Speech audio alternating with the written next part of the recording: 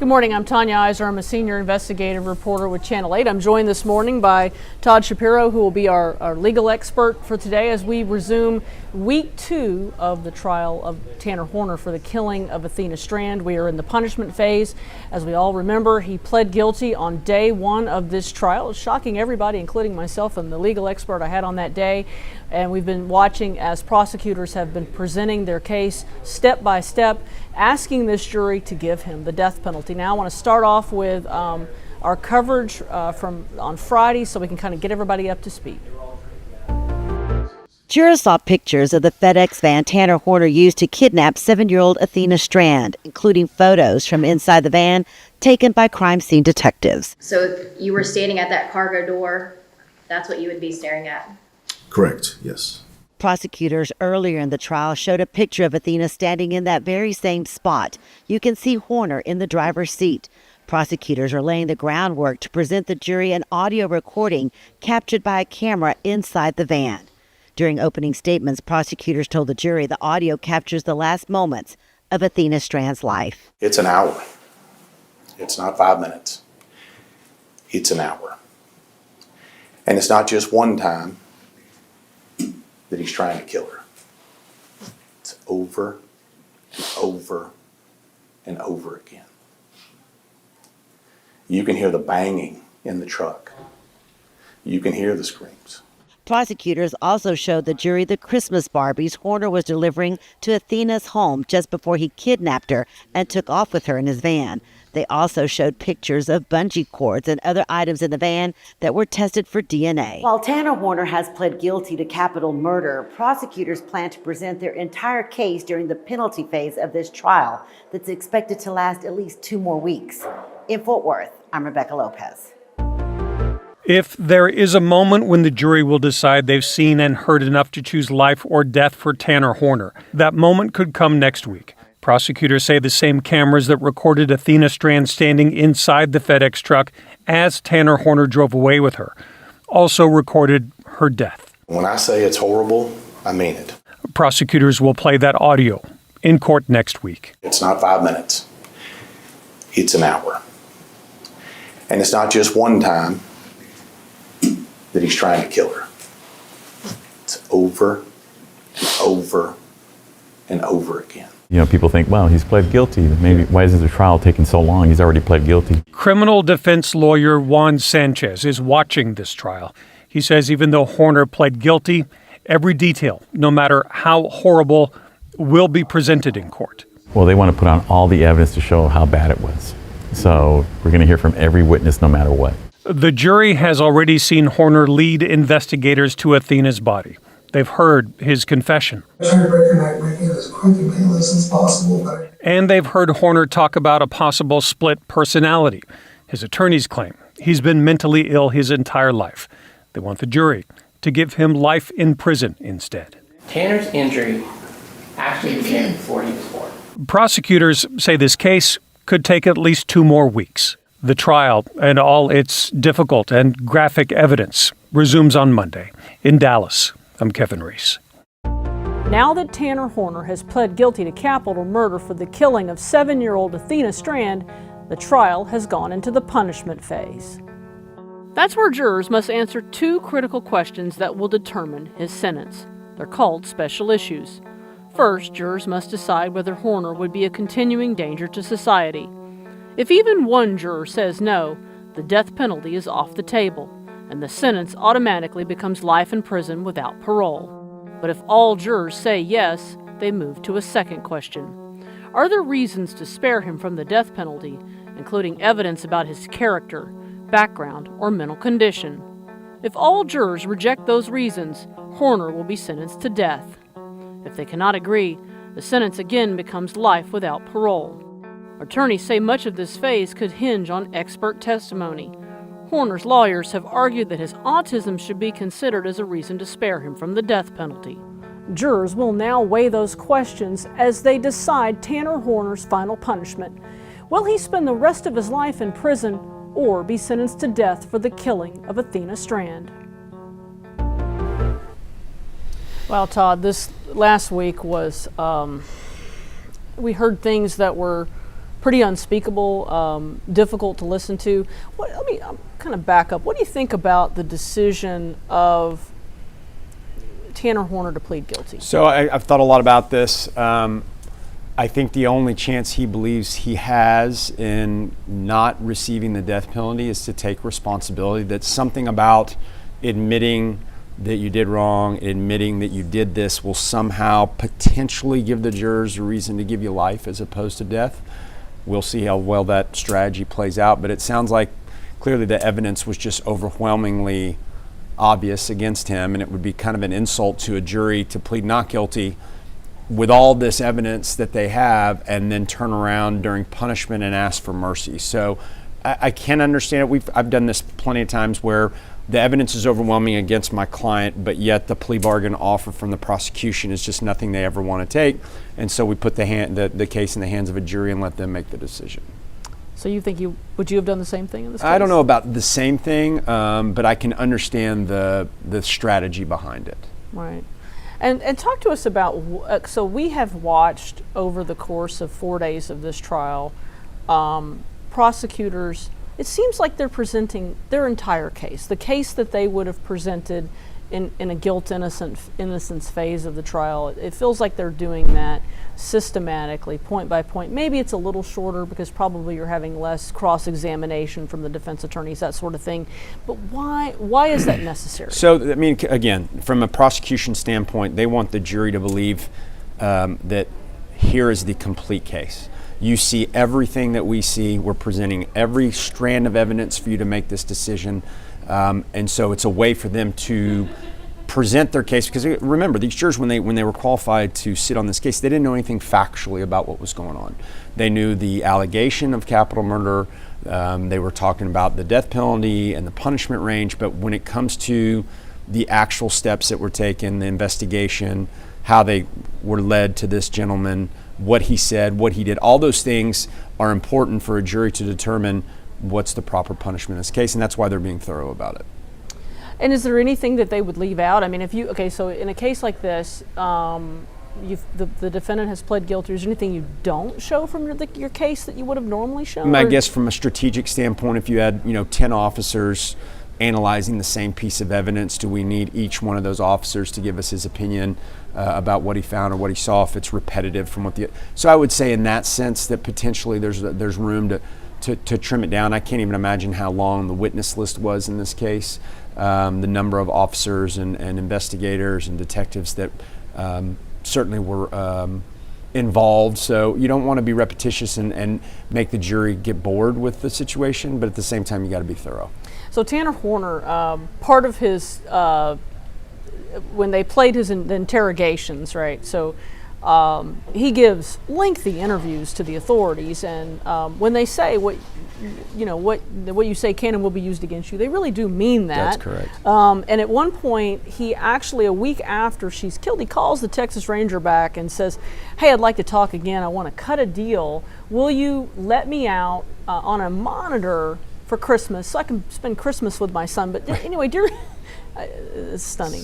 But during the entire time, he claims at various points to be zero. In fact, when he leads the authorities to the body, he pretends to be this alter ego zero, and so trying to pretend like he's got this sort of like other person inside of him. How do you think that's going to play? So with the jury? I think that from that perspective, also as well from a defense standpoint, I don't think insanity insanity is not a defense here, because he clearly appreciated the nature of his acts and how wrong they were. But at the same time, if he does have some sort of diminished mental capacity and maybe doesn't think the same way normal human beings think, not that it's an excuse, but might provide some sort of explanation as to why he would have carried out such a heinous and awful act if, in fact, he is, in fact, mentally challenged in some way.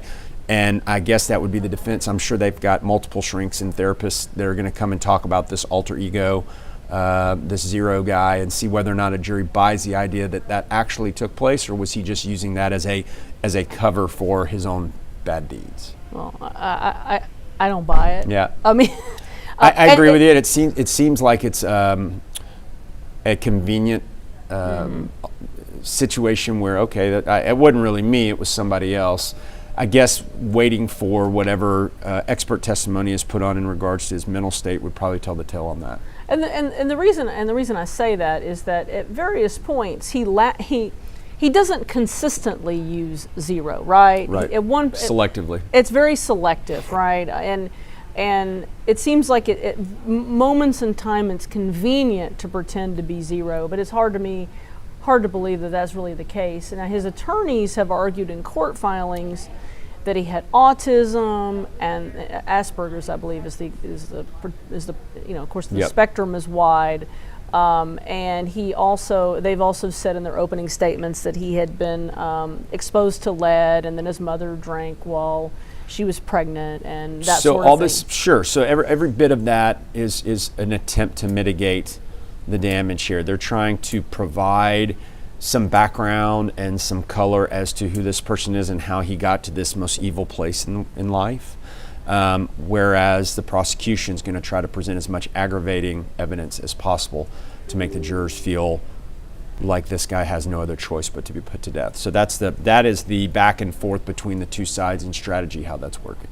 Yeah, it'll be interesting to see what they do. Now, what we are expecting today is so we ended on Friday with a Wise County Sheriff's investigator on the stand, a police sergeant, I don't remember his name, and they were presenting various pieces of evidence. We've seen pictures of the truck. They have shown that they took from the van that he was driving that day, they took up the floor, and apparently we're going to see at some point crimes. Well, we may not see them because I'm not sure. We know that they're only going to show the crime scene photos of Athena to the jury. They're not going to actually broadcast them out, which frankly that's just fine with me. I don't think the public needs to see that, and it's just not something that folks need to see. But then they also showed that her clothing was found behind her jeans, and her socks were found behind that residence at various points. He had claimed that he had thrown them out and claimed that she was clothed when he dumped her, but the reality is when they found her, she had no clothing on at all. How do you think all that plays into the jury's calculation? Well, because he said he hit her with this van, and that she was injured or not alive when he kidnapped her, when he grabs her, but the video shows something different. Sure. I mean, aren't there photos from inside the van that show her sitting on her knees as he's driving around? That doesn't look like an injured or near-death child to me. It seems like if he did hit her, it was minor. But the better question is, did he just find her and snatch her, as opposed to the panic that he claims that he had when he hit her, and what do I do? But then he's driving around forever trying to figure it out and decides, okay, the best route is to try to kill her, which is, again, extremely as evil can get. Well, they are going to play, so that FedEx van had camera angles from inside the truck, but also from around the truck. And what the authorities are saying is that video will show video that they're going to show inside that courtroom. But again, the judge is not going to allow us to stream it online. Again, I'm perfectly fine with that. But what prosecutors are saying is the story is just that, a story that she was never hit, that his account is just a lie. I think that's perfectly reasonable and rational to make that point and that argument, because I don't think there's anything that substantiates the idea that he hit her. I mean, especially when you see her sitting right there in the van. I mean, that doesn't look like an injured child to me. And how does that play into the defense's, trying to show diminished capacity, or that he should have some sort of special dispensation or something like that? I think that probably causes a problem for that line of thinking, because it looks like he was very calculated and thoughtful in his actions. So it's kind of hard to argue that he, was this other alter ego, this zero guy, when he's taking some real affirmative steps to conceal his crime. Yeah, I mean, he has the wherewithal to lead authorities twice to the wrong location. And then he initially, actually, when Athena Strand is first kidnapped, you know how these cases go. Most of the time when a child is kidnapped, they are not kidnapped and harmed by someone they don't know. It's almost always someone they do know, a family friend or a family member. So the circumstances at play here are very, very unusual. But when law enforcement, when the FBI agent first approaches him, he says it was a Hispanic man in a green Astro van. It's only later when they begin to unwind this case that they really start to hone in on him. Right. And I just have to wonder how all that, him spinning all these tales will play into jurors' I guess the ultimate decision rides with them, and how much of what he said do they believe? How much do they think he was lying and covering up? So I guess that's the whole dynamic as the case proceeds, and what can the defense present from an evidentiary standpoint that will support that. Do you, what would you do if you were defending Tanner Horner? What would I do? All the things that we mentioned, I understand the strategy of pleading guilty. I would hope that they spent considerable amount of time having him seen by doctors and therapists and shrinks and psychologists, and try to present that in a coherent way to where a juror might think, listen, this guy's evil and never needs to step foot on free soil ever again the rest of his life. He needs to be locked up forever. But at the same time, because of the diminished capacity, if they're able to establish that, is that enough for the jury to spare his life? That's the idea. Yeah, I think it'll be very interesting to see what this jury does. Now, folks out there, if y'all are watching and you have questions for Todd, please put them in the chat. I'm doing my best to monitor it, so I will, we'll try to answer them as we wait for court to start. This judge runs a pretty tight ship. Judge Gallagher typically starts up around 9 a.m. and and he's a really good judge. Do you know Judge Gallagher at all? Yeah. What do you think about Judge He runs Gallagher? he runs a great courtroom. I think that he does what he's supposed to do, which is kind of referee and call balls and strikes and whatnot, and keep the trial moving forward. But I think, he's a good judge, and I think he's doing a great job in this case so far. So if you're, again, I'm trying to put you in the shoes of the defense attorneys. Right. Do you put on a bunch of witnesses? I mean, I would. The answer is yes. From a strategic standpoint, who do I want to call? I usually like to get different people from different walks of the person's life to try to establish, the human element of it. This is somebody's son. It's somebody's brother. It's somebody's best friend. At some point in life, he was probably a decent person, probably did some good things at some point. So you're trying to highlight those issues as well as highlight any specific characteristics about him that would make a jury believe that life in prison is appropriate as opposed to death. Right. Okay, here's a question. Todd, do you think the jury will go with the death penalty or life without parole if you were on the jury in the Tanner Horner case? Well, I guess that's why we're going through all this, is because the answer will come in due time. And I look at things from a defense standpoint just because that's what I've done for so long. And so for me to put myself in the seat of a juror as a father and as a husband is a little bit different analysis for me than what evidence can I present to try to get the very best outcome for my client. Yeah, it's a tough one. So would you put the girlfriend? Would you put his grandma? I mean, you put a bunch of relatives on? Yeah, I mean, those are all very possible. And again, I think that most of their witnesses is going to come from two things, trying to personalize him and make him a human being that has a heartbeat and has people that love him. And taking all that away is the ultimate punishment. Does he deserve that? That's for the jury to decide. And that's the defense's idea, is I'm trying to humanize him and put into perspective this awful, horrible, heinous act to try to save his life. Yeah, I think it's an uphill battle. Oh, somebody's asking, do you think he snatched her? Well, guys, I don't think that's in doubt. He has pled guilty to kidnapping her and killing her. So there's no, guilt innocence is not in play at all. It's really just a question of what punishment he gets at this point. And in some ways, that kind of made it easier, right? Because we just moved on to punishment. Yeah, I mean, different cases have different points of emphasis. Sometimes our strategy is, this is a guilt innocence case.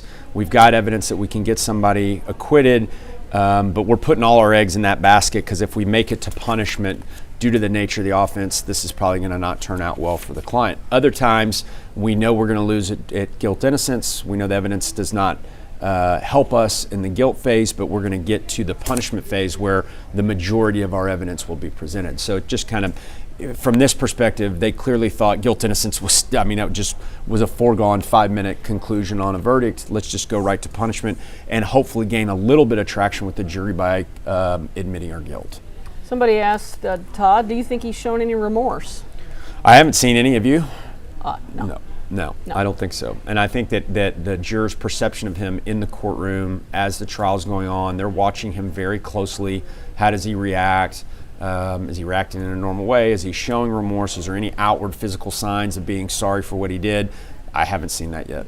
No, I haven't either. Somebody asked where the trial left off on Friday, and I was looking back at my notes. So at the close on Friday, we had this investigator from Wise County on the stand, and they had shown, I kind of go through my list here, they were showing the gloves that were in his backpack.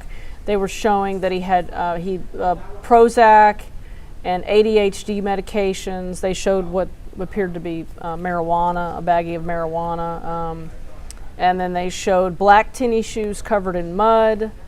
They showed, see if I can read all my handwriting. They also showed his underwear, which appeared to have a substance on it that would indicate,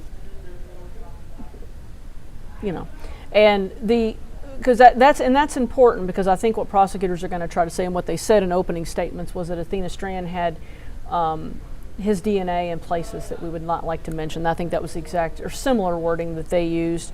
And then let me see, they showed his jeans. And they also showed that written board where he wrote, "He's going to hurt me, please help," and that's when the Athena Strand, that's when the Zero persona came out. Right.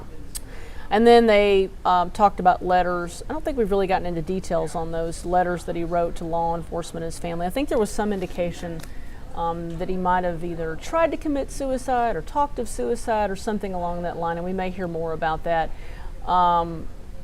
And somebody asked, is the jury sequestered? No, they're not sequestered. Todd, explain to folks when juries get sequestered and just how rare that is. I would say it is rare, but if there was a situation where they would be sequestered, this would be it. They clearly had to move the trial from the county in which the crime took place to another county because of the publicity and the inability to find a fair and impartial jury in Wise County. That's why we're now in Tarrant County. So sequestering a jury would probably be the reasonable next step if that were to happen. The judge just would be very concerned about any coverage that the jury's hearing, phone calls from friends, talking with your husband, things like that. But obviously the judge thought this jury understood their role and their job and didn't feel like it was necessary to sequester them. Do you think he'll do it when they go into deliberations? That's possible, yes, depending on how long that takes. Yeah, I could potentially see that happening. Somebody asked us, do you think Tanner takes the stand? No chance. Not even a little? Not even a little bit. Because, you can imagine from a prosecution standpoint, they are going to pick apart, they would pick apart every single step he took during this process to show how depraved his heart is and depraved his mind was. And the lack, you talk about lack of remorse. The minute he gets on the witness stand, the entire trial turns into, do we believe this guy deserves life versus death? And we're only going to base it on the things that he says to us. And so it's a very risky and dangerous move because it never comes out the way you think it's going to come out from let's put our client on and let him explain himself. Never, ever. I would be absolutely shocked. You think there's any chance that Tanner Horner insists on it and does still do it? I guess that's certainly possible. He seems to have the ego for it, that thinks he can get up and potentially that would be, again, the defense lawyer can only do so much. It's completely up to the defendant on how that all shakes out. They get to make that decision. So if they're insistent on testifying, the defense lawyer just needs to make a good record of it and do the best they can.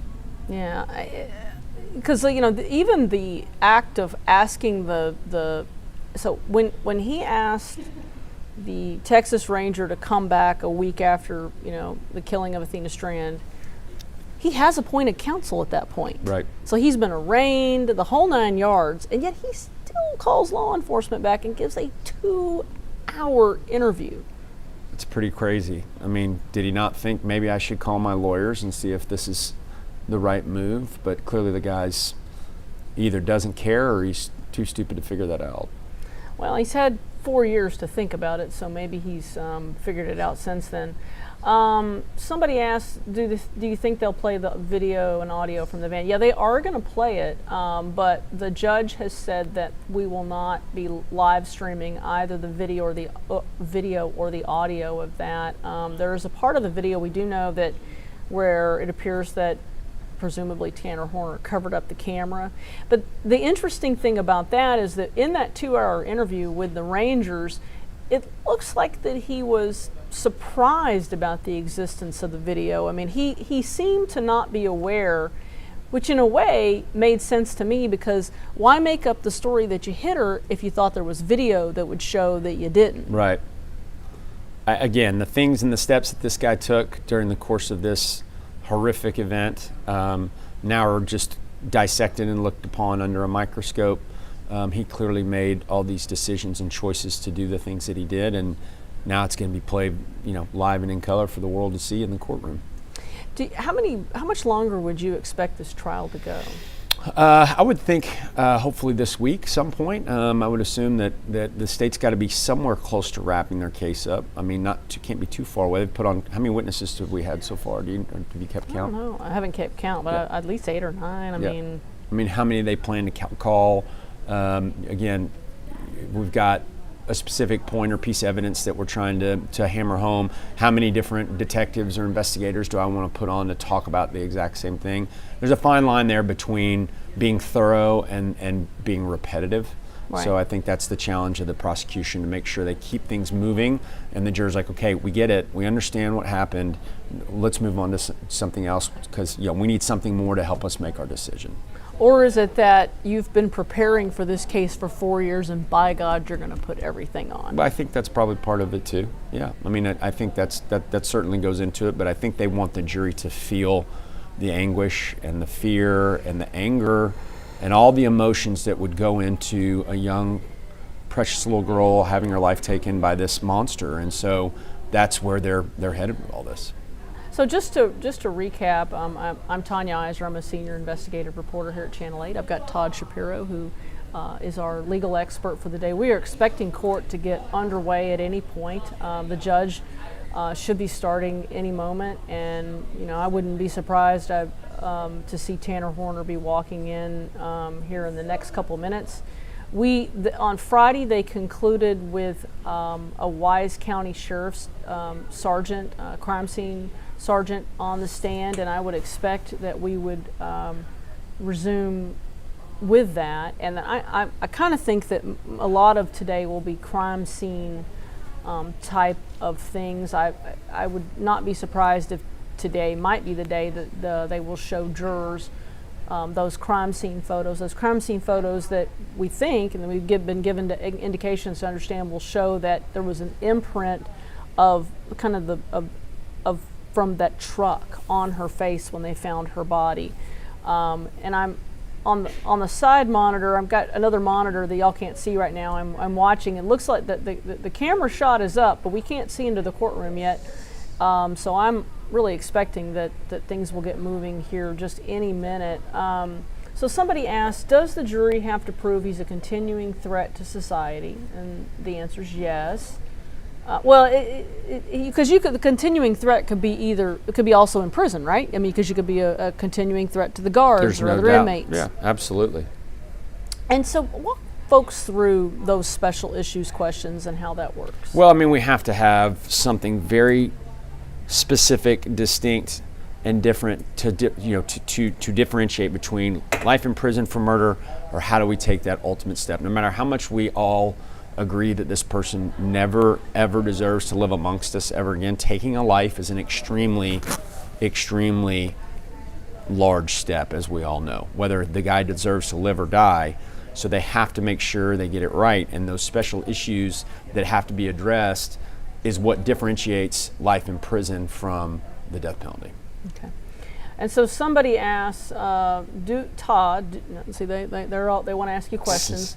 Do you agree with him pleading guilty? I understand why he pled guilty. I understand the strategy. Do I agree with it? Again, it's hard for me to make that judgment. I mean, they've had 4 years to prepare this case.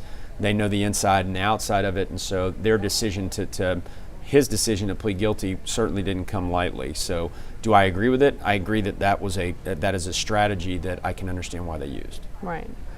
It was a shock. I really wasn't expecting it. But when it happened, it sort of made sense to me. Now, I've had some defense attorneys that I've had on this week have said, hey, if there's a 1% chance, we're going to take the 1% chance. But I think after watching all the confession videos, I don't even know if there was a 1% chance. Right. I think there was, I just don't even see a chance that a jury would not have found him guilty. Probably, and I think that part of that too is from a strategy standpoint. Am I really going to piss the jury off if I continually go down this path that you got the wrong guy, it wasn't me, etc., and then as soon as they find me guilty, I'm begging for mercy for my life? Right. It definitely seems like a strategy. Somebody's asking, do we know if the medical examiner is slated to take the stand? We don't know if it's going to happen today or not. Usually, okay, let's put that video up, guys. We're starting to see when Tanner Horner is walking into the courtroom. He is taking a seat, and I think we're going to be seeing this get underway here just in a few moments. You wonder, like, what is going on through this guy's mind right now? I can't even begin to imagine. I can't even begin to imagine. Probably, I don't know. All right, and now we got sound from the courtroom, and let's. I don't want to step on anything. Let's kill our mics, guys.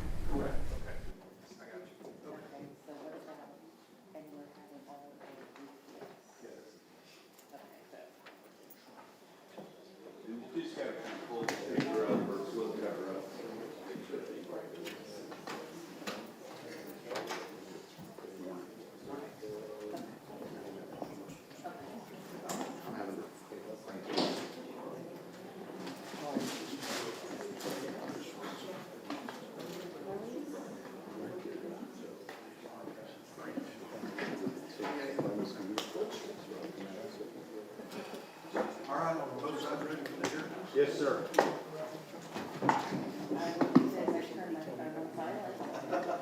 You only get one free. I don't know how my phone started ringing because I had everything on silent. I was getting chimes from other stuff that was buzzing here, so why did one call all of a sudden go? Is this in or is it just, you can leave it up. That's not mine. It's not yours? Okay, just leave it there for me.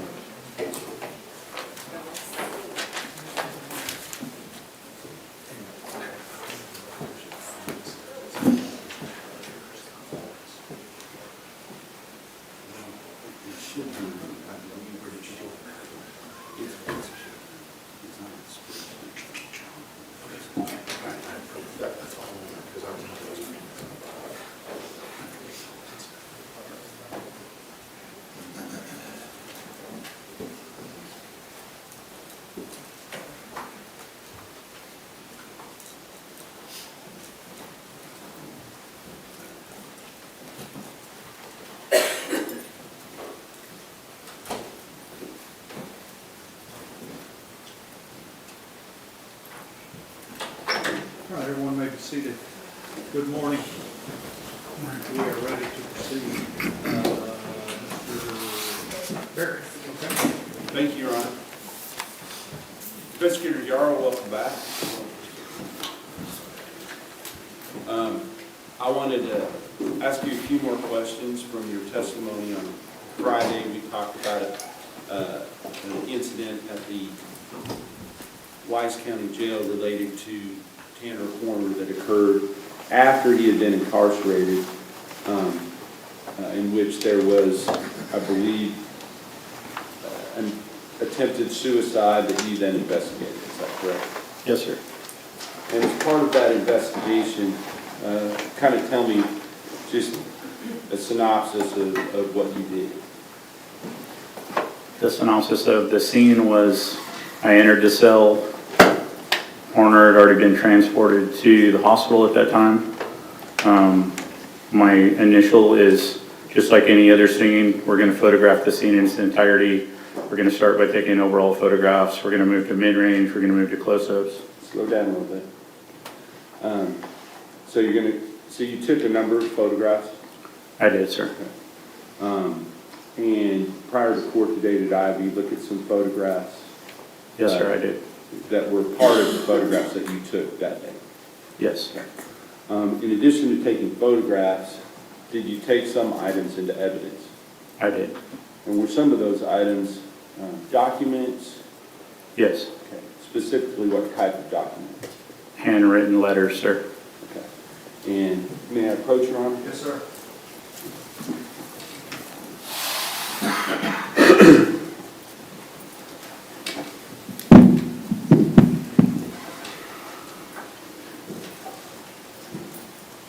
Investigator Yarrow, I am going to show you what has been marked in State's Exhibit number 276, 277, 278. There's no 279. There's no document for that. 280, 281, 282, 283, 284, and 285. Have you seen those today? Yes, sir. Are those photographs that you took at the time you were investigating this attempted suicide? Yes. And are they true and correct as to what they represent in those photographs? Yes. You also have the original documents with you if they needed to be entered for purposes of the record. Yes, I do. And are these photos, are they true and correct copies of the original documents? Yes. Okay. At this time, Your Honor, I'll offer into evidence State's Exhibit number 276, 277, 278, no exhibit for 279, and the 280, 281, 282, 283, 284, and 285.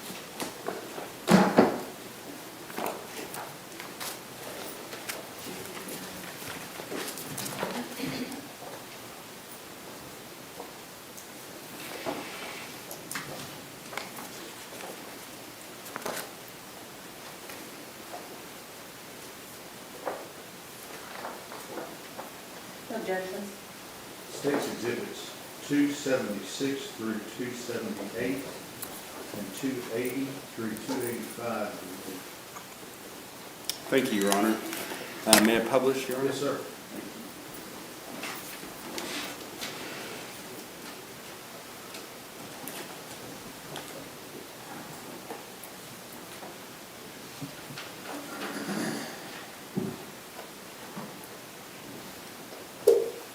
First,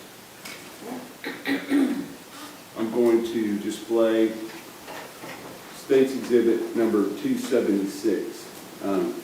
What are we looking at in State's Exhibit 276? So that's the built-in bench within the cell, and on top of the built-in bench are the sealed letters that I recovered from the scene. And did you lay them out in this manner, or were they that way when you took the photograph? They were laid out in that manner. Was there anybody else in that cell besides the defendant, other than the emergency personnel, that before you took these photographs? No. And if we look at these photographs, I'm going to ask you to go from the top to the bottom and read what the envelope says. Can you see that? For Athena's family. Okay, that's the first envelope. Yes. Second envelope. Detectives only. Okay.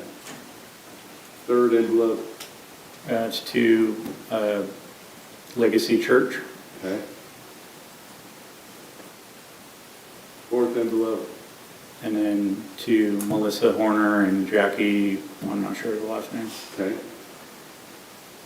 And then finally. And then to Cassie something. Okay. So with regard to that, then those individual documents, did you take those things into evidence? Yes. Okay. And so now we're going to look at State's Exhibit number 277, Is that the evidence bag you collected those things in? Yes, sir, it is. And you have that actually with you today, correct? I do. All right. Now, with regard to 278, we're now looking at just a more close-up photograph of the envelope to Athena's family. Is that right? Yes, sir. And inside of that envelope, did it have a handwritten letter? Yes. So now we're going to look at 280.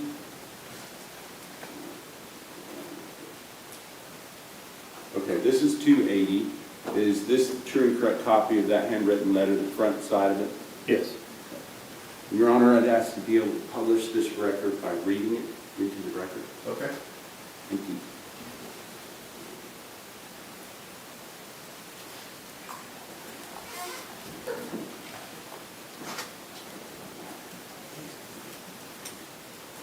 To Athena's family, I wanted to start by saying how sorry I am about Athena.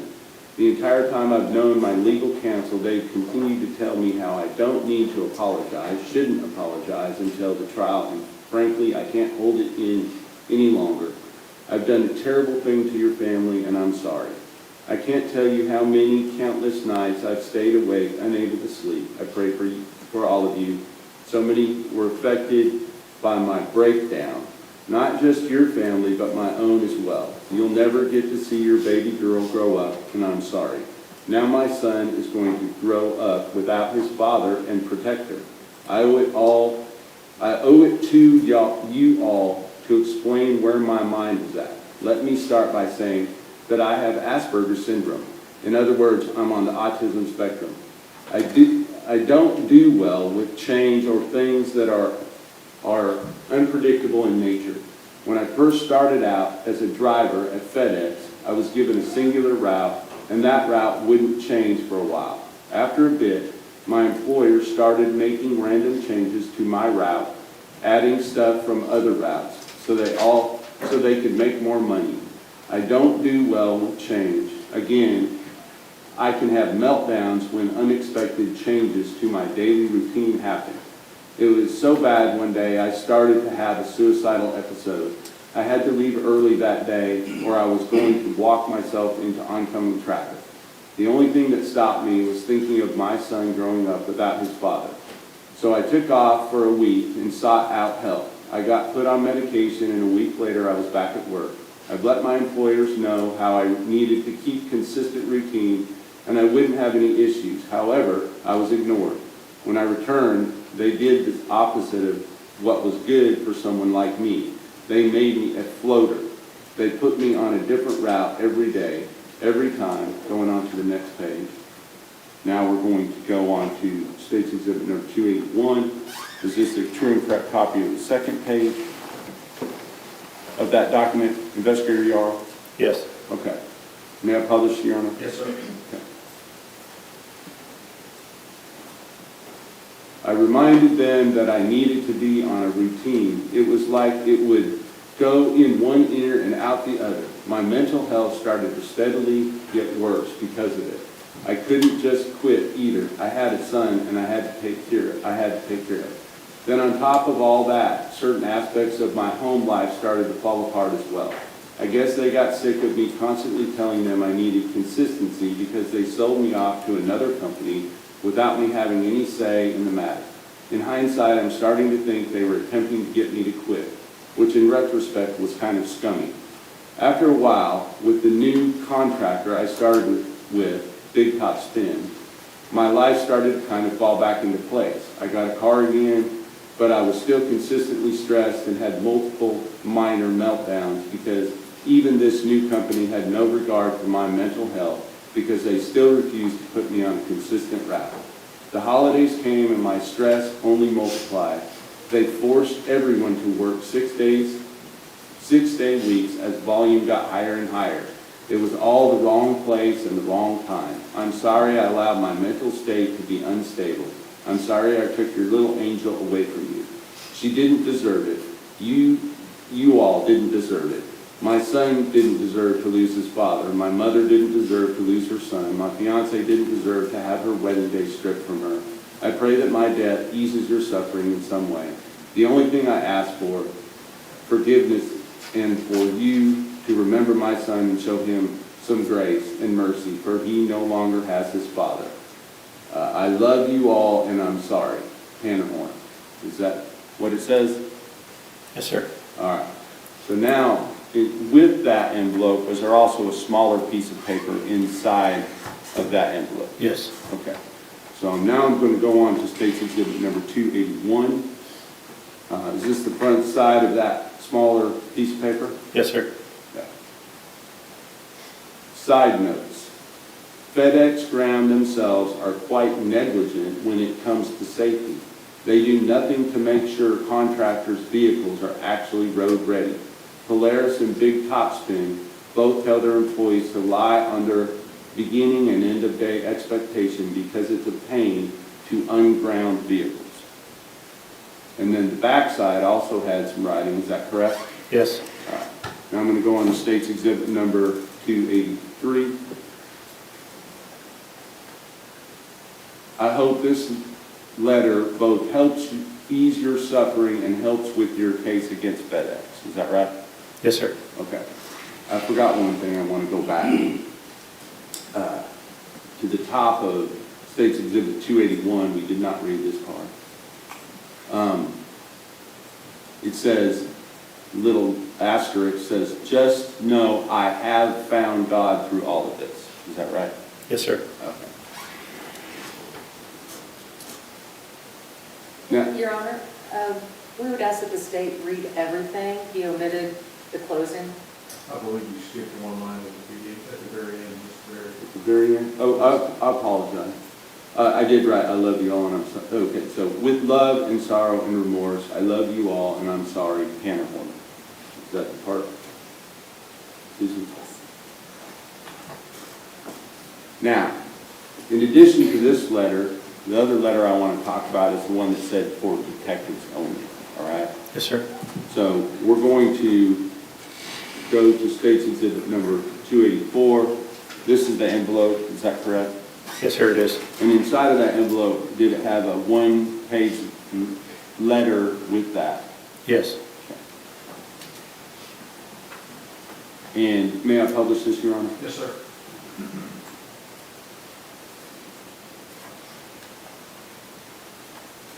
Detective, my family is in danger.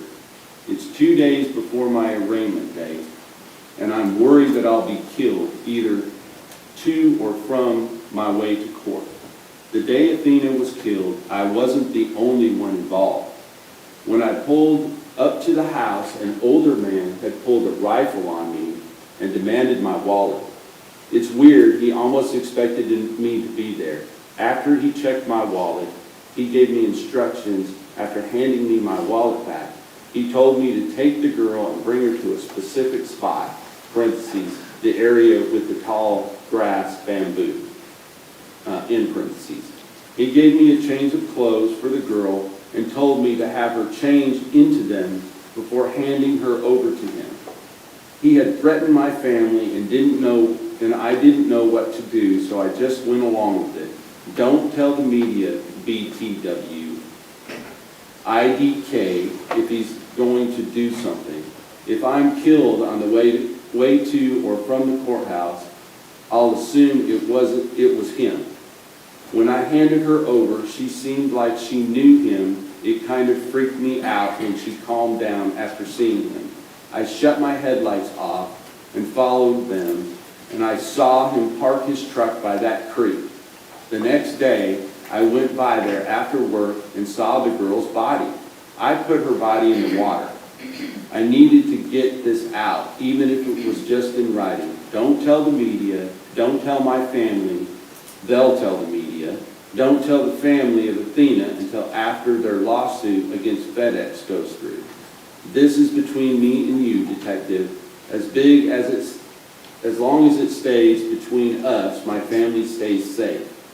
I'll gladly keep the blame as long as they're safe. The man was older, probably 50s, gray hair, short military-style haircut, kind of fat, with a bit of upper body muscle. I handed him the girl's clothes when I gave him her. I either missed the pants or he put them back on the truck somehow. I'm not sure. But 3 times he asked me about the cameras on the FedEx truck. Unless y'all find him, keep it from everybody. I don't want my family hurt. I'm sorry I've been a burden on y'all. Is that right? Yes, sir. Okay.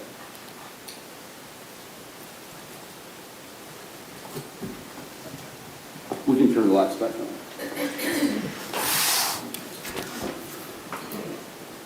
With regard to that, in one of those letters, is he taking responsibility? Yes, Which one? the first. Okay. What about the other one? No. Is he blaming it on somebody other than himself? Yes. The approach again, Your Honor? Yes, sir.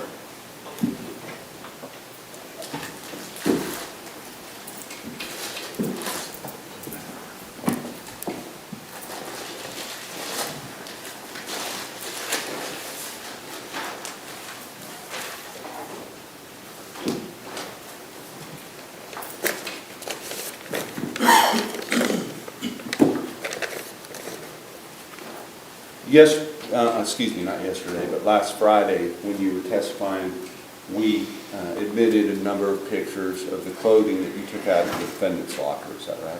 Yes, sir. And I believe we admitted maybe one or two of those items. We didn't admit all of the ones that I had meant to admit. So I want you to look at a couple of things. State's Exhibit number 227 can you tell us what, do you recognize that first of all? Yes, sir. Can you tell us what it is? This is going to be the suspect's underwear, sir. Okay.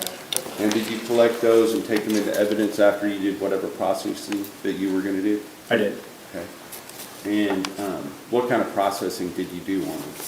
I collected more photographs in the lab, and then I also took swabs. After doing that, did you seal them up in this package? Yes. And were they then later transported somewhere else, and there's some type of an opening on the bag to indicate that they were processed at a different location? Is that Yes. right? Yes, sir. All right. Your Honor, at this time, I'll offer the evidence State's Exhibit 227. Your Honor, we object as to relevance. This evidence was collected 3 days after the event, and there was no testimony that this was the underwear that he was wearing at the time of the incident. Objection to overrule. State's Exhibit 227 is admitted.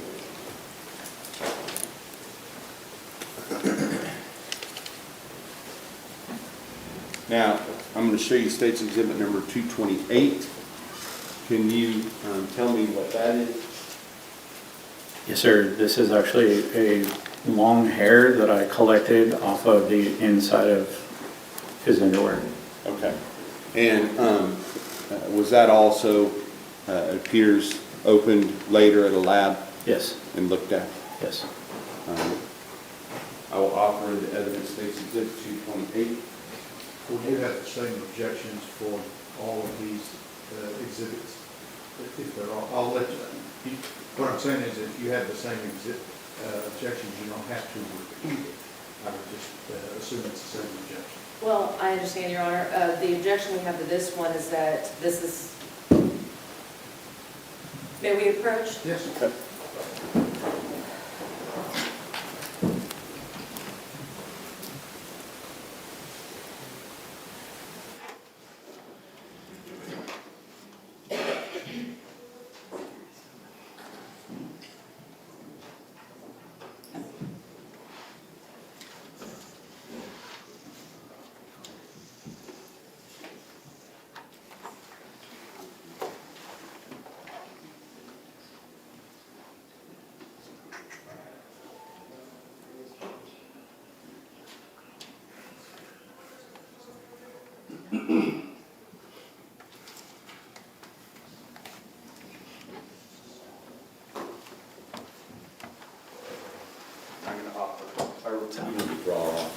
State's Exhibit 228.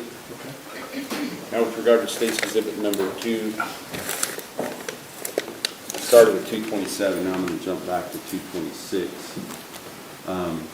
State's Exhibit 226, the recognize that? Yes, sir. And what is State's Exhibit 226? This will be the FedEx polo shirt that I collected. Okay. And was that also processed by you, put into evidence, and sent later to a lab? Yes. Okay. Your Honor, I will offer into evidence State's Exhibit 226. Your Honor, that would be the same objections. Okay, that you had for 227. Correct, Your Honor, Okay. and I believe that will be for the next few items as well. Okay, those objections are overruled. States 226. And then finally, I'm going to focus on State's Exhibit 229. Can you tell me what State's Exhibit 229 is? Yes, sir. This is going to be the suspect's pants. It's going to be his blue jeans that were collected from the bag at the jail. Okay. And these were what he was wearing at the time he was arrested, correct? Yes. I will offer State's Exhibit 229 in evidence. Same objections? Yes, Your Honor. They're overruled. States Exhibits 229 are admitted. And you may have running objections to all of these. Thank you, sir.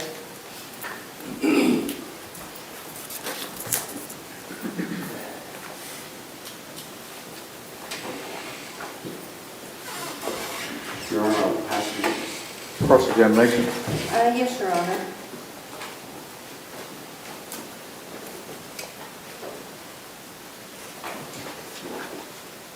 That first, Your Honor?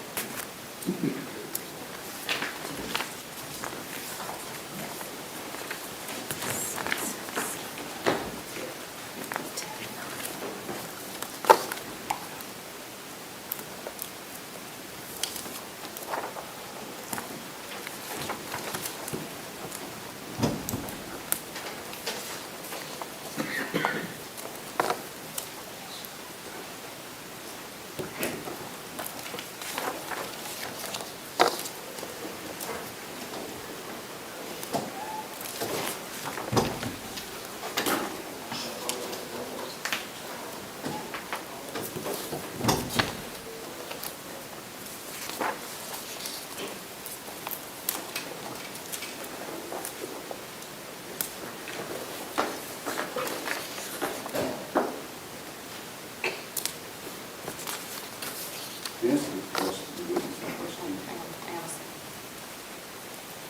not on the record.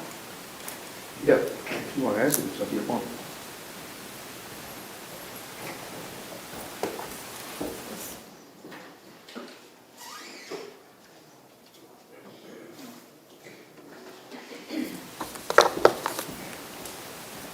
May I first witness, Your Honor? Yes, absolutely.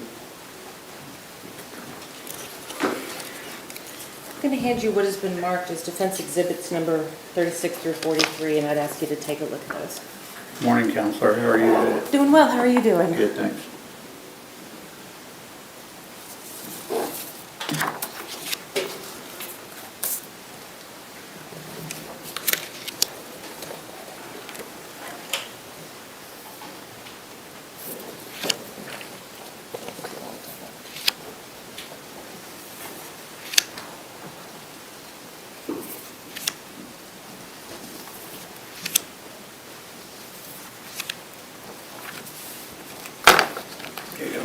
As a part of your investigation into the suicide attempt at Wise County Jail, you didn't just take pictures of the letters involved, right?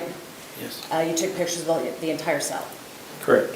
And on defense exhibits number 36 through 43, are those true and accurate representations of the cell as you saw it that day? Yes, ma'am. Your Honor, we offer states, I'm sorry, defense 35 through 43? Okay. You said hang on. You said 36 to start out. Is I it did. 35? It is 35. 35 through 43. Any objections? Only to, I don't have the number, but the one that was taken at the hospital was not taken by this witness and was not, he doesn't, he can't. That objection is overruled. Defense exhibits 35 through 43 are admitted. May I publish, Your Honor? Yes, ma'am.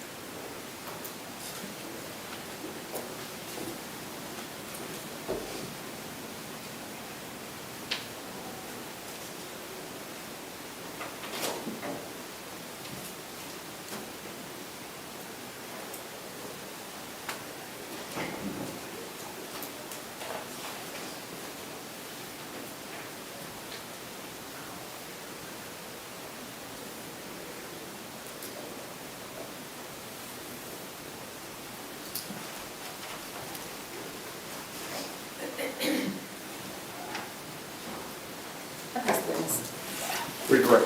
No further questions. May this witness be excused subject to any potential recall? Yes, Your Honor. No objections. Thank you, sir. You're pretty good. Thank you, sir.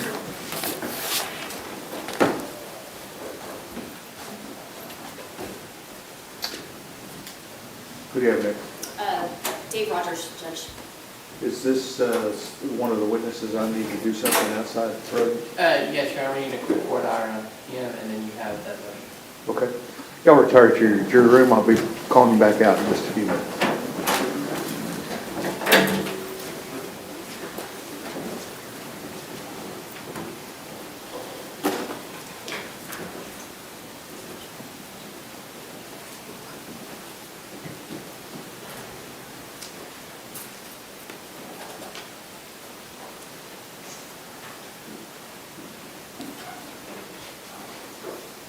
All right, everyone may be seated.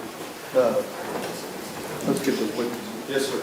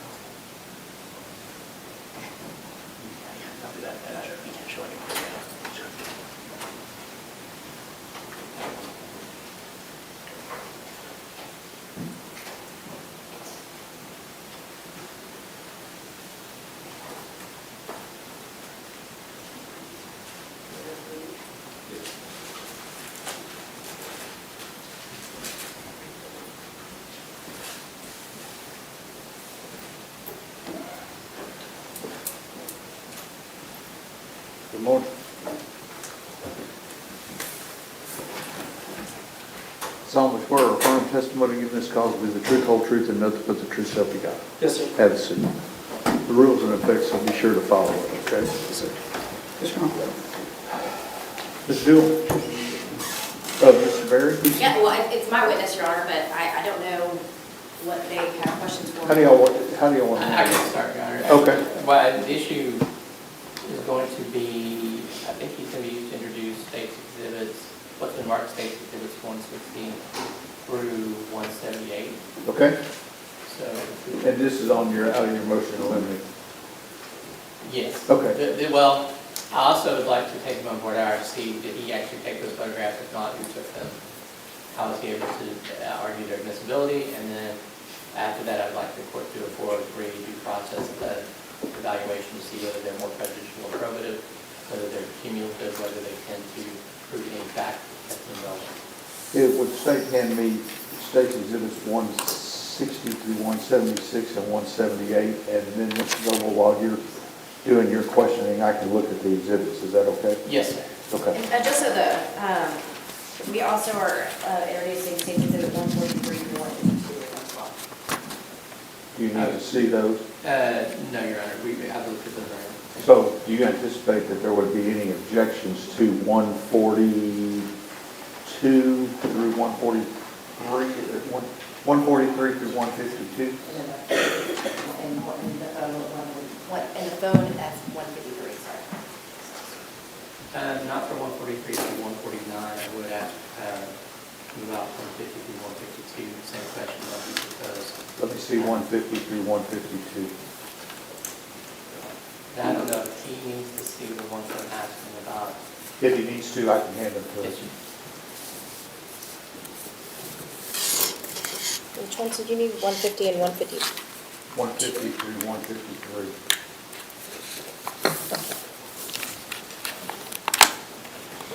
153 is the physical phone, Judge. I'm sorry? 153 is the physical phone. Oh, okay. Okay, There. that's fine. Okay, Mr. Goble. Agent Rogers, I'm Steve Goble, one of the attorneys for Mr. Warner. Wanted to ask a couple of questions. I don't know if you're familiar. What's been pre-marked as State's Exhibit 150 is a photo of a phone from a wristband at 12/2/22. Are you familiar with that photograph? Yes, sir. And were you the one who took that photograph? I was not the one, but I was present. Okay, so who took the photograph? It was a photographer for our team, Lisa Redwine, I believe. Lisa Redwine. So why would you be the officer testifying to this position? As senior team leader, I'm the one who oversees the whole scene, so I would be present during all activities. To include being the person who is on the chain of custody. And how many team members were present that day? Say again? How many team members were present on December 2nd for the arrest van search? Approximately 9 people plus Wise County Sheriff's Technician, Amy.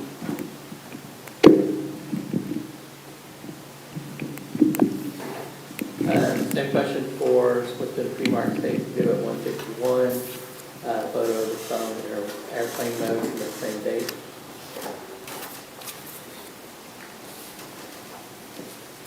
Did you take that photograph? No, sir, I did not take a Who photograph. took that photograph? It would have been Lisa Redwine, the photographer. And I believe, for, I mean, you I believe without looking at the photo log, So you're questioning? I have the same question for State Exhibit 152, who took the photograph, and it's just a different thing from the rest of same thing, same person. And did you oversee any of those photos being taken? Or? Yes, sir. And what do you mean? Did you direct them to be taken, or were you just there? What's that mean? Correct, I was there. Okay. And what happens to the, is this a digital camera? How do those actually get processed? How do they make it? It's, yeah, our photographer shoots it on a SD card and then creates the disc. Okay. Yeah. So she didn't give that SD card to you? No, sir. This stuff is handed over to the Wise County Sheriffs for their evidence. Okay. She takes the photos, takes the SD card out and gave it to Deputy Amy? Yes, sir. What about what's been marked safe exhibit 153, the phone? Would you want to see that? The purple phone, the Samsung phone, or the Motorola phone with the purple case? Is that what we're talking about? I don't have the picture in front of me. I don't have the picture in front of me anymore, sir. Judge, could you hand him safe exhibit 150? 150, okay. Yes, sir. If that's the phone we're talking about? The one that was, yes. Was the one that located that? I was there, I mean, I saw it inside the FedEx truck, yes, sir. Okay, and you weren't the one that seized it? I wasn't the one who collected it, but I was there when we gave it to the evidence over to Wise County. Okay, so who collected it? It was Ashley Groover and Alyssa Porter that collected it. And they gave it to Deputy Amy? So they collected it, they put in an evidence collected log, logging it into it. At the end of it, it is either myself or the team leader that gives over the evidence to the Wise County. So who is the team leader? The team leader for that site was Tim Smiley, and I was a senior team leader.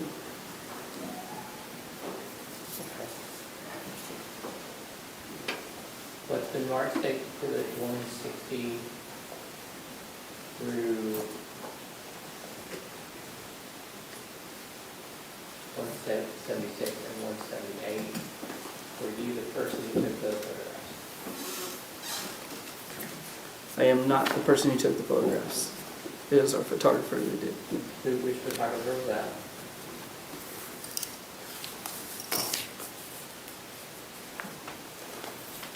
It would have been Thomas Ainsworth,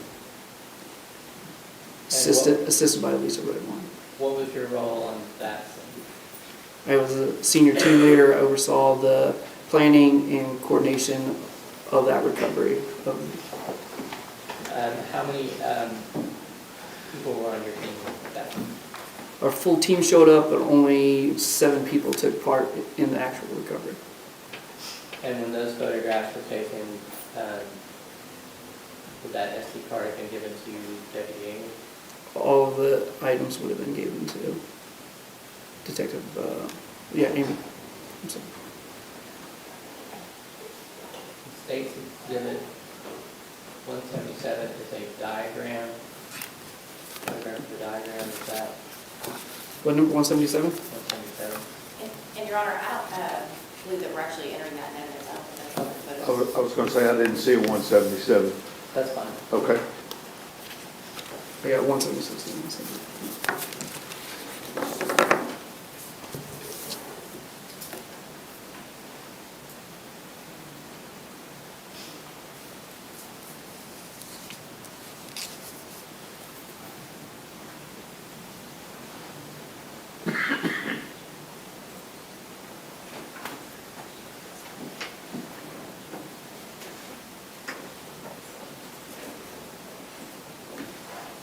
Okay, so you are supervising, you said 7 other people participating in testing?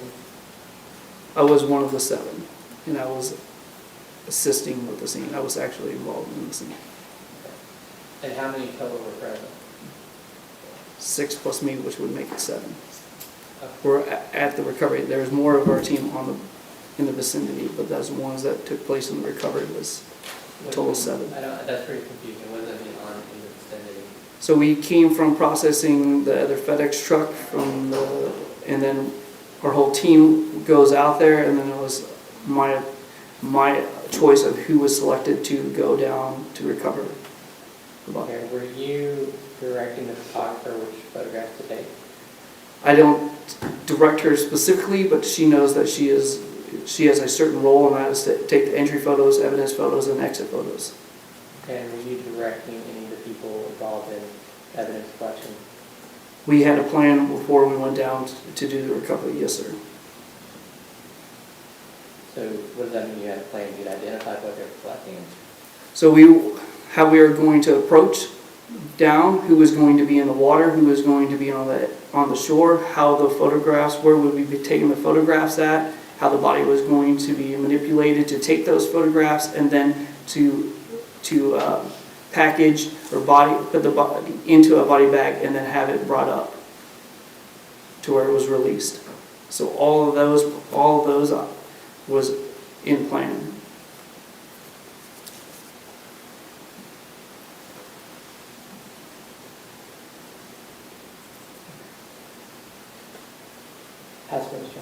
Any questions, Ms. Dooley? Just one. As for the body recovery, were you physically in the water with the Athena Strand? Yes, I was. So you were there at the scene the entire time? Correct. Objections? As to each item, our objection would continue that he did not establish the chain of custody by himself. He was not directing the photographs to be taken. He was not identifying which items were to be seized. He was a supervisor, which is a role. And then they turned the FDA part over to someone else. So I don't think any of them are admissible for those purposes. As to items 160 through 178, excluding 177, we continue our objection under 403 and due process that they're cumulative, they are not relevant at this point.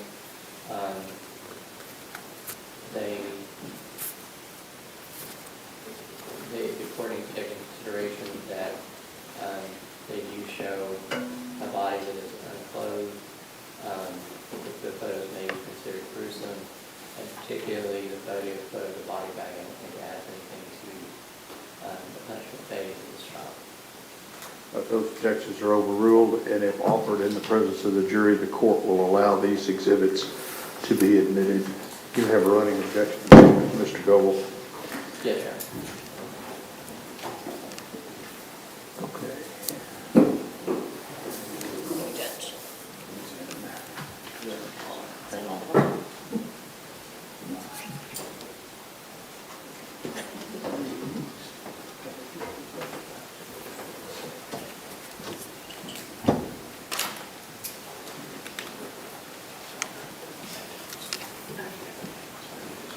Both sides ready for the jury? Ready, Your Honor. Yes, sir. Let's go.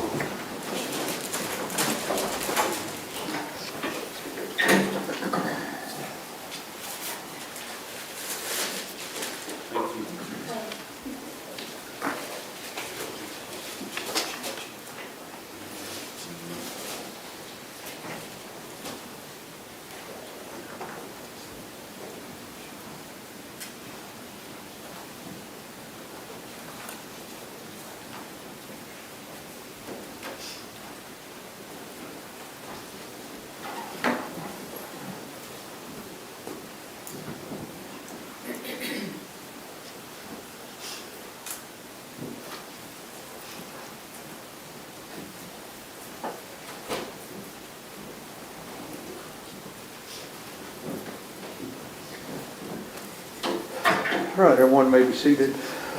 Ladies and gentlemen, this witness has been previously sworn to testify truthfully. Ms. Dewell. Thank you, Judge.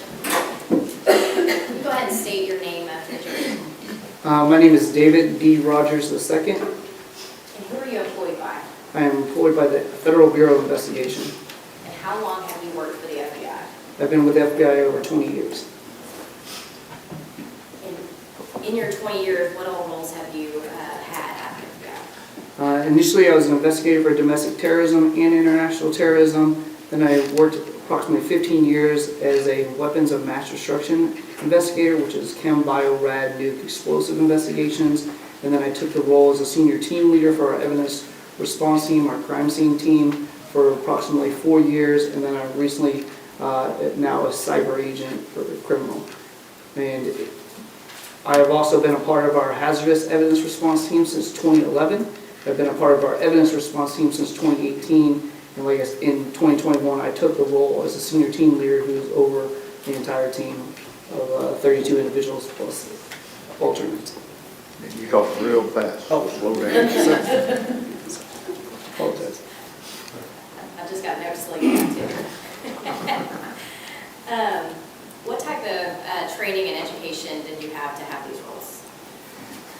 So in order to be on the crime scene team or even the hazardous evidence response team, you have to have 40 hours of training in each discipline. So there's 2 weeks of training. And then in addition to those trainings, you have others.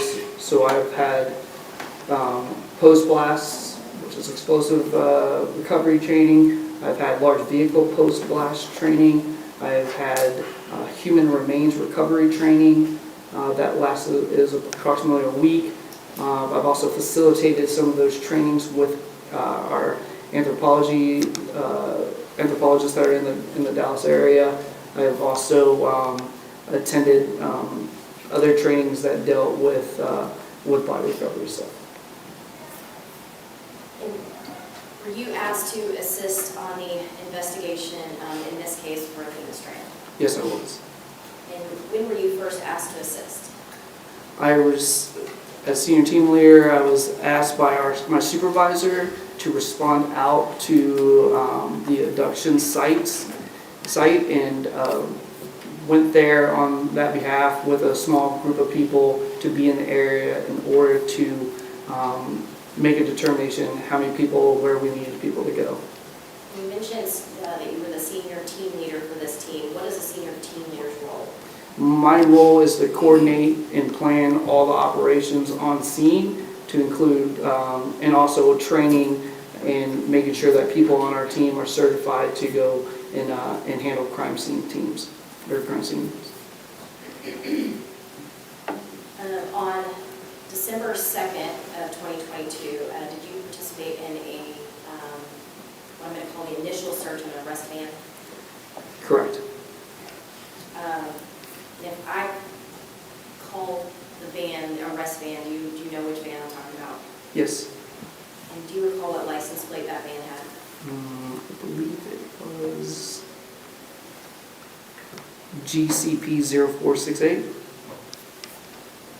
Make sure we're talking about the same van. On this initial search, what did you and your team do? Because the vehicle was brought to us, we knew that there was items in there that was what the investigators wanted. We were able to take a picture, or we were able to look into the vehicle and see that there was a cell phone and a bag that was visible in the vehicle. And therefore, we collected those 2 items. The 2 items were collected were the backpack and a phone? Yes, correct. Your Honor, may I approach this? Yes.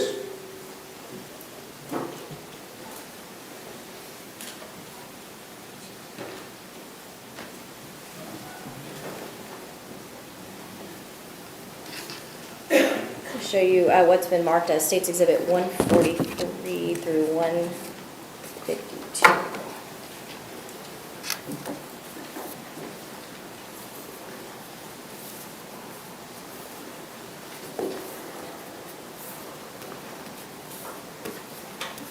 And do you recognize these items? Yes, I did. And what are you looking at?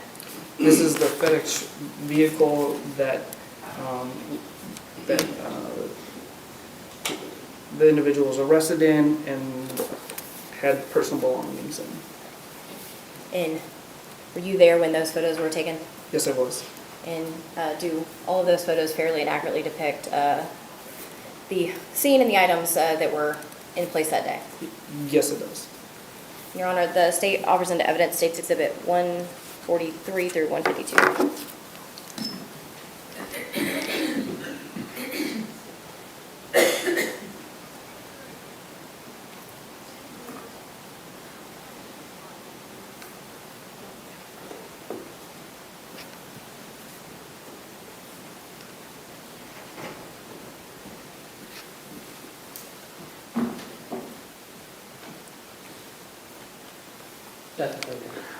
States Exhibits 143 through 152 are admitted. Thank you, Judge.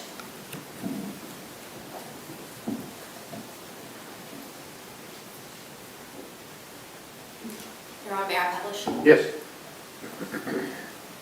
Publish States Exhibit 143 on our screen. What am I looking at here? You're looking at the FedEx vehicle that we processed, collected evidence. Zoom in a little bit. Do you see that license plate number? Yes, I did. And can you read that? It's Golf Charlie Papa 0468, so GCP 0468. Is that the license plate with the arrest van? Yes, it was. Published State's Exhibit 148.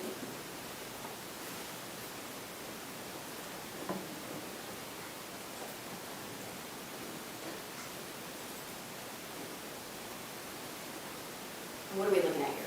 You're looking at the cab of the vehicle. In the picture, you can see the cell phone right in the middle console.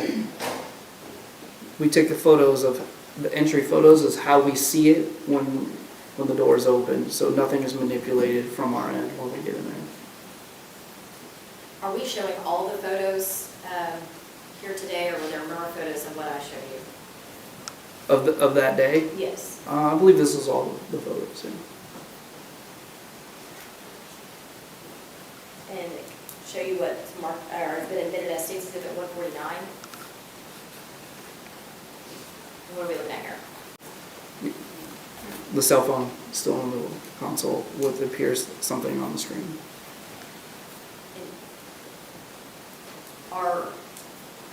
Are all these photos taken before anybody has touched the items? Is before our team touches the items, correct? I believe you said before that this item was collected by the FBI team. Yes, that's correct. Your Honor, may I approach? Yes.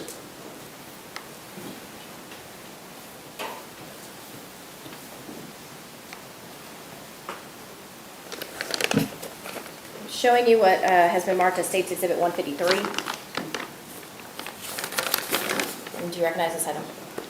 This appears to be the item with the supplement, yes. Yes, this appears to be the item with the supplement. And how do you recognize it? It has on here the description that was collected by the FBI from the FedEx van. And then released to Wise County, and then opened on March 14th, 2024, and then packaged in here. And was your team who originally seized and collected that item? Yes. And what did you do with that item once it was collected? Once we collected it, we provided a chain of custody to the Wise County's office. And other than the addition of that package, has it been altered or tampered with in any way to your knowledge? Not to my knowledge. Your Honor, the state option to evidence State's Exhibit 153. No additional objection. Those previous objections are overruled and States 153 is admitted. Thank you, Judge.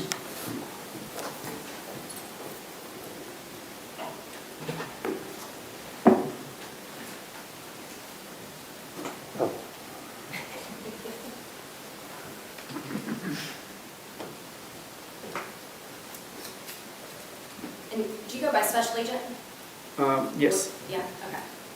Special Agent Rogers, as soon as you guys were in the middle of or concluding that initial search of the arrest van, what did you do next? We got a call that said that we requested the assistance of our team by the Wise County Sheriff's Office and the Department of Public Safety Texas Rangers. Is that still on that same date of December 2nd of 2022? Yes, it was the night of on December 2nd. Where were you asked to go? We were asked to go to a county road, 922 County Road. That was about 15-20 minutes from that location, I believe. Do you recall about what time of day or night it was? We finished up around 7:30 from the Wise County office, and then departed to the where the recovery was to occur. Was it already dark out? Yes, it was. When you arrived on that scene, what did you see? Coming down the road with a team in our supply vehicle, it was lined with first responders. As we approached, we were able to set up our vehicle on the bridge area, and then was able to and then deployed there were some lights out there, but we had some other lights that we utilized to brighten the area. And you mentioned your team. Who all from your team was with you at that point?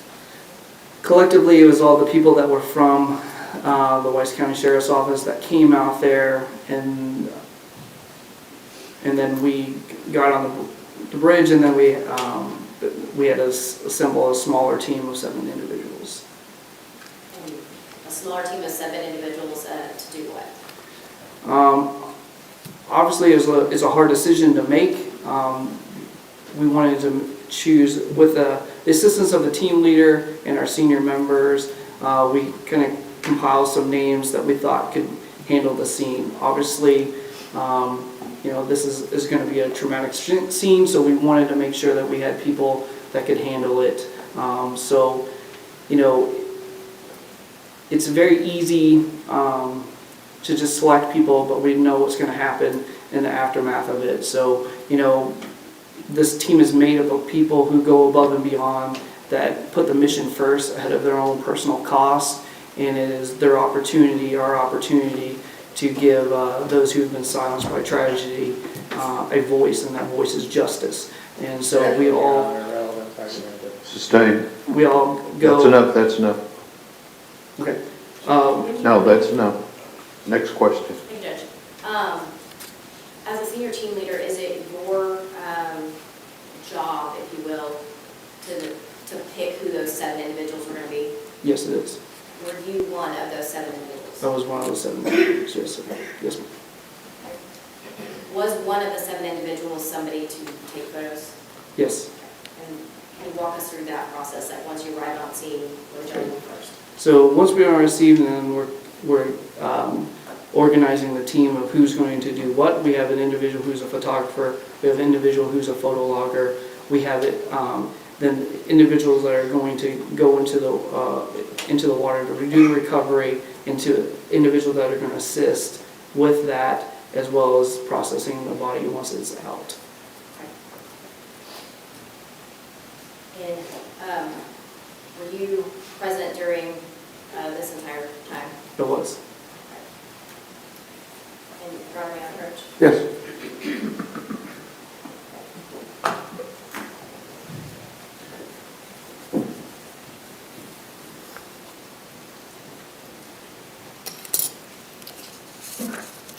I am showing here what has been marked as States Exhibit 160 through 176 and 178.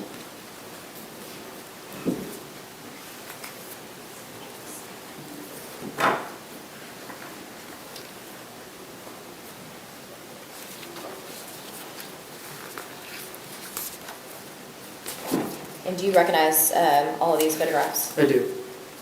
And you were present on scene during all of these? Yes, it was. And does this fairly and accurately depict the scene and the body recovery as you personally saw it that night? Yes. Your Honor, at this time, the state opts into evidence States Exhibit 160 through 176 and 178. Any objections other than those previously given to the court? Yes.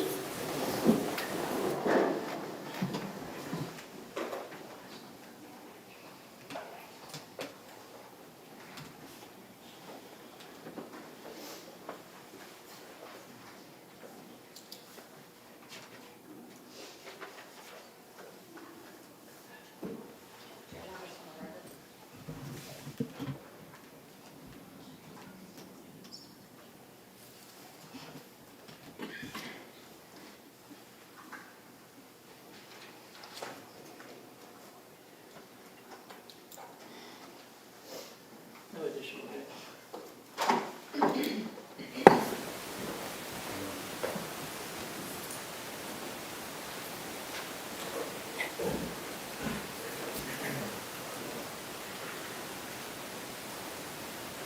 No additional objections, Mr. No Chairman. additional. Your objections previously given are overruled, and States Exhibits 160 through 176 and 178 are admitted. Thank you, Judge.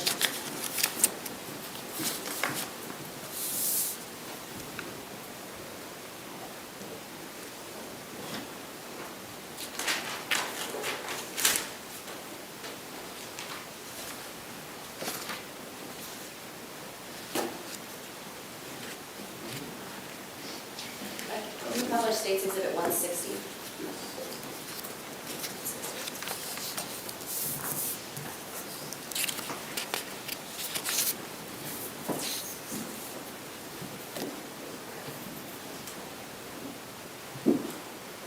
And can you describe what we're looking at here? So you're looking at that bridge, and then you're looking down off of it to the water, and that's concrete block right there. And then on the other side of that block is where the remains were recovered. Can you zoom back out a little bit? What are we seeing kind of more in the distance where those vehicles are parked? Okay, so you're seeing what I talked about coming up that path where the first responders, then off, there's a post there, it's hard to see, but off to the right is a kind of a barrier where cars can park there. It's kind of a graveled area. There is a little pass on the other side of that little barrier there where we would walk, where we end up walking down to the site. When you say there's like a little path, can you describe the path? Just a beaten path where people have walked before.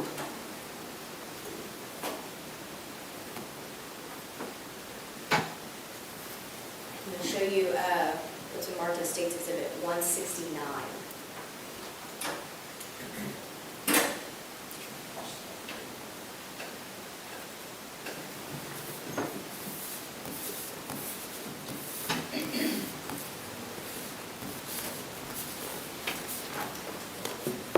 What are we looking at here?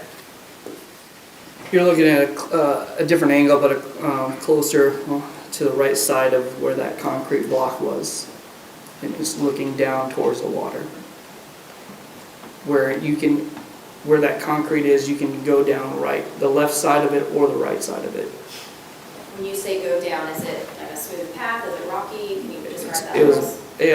It was very slick. It was kind of cobbled, a lot of dirt and rocks that were.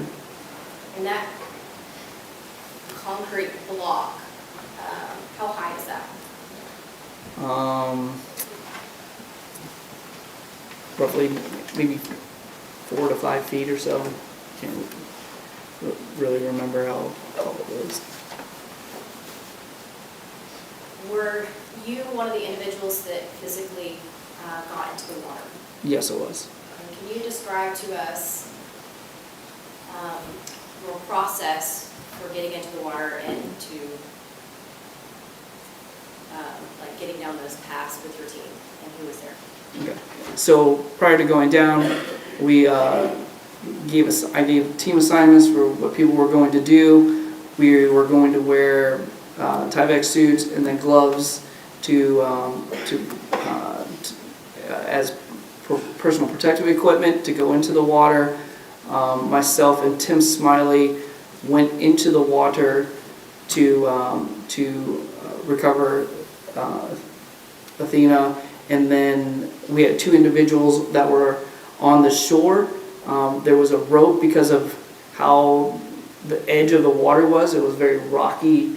It was very unstable, kind of being able to get your footing. It was obviously you're in the water, can't see anything because it's I think the depth of visibility was only a few inches down, maybe that you could see stuff, maybe 5 or 6 inches.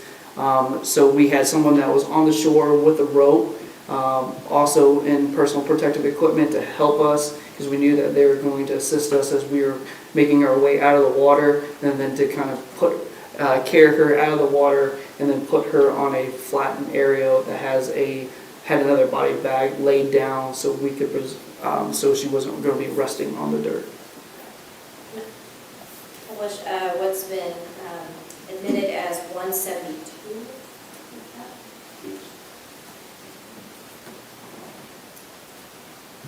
What are we looking at here? Kind of towards the middle of the screen, and then a little bit more in the middle, very middle, you can see was a hand that was barely visible out of under the water. And then you could obviously, from our perspective, because we were in the water, you could only see the hand barely visible. You couldn't see the very outline, but obviously photographs give you that advantage, but we could see just her hand that was kind of under the water. And is this how you and your team found Athena before you entered the water? Correct. So once she's in the water right here, what did your team then do to recover? So Tim and I, Agent Tim Smiley and I went into the water. I was going to go, I took one side of her body, he took the other side. We grabbed her arm and her leg, and we both were trying to work our way out of the water to where we got to the other two individuals that were standing there to assist us as we came out of the water. Counsel. Yes.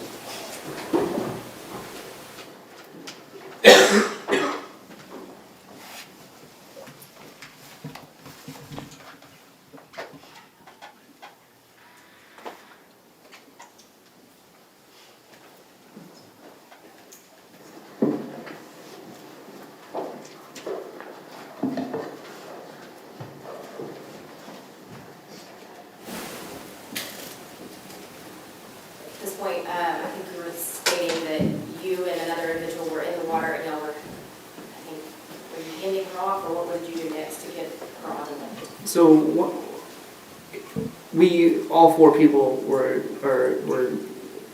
assisting her body over to the ledge that we were going to place her on so we could take the photographs and then collect the forensic, or maintain the forensic, preserve the forensic evidence that could have been available or on the body. So, like I said, there was a rope that helped guide us because it was rocky, where the footing was unsure, and we were able to kind of move her up into a flattened area where our photographers were. I'm going to show you 173. And what are we looking at here? This is the as we came out, I would say it was probably about mid-chest level where that landing was, and that's where we put Athena's body onto the body bag. How deep was the water? It was roughly, it was up to about kind of our waist. I remember right around our waist, and it was about 5 feet from the edge into the water. Placed her on this, and this was a body bag, you said? Correct. It was. And what did y'all do at this point? At this point, as we later up there, our photographers started taking the photographs of the body. As they took the photographs, then we put bags and taped them around her hands, and then after those were photographed, we then rotated her body over to the back side where more photographs were taken, and then eventually rotated back to where she was face up. Not been published on the screen, but I'd like you to look at what's been admitted as State's Exhibit 174.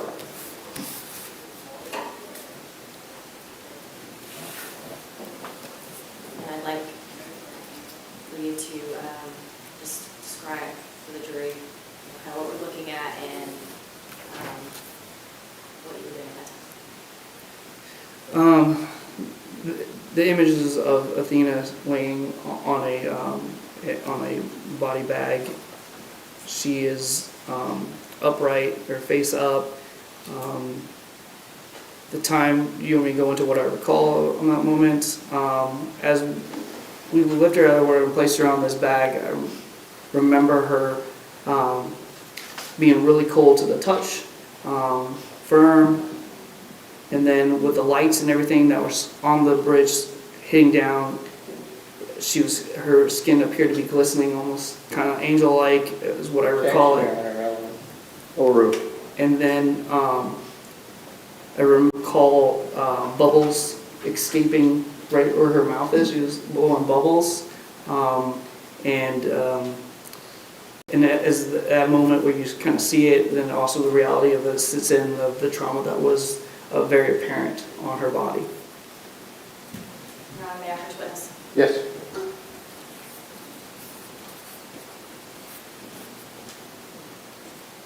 Your Honor, may I publish this as only to the jury? Yes.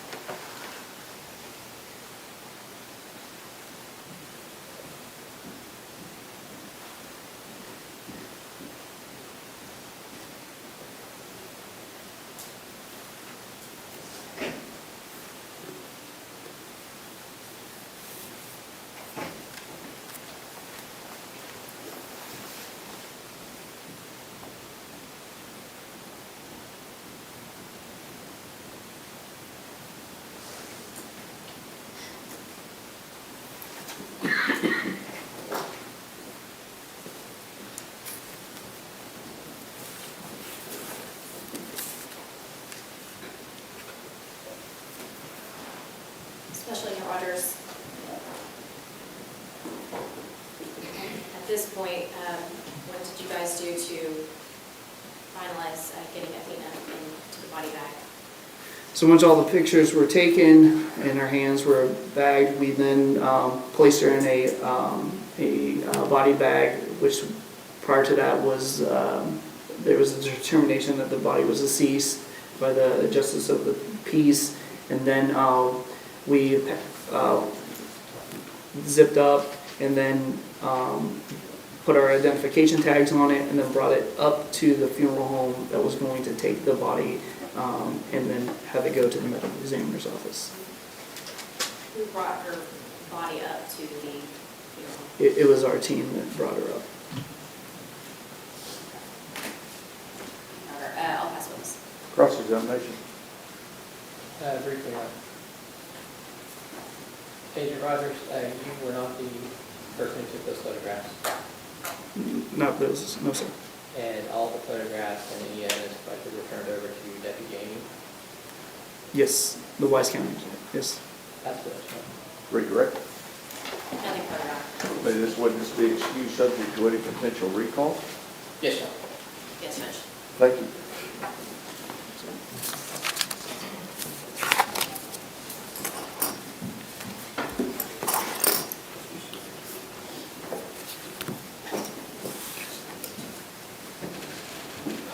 Let us take our morning break, okay? I'll call you back in just a few minutes.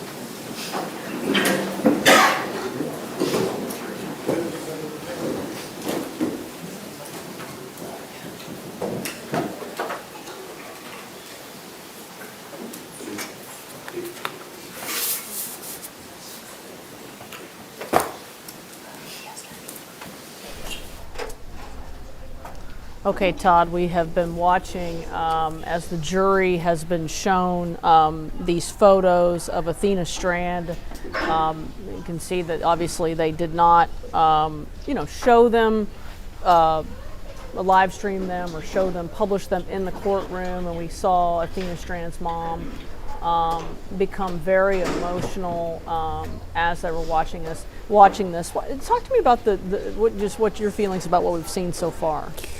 I found it to be very, very compelling and interesting. The letters from jail, especially to Athena's family, I was shocked. I guess I say I was shocked. It was incredibly poignant to me to get an insight into this guy's mindset because of how many times he talked about himself. I, me. He mentions apologizing and I'm sorry for what I did, but it's all about his job, his rationale, his Asperger's, his son growing up without a father. Hey, listen, what a blessing in disguise for that little boy that he doesn't. Can you imagine what kind of father this guy would be for the rest of his life? Lord. So those letters are the height of narcissism and thinking that only you matter and diminishing what he did to the little girl. And so those letters were extremely powerful to me.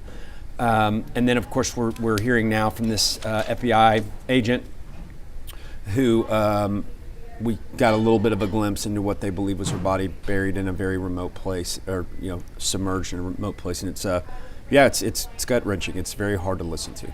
Yeah, and I was also struck by the letters. If you were going to write a letter like this, he could have stopped with maybe the first two sentences where you say, I'm sorry, and I'm, that kind of thing. And I'm sorry for taking away your little girl, that kind of thing.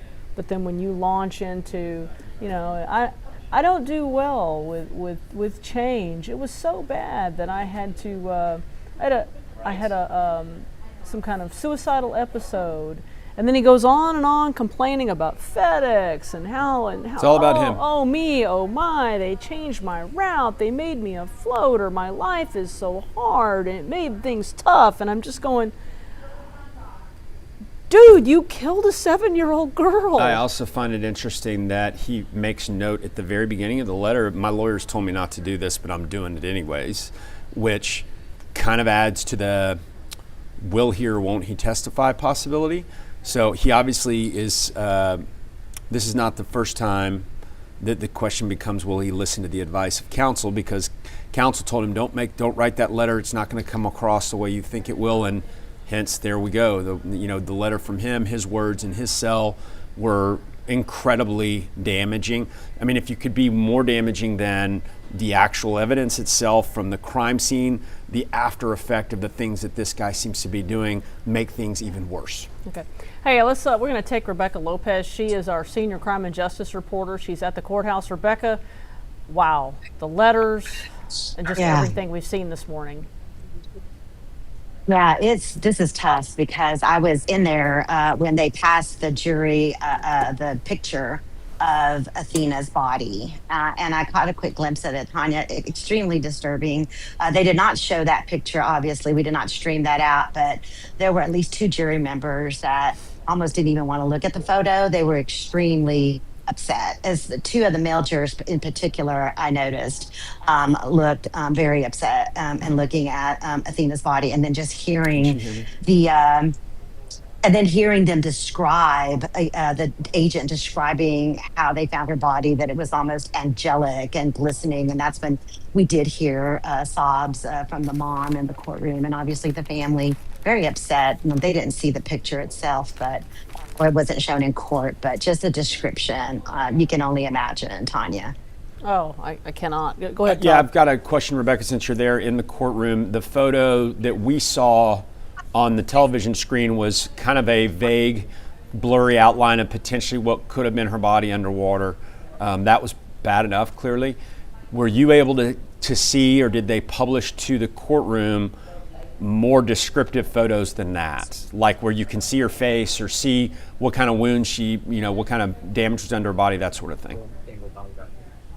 So they only showed the jury this one photo, and I was just sitting close enough that I did catch a glimpse of it. It was not broadcast to the rest of the gallery. No one else saw it except the jurors, and then a couple of us that might have been sort of sitting closer to the jury. And it was a photo of where the agent had described where they put her body on the sheets. And that's where, so her little body is just laying there, and you could definitely see, you saw, her body, she was unclothed, and you could definitely see the injuries to her. And that was very upsetting to some of the jurors who, looked down, looked upset. Some didn't even want to look at the photo, but that is the reality of what happened to this little girl.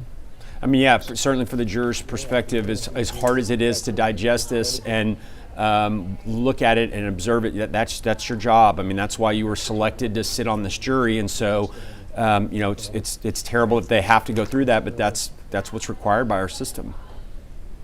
Yeah, Rebecca, what do you think of Yes, that letter? indeed. What do you think of that letter that he wrote to the detectives? A whole different story. Yeah, another, that's the thing, his story just keeps changing. But I thought it was very interesting that he doesn't take accountability in that letter to the detectives. It's somebody else's fault. Now he's got some elderly man that's pointing a rifle at him. And I mean, his stories are just all over the place. And then, trying to blame the fact that and then the letter to the family where he's saying, oh, the routes changed and they changed my schedule and blah, blah, blah. It seems so me again. And I think that is why you're seeing methodically the prosecution putting on all of the evidence so they can see A, his shifting stories, and B, the fact that he just seems so about himself and not so much about what he did to Athena. Yeah, you're right, Rebecca. I when they started reading that letter that he wrote to Athena's family, I thought the first couple lines, okay, you're sorry, you admit that this is horrible, and then the rest of it is just, what? Are you kidding me? You sat down and you wrote this letter to the family of the 7-year-old girl that you kidnapped and murdered? You have to be kidding me. Which makes me think, Todd and I have been talking about it, will Tanner Horner take the stand? I don't know. The guy is narcissistic enough that I wouldn't put it outside the realm of possibility. Exactly, and the fact that he's not listening to his lawyer's advice, he may want to get up there and take the stand against his lawyer's advice. That remains to be seen. I mean, they are going to present at least 19 witnesses, the defense. And so this trial is expected to last at least another couple of weeks. And then at the very end of this week, we are expected to also, the last witness is expected to be the person that's going to introduce the audio of Athena being killed in that van. And they're not going to see it because he hid the camera, but the audio still captured what happens to this little girl. And for an hour, we're going to hear in the courtroom. You and the public are not going to be able to hear it because the judge has ruled or not going to allow this to be streamed out. But the gallery will, in fact, hear this hour-long audio of Athena being murdered by Tanner Horner. That's just so horrible. Do we think he murdered her inside the van? You need to go, Rebecca? Yes, I'm sorry. Oh, no, we're not. I'm not filming towards the bathroom. I'm filming myself. Yes. The family's a little upset with me right now. So, Tanya, I'm going to hop off. All right, we appreciate it. Thank you, Rebecca. Well, it's obviously emotional there at the courthouse, and it sounded like the family thought maybe she had the camera turned on them, and obviously that's not the case. She's, doing a live stream with us. So somebody is asking, did he have prior sex assault convictions before this case? No, but after he was arrested on 3 sexual assault charges, and I think it's for the same victim. The victim was 16 at the time. This girl came forward after his arrest in the Athena Strand case, and essentially they involved allegations around alcohol and then him allegedly raping this girl. I imagine that they'll probably bring her to testify. I mean, it's certainly relevant. Jury should hear about, another incident like that, especially now that we're in the punishment phase. In guilt, innocence, evidence is a lot more restricted on what you can get in versus what you can get. Punishment, everything comes in. That he kicks puppies and spits in old people's faces and whatnot. So certainly, if you have a victim from a prior sexual abuse case, that would definitely weigh heavily again with regard to jurors and their opinion on him and his future dangerousness. Oh, I think we're going to hear everything. I think anything, like you said, if he kicked a puppy, we're going to hear about it. That's right. And they also, in the opening statements they gave, and I believe it was opening statements, they gave some hint that we may hear that he was scoping out another girl, like before he kidnaps Athena Strand. And I feel like we're going to... There was an indication of it. They haven't gone into that yet, and of course, an opening statement is a roadmap. Right. And so far they've been going right along that roadmap. One of the things that still sticks out from that opening statement is he said we're going to hear from Tanner Horner lie upon lie upon lie upon lie, and that the only thing that he told the truth about was that he killed Athena Strand. Right. And so far I have heard very little that he has told the truth about. Right. So those letters. Well, I was interested in how they presented that from an evidentiary standpoint. Obviously, the letters are incredibly important. Anytime a defendant, especially in a situation like this, makes any statement whatsoever, writing, verbally, whatever it may be, is going to be highlighted and amplified times 10, especially in this situation. But what we did not see in any of the photos as of yet, and it seems like they've moved on from the attempted suicide, we didn't get really any detail as to how he tried to kill himself or when, because he mentioned in one of the letters that it was just before arraignment, and I'm not sure if the arraignment happened multiple years ago when he was arrested, or are we talking about arraignment like for the trial here within the last week or two. So the question becomes, when did this attempted suicide take place? Mm-hmm. And in what manner or means did it happen? Did he try to hang himself? Did he have a weapon? I didn't see any blood in the cell unless they had already cleaned it up, but I would assume that if there was some, we'd probably get a picture of it. I don't know if they'll bring a sheriff's investigator in. It could also be covered by a motion in limine. Maybe, and I don't know, you can explain to folks what that would be. I can't imagine what something like that from an evidentiary standpoint, what the objection would be. I mean, if anything, it's it might go photos of to a crime scene, those are always admissible, and the crime here was attempted suicide. So I can't imagine they would keep that out. But again, those photos that we saw of the letters when they were laid out there. I was looking at the floor, the cell, or wherever they were, and I didn't see anything abnormal. Yeah, I just, my guess is that the person that was testifying to that was was a sergeant with the crime scene. So you would think he was there. I mean, he was the one that found the letters, and he read them. So why didn't we talk about what he observed in the cell from a physical evidence standpoint? Clearly, maybe there wasn't anything there. Maybe the guy was trying to hang himself. I don't know. Or maybe we're going to hear from, I don't know. Yeah, you're right. I was left with questions like, how did this happen? And when? How and when? And I don't remember. And folks, I don't know if I don't recall prior to this trial reporting that he had tried to commit suicide. I'm going to acknowledge that prior to this, prior to really just shortly before the trial, I didn't cover this case. So this was not a case that I could talk about before all this chapter and verse. So I don't know if maybe, and I did some Googling this morning because I was trying to check on it because someone else had asked me about it before court started this morning, and I couldn't. The only news accounts that I found on it were from from Friday when we kind of got some indications that we were going to hear this. Right. So it was never reported ever before this? That I've seen. Right. Now, somebody might tell me I'm wrong on that, but I didn't, in a quick internet search, I didn't find anything. So I don't know. It's kind of an odd situation. Like, I want to know, like, sounded like he went to the hospital. I mean, again, I don't think any of that in the big picture of things is going to determine whether or not this guy gets life or death. But as thorough as things have been from the get-go here, I would expect that if there was some evidence of that, then we would see it, other than just those letters. Oh, okay, somebody's saying that it was reported in 2023. Oh, so it's been a number of years. I just don't. Again, I wouldn't claim to be. That's 3 years ago, because this happens in 2022, and I don't know at what point in 20. Yeah, I think that either we'll hear more about it in the prosecution's case, or we'll hear more about it in the defense's case, because the defense is going to try to say he's out of his mind. He's got autism. In other words, they're trying to creep up to the insanity. Insanity is so difficult to prove in Texas, and it's very clear this guy, once again, knew what he did was wrong. That's all that's required to be sane. But they're going to attempt to kind of climb towards that line to say, okay, he's not insane, but he clearly is not, normal. Have normal mental capacity, emotional capacity, etc. That then could be used to try to sway the jury from death to life.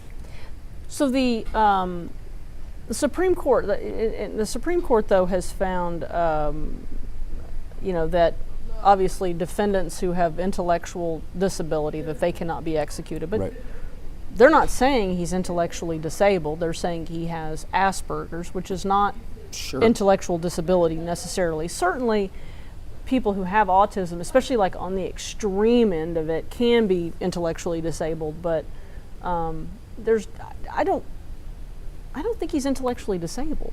I'm not an expert, but the guy's cogent when he's talking. Yes, seems that way, and every time he brings it up or it becomes part of who he is, it seems like he's trying to create this persona that will spare him from the death penalty, and I'm not sure it's going to work.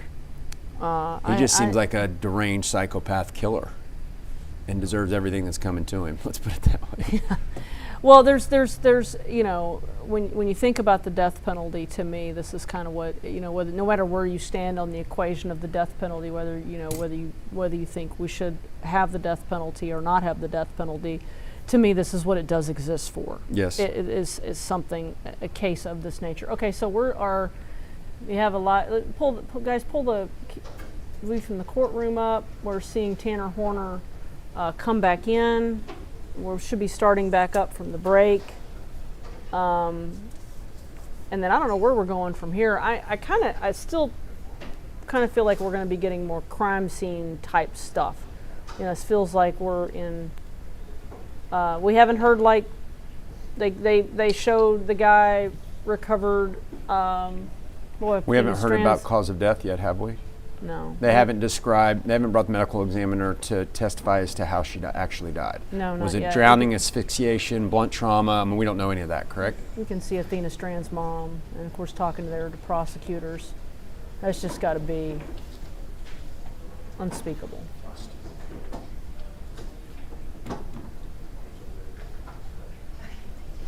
Of course, now court's about to start back up. Zeke, when they start talking in court, just kill our mics. So we should. She looks really. I can't imagine. Just even knowing that such photos exist of your child. Right. It's got to be just.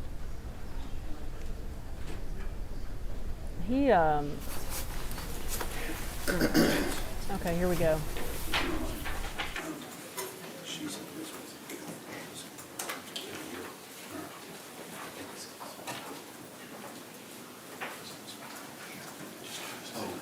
May I approach the court, please?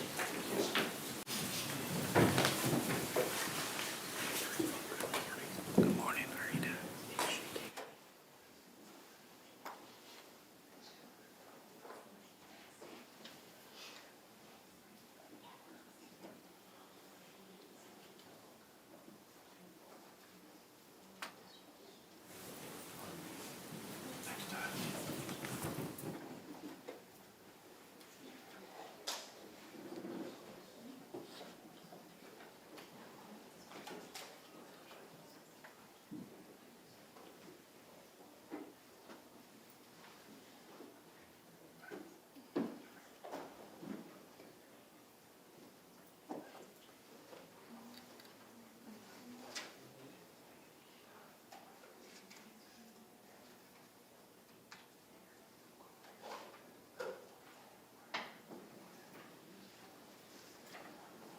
All right, both sides ready for the jury?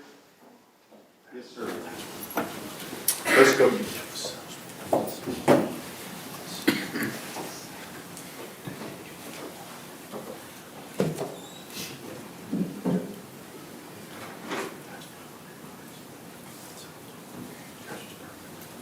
Judge, I think you have something that I need. Nope.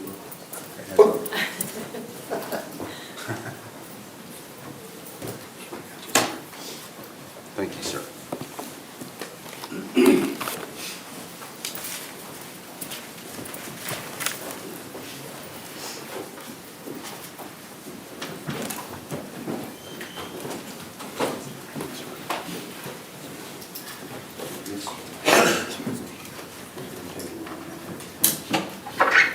All right, everyone may be seated. Ladies and gentlemen, this witness has been previously sworn to testify truthfully. Mr. Berry, you may proceed when you're ready. Thank you, Your Honor. Dr. Dwyer, welcome. Good morning. Would you please introduce yourself to the jury and tell them what you do for a living? Good morning. My name is Dr. Jessica Dwyer. That's D as in dog, W-Y-E-R. I'm the Chief Medical Examiner and Director of the Crime Lab for the Southwestern Institute of Forensic Sciences in Dallas County. And can you tell me, as a medical examiner, what is sort of your job description? So a medical examiner is the same thing as a forensic pathologist. Pathology is an area of medicine that's focused on the study of disease. Forensic pathology is even more specific. It focuses on the study of death. So that's basically what I do. And can you tell us what kind of background, training, experience you've had to qualify you for the job that you currently hold? Sure. I have a Bachelor of Science degree in Animal Science from Texas A&M University in College Station, Texas. Following that, I obtained a medical degree from the University of Texas Health Science Center of San Antonio, which is in San Antonio, Texas. Following that, I completed a combined anatomic and clinical pathology residency with the University of Pittsburgh Medical Center in Pittsburgh, Pennsylvania. And then following that, I did a year of specialized training in forensic pathology that's called a fellowship. And that was with the Office of the Medical Examiner of Allegheny County, which is also in Pittsburgh, Pennsylvania. And then along the way, there are 3 licensing exams that you have to take in order to practice medicine in the United States. Passed all of those on the first attempt. And I also have 3 board certifications in anatomic, clinical, and forensic pathology, all of which I passed on the first attempt. And since you have become a medical examiner with the Southwest Institute of Forensic Sciences, have you, I guess, been given other duties than just the level of medical examiner? Yes, sir. As the Director and Chief Medical Examiner, I have a lot of administrative duties as well, but I do still perform autopsies every day. Or do you have supervisory duties over the others? Yes. Okay. And with regard to an autopsy that was performed on the date of, I believe it was December 3rd of 2022, approximately 7:30 a.m. on an individual by the name of Athena Strand. Do you recall that? Yes, sir. And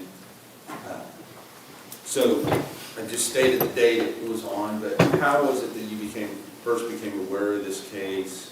And was it different? Were you just on duty that day, or did you specifically go to perform the autopsy on this particular case? I was scheduled for work that day, so whatever cases are reported to the office that we ultimately bring in for an examination are your task for the day. So in this case was reported from the Justice of the Peace in Wise County, and they had requested us to perform the autopsy, and that was my assignment for the day. And according to your understanding, what was that date in relation to the date where her body was located? So I believe the body, because this was a Saturday morning, I do remember it was on a Saturday. I believe her body was discovered Friday evening, and the case was reported to us somewhere in the late evening, early morning on Saturday, the December 3rd. And is that common or unusual as far as an autopsy being performed so quickly? How does it normally take place? No, for cases that are reported to our office and brought in for an examination, we try to maintain a 24-hour turnaround time, so this is not unique. Okay, you talk real fast. I'll try. I know. I try. You're in Fort Worth, not Dallas. Yes, sir.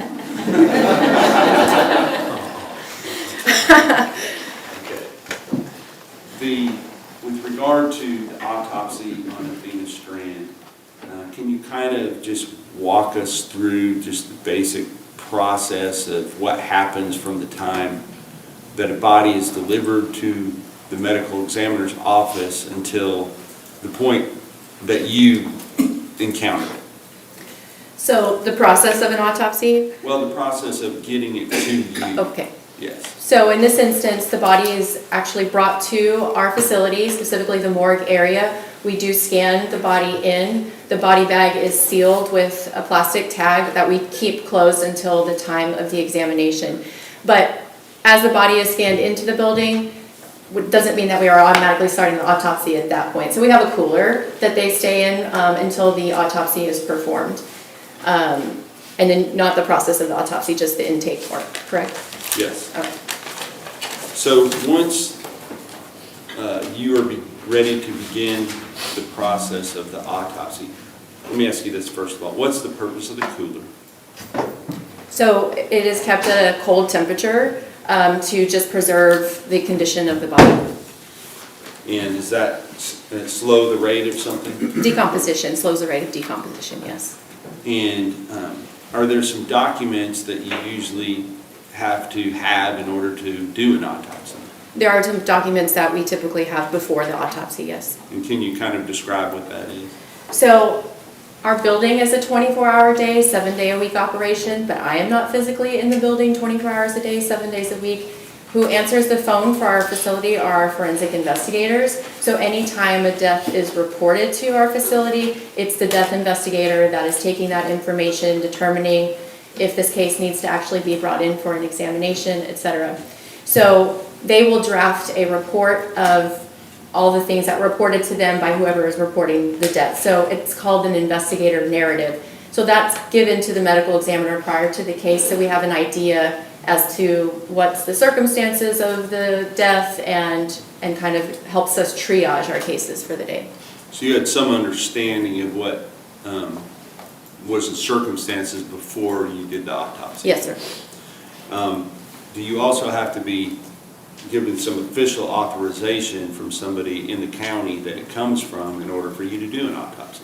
So because I'm an employee of Dallas County is my jurisdiction. However, when another county is requesting our office to do an autopsy, they have to provide an authorization form stating we're requesting Dallas County to perform this autopsy, correct?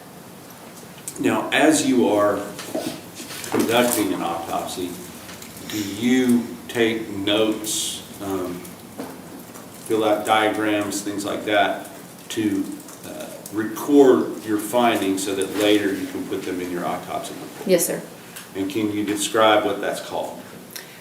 We kind of colloquially refer to them as our bench notes. Essentially, it's all the notes from the case that I'm going to then take to my desk after I'm done with the case so I can officially memorialize it in a more organized, neat fashion into an autopsy report.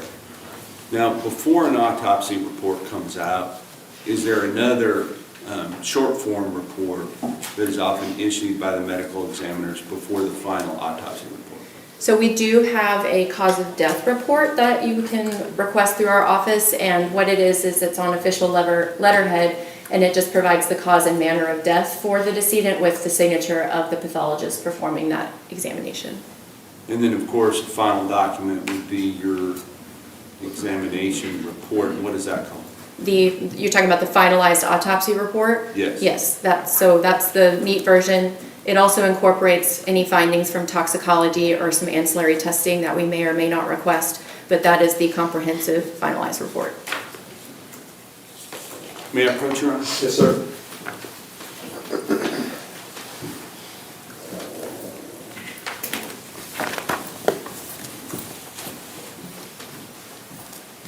Dr. Dwyer, I'm going to show you 4 different documents. State's Exhibit number 271, do you recognize that? Yes, sir. And what is State's Exhibit number 271? This is the autopsy authorization form for decedent Athena Strand that's signed by Judge Jan Morrow, who is the Justice of the Peace for Precinct 1 in Wise County, Texas. And State's Exhibit number 272, you may have to look through that and see if you recognize all the pages. Yes, sir. And what is State's Exhibit number 272? This is a copy of my bench notes. Okay. And chronologically, that would come during the autopsy itself, correct? Correct, yes. All right. Now, following the autopsy, the short form report, State's Exhibit 273? Yes, this is the cause of death report, signed by me. All right. And then finally, State's Exhibit number 274.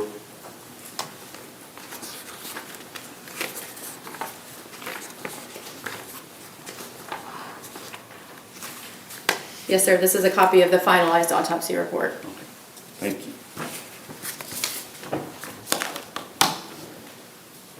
Do the documents, both the bench notes, the cause of death report, and the autopsy itself, do those document your findings during the autopsy of Athena Strand on December 3rd, 2022? Yes, sir. I will offer into evidence State's Exhibit 271, 272, 273, and 274.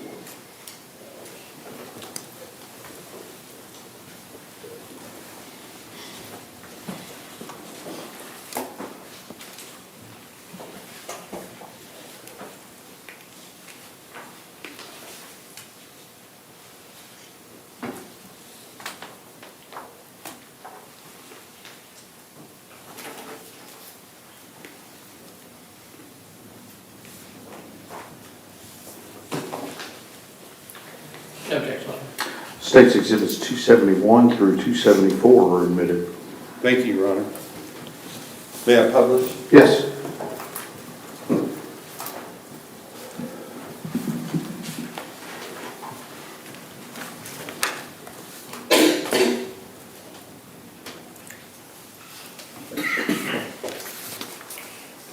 We'll start with State's Exhibit number 274.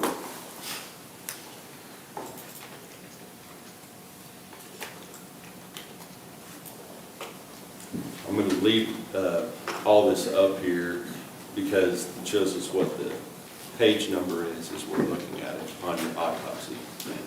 So as we look at State's Exhibit 274, it's titled, what is it titled? Autopsy report. Okay. Do you see on there the date and approximate time that the body was found? Yes, sir. And what is that for purposes of the record? So date of death is based on when she was found, which was December 2nd, 2022 at 8:45 p.m. And then what is the date and time that the autopsy itself was performed according to this document? Where it says examination performed December 3rd, 2022 at 7:30 a.m. Now, with regard to the autopsy itself, before the autopsy begins, is there an evidence collection? You can turn that off for a second. Is there an evidence collection process that takes place? Yes. And can you describe that for the jury, please? Depending on the type of or suspicion of death, we may collect trace evidence at the autopsy. In the event that there's a firearm potentially used in the decedent's death, we would test for gunpowder residue, or we may collect hair, we may collect fingernails, or a blood sample to ultimately be dried on a blood card. Those are some examples of trace evidence we collect. And was that done in this particular case? Yes, sir. And of those things that were collected, can you describe them, what was collected in this particular case? Yes. So we did collect a blood card, so it has 4 spots of dried blood on it. That's to preserve her DNA. We have a sample of her scalp hair, which we also use for DNA. When her body was actually received with her hands covered with brown paper bags, we will keep those brown paper bags. I did perform gunshot residue testing on her hands just because I didn't know what kind of death we were potentially dealing with when I did the case. And then also collected fingernail clippings from both of her hands, her right and left hand. And then we also collected a sexual activity kit. And a sexual activity kit, can you describe what that is? So exactly that. It is evidence that may be related to sexual activity. So it's typically swabs and pubic hair collection. So for a man, it would be swabs from the penis and penile urethra, in addition to the anus and the oral cavity or the mouth. For a female, it would be oral cavity, vagina, both the outside and the inside, and also the anus. Okay. And with regard to those things, once they're collected, what happens to them? They're packaged in a kit, and they ultimately get transferred to our evidence registration. Since this is an out-of-county case, it doesn't automatically go to our crime lab. The county would then have to request testing or analysis of that kit from our crime lab, or they may send it elsewhere, but it gets sent to our evidence registration. And, yeah, hold on for a second. I need to ask a question real quick.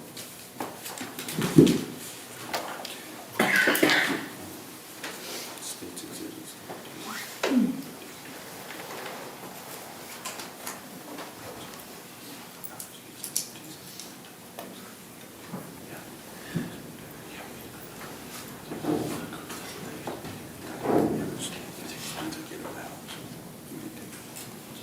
May I approach her? Yes, sir.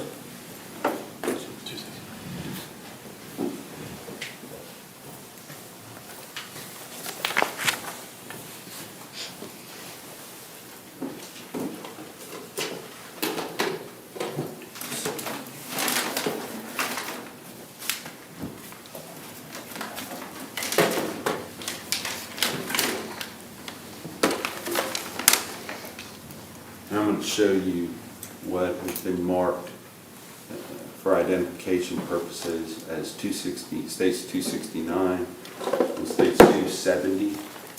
Does it appear to have the evidence tape from the Dallas County medical examiner? Yes, with my initials too. And can you describe, first of all, what would be in states exhibit number 269?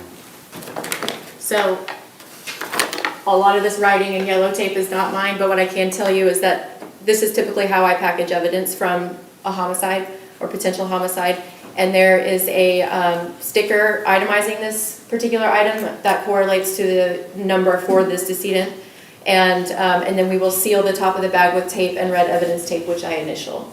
But the yellow tape and everything else, I don't know who did that. And what would the contents be? I'm sorry. That's okay.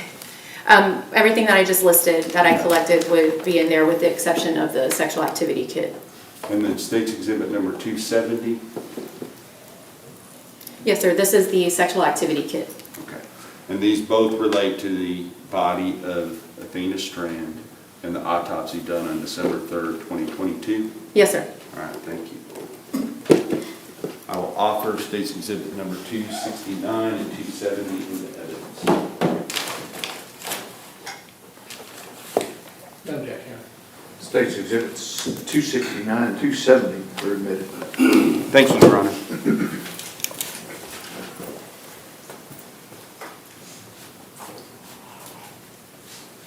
Dr. Dwyer, during this process of conducting an autopsy, is there someone there, either yourself or someone at your immediate direction, that takes photographs of this process? No, I take the photographs. Okay. And what is the purpose of taking the photographs? So we take photographs on every postmortem examination or autopsy. There's standard photographs we do for every case, and then in some cases they may require additional photographs, essentially documenting with photographic evidence any of your findings. And do the photographs that you have, are they given specific monikers as far as the name of the photograph itself that are unique, at least within that case, so that there's no mix-up, two things have the same name? So any decedent that is examined in our office is given what we call a unique identifying number. It always starts with IFS and the year that the autopsy is performed. And so all of the photographs pertaining to this decedent will be labeled with that IFS number. And approximately, if you know, how many photographs were taken in this case? Yeah. I don't know the exact number. Prior to court, though, I think I showed you approximately 38 of the total number of photographs that were taken by you during this autopsy. Is that correct? Yes, sir. And do you have an opinion as to whether it would aid the jury in understanding your testimony to, maybe not here in court today, but at some point have an opportunity to view those photographs? Yes, sir. Okay. May I approach, Your Honor? Yes, sir.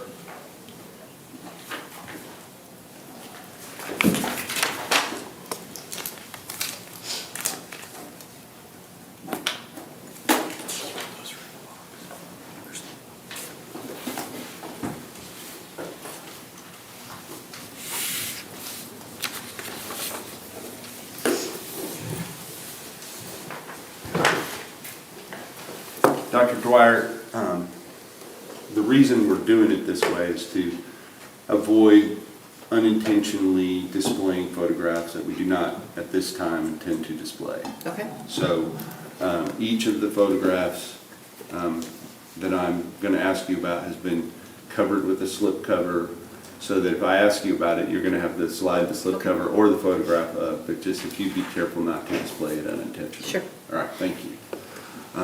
At this point, I'm going to ask you to look at these. Have you seen prior to court today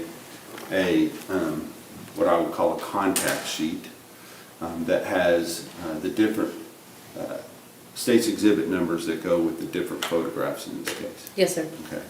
And I'm going to show you that. I'm not offering it into evidence, but would it aid in your going through these to be able to see that? Thank you. Mr. Berry, let's mark that, and we'll admit it as a record purpose. Yes, sir. Your Honor, we spoke about that before we came back, and that's no objection. Okay. Yes, we add that to the record also. Okay. And that would be, I believe, 286 for purposes of the record.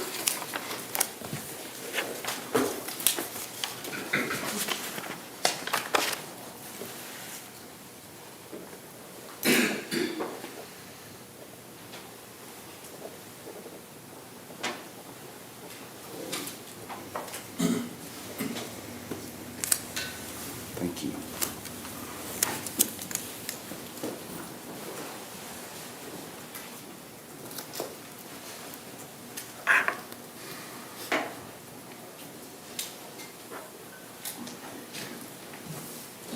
I put up here on the top right corner court reporter wants me to put on the bottom right, but I didn't want to cover anything up. So if you would use this during your testimony. You offer 286 for the record. Yes, sir. Any objections? No, Your Honor, as long as it's not going to be admitted or false. Okay, 286 is admitted for purposes of the record. Regarding the autopsy of Athena Strand, can you tell us how does she come to the medical examiner's office, in what state? So, are you talking about when we actually are you asking for my observation when we initially opened the body bag and my initial view of the body? Well, I mean, let's talk about the body bag first of all. Okay. What is the body bag? So, decedents are typically transferred to and from our facility within a plastic pouch that is a body bag, just so you can maintain privacy and they can be transferred in and out of the facility discreetly and preserve evidence. And if there's any additional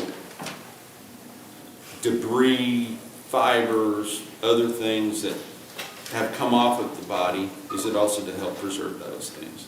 Yes. Okay. And do you go about the process of, is there some type of a procedure that is done even before the body is removed from the body bag? Yes. So let me also backtrack. We work with, when I do an autopsy, I work with an autopsy technician, and we work side by side. So they are ultimately the ones that will go and retrieve the body from our cooler. In addition, before the autopsy, they can do a postmortem x-ray, which is just like what you're familiar with from a hospital, and we're just looking for any potential foreign material that we would want to collect, any evidentiary items.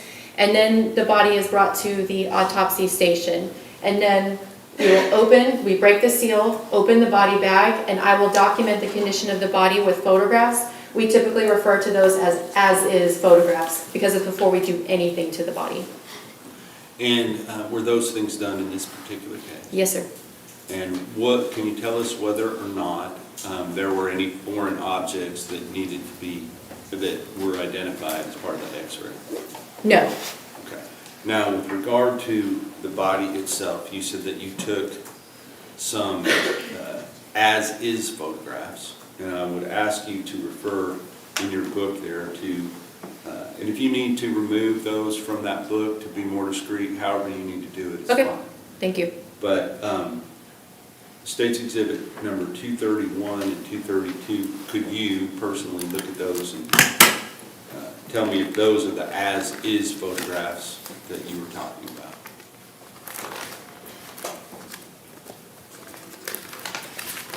Yes, sir. Okay.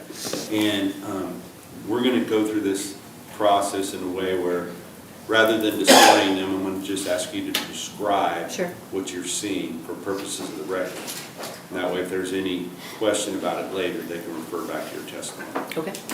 So with regard to State's Exhibit number 231 and 232, the as-is photographs, would you please describe what you're looking at in those photographs? So there are two of them, because one is the upper half of her body, including her head and face, and then the second one is the lower half of her body, including her legs and feet. And so basically how I received her is that she is naked, there's no clothing, and both of her hands are covered with brown paper bags, as I referred to previously, that are actually secured around her wrists with tape. And then her body was covered with kind of a brownish dirt silt appearance, and there was also fragments of vegetation within the body bag and within her scalp hair. And just for understanding for the jury, when you take the photograph, is there anything that is covered up on the body as you are taking the photograph? No. Okay. Those documents, though, State's Exhibit number 231 and 232, have certain portions of that photograph been covered just for discretion's sake? Yes, sir. All right. Now, let's go ahead. We're going to look at your autopsy report, and I think we can do this without the light off. The first thing you do is the external examination. Is that right? Correct. Okay. And can you just kind of describe, in general terms, what is involved in the external examination? So the external examination is also standard process for any postmortem examination.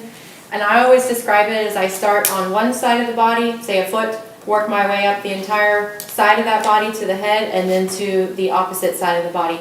And what I'm looking for is evidence of natural disease, evidence of trauma, any potentially identifying features like hair color, eye color, tattoos, scars, etc. Lots of different things. And once I'm done kind of looking at, and then lastly we will roll the body so that I can see the back of the body.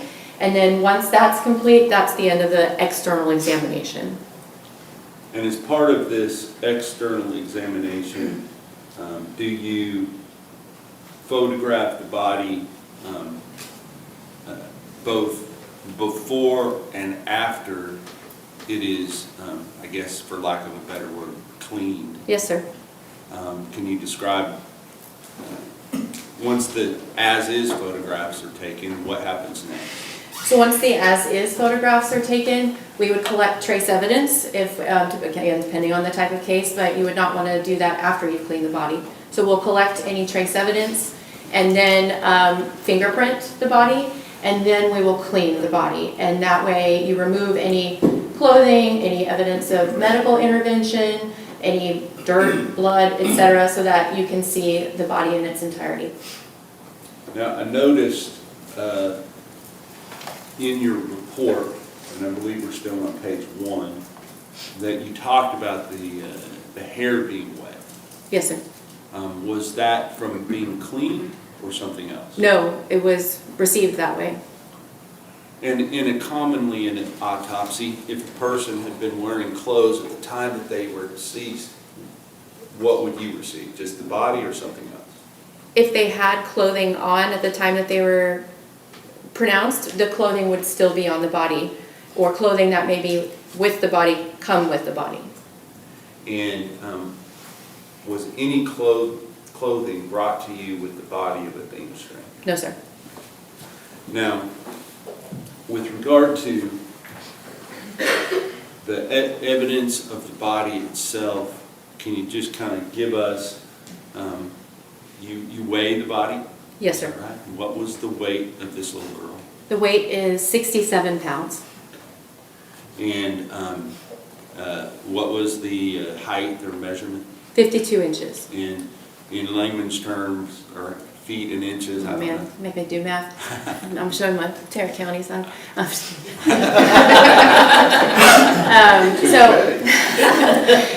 So 60 inches is 5 feet, so she's 8 inches below that, so that's 4 feet, 4 inches? sounds good, yes. I'm so embarrassed. That's all right. I think the judge would say you did go to Texas A&M. So. Oh, no. So did I. Oh. With regard to, so Athena's 67 pounds, 4 feet, 4 inches, is that correct? And what was some of the observations that you made during the external examination of Athena's body? So I already mentioned that she was received naked, no clothing received with the body. There's no jewelry on the body. In addition, like I said, the surfaces of the body were covered with brown dirt or silt, and there was fragments of brown vegetation within the scalp hair and on the surfaces of her body. She also has what we call pruning or washerwoman changes in the skin of her hands and feet. Other than that, she had some evidence of injury, which is much more extensive than just what I'm describing. And let's talk about that. Not specifically what the injuries are at this point, but when you open the body bag and you see the body of this little girl, describe for the jury sort of where you're seeing the injuries on her body just from first look. My initial impression, the first thing I thought is that she is completely congested from the neck up, meaning that it's much darker due to blood kind of being in that area of the body. I'm trying to think of a better way to describe congested, but it was just, you could tell that there was something going on in the head and neck area. That's before we even cleaned the body.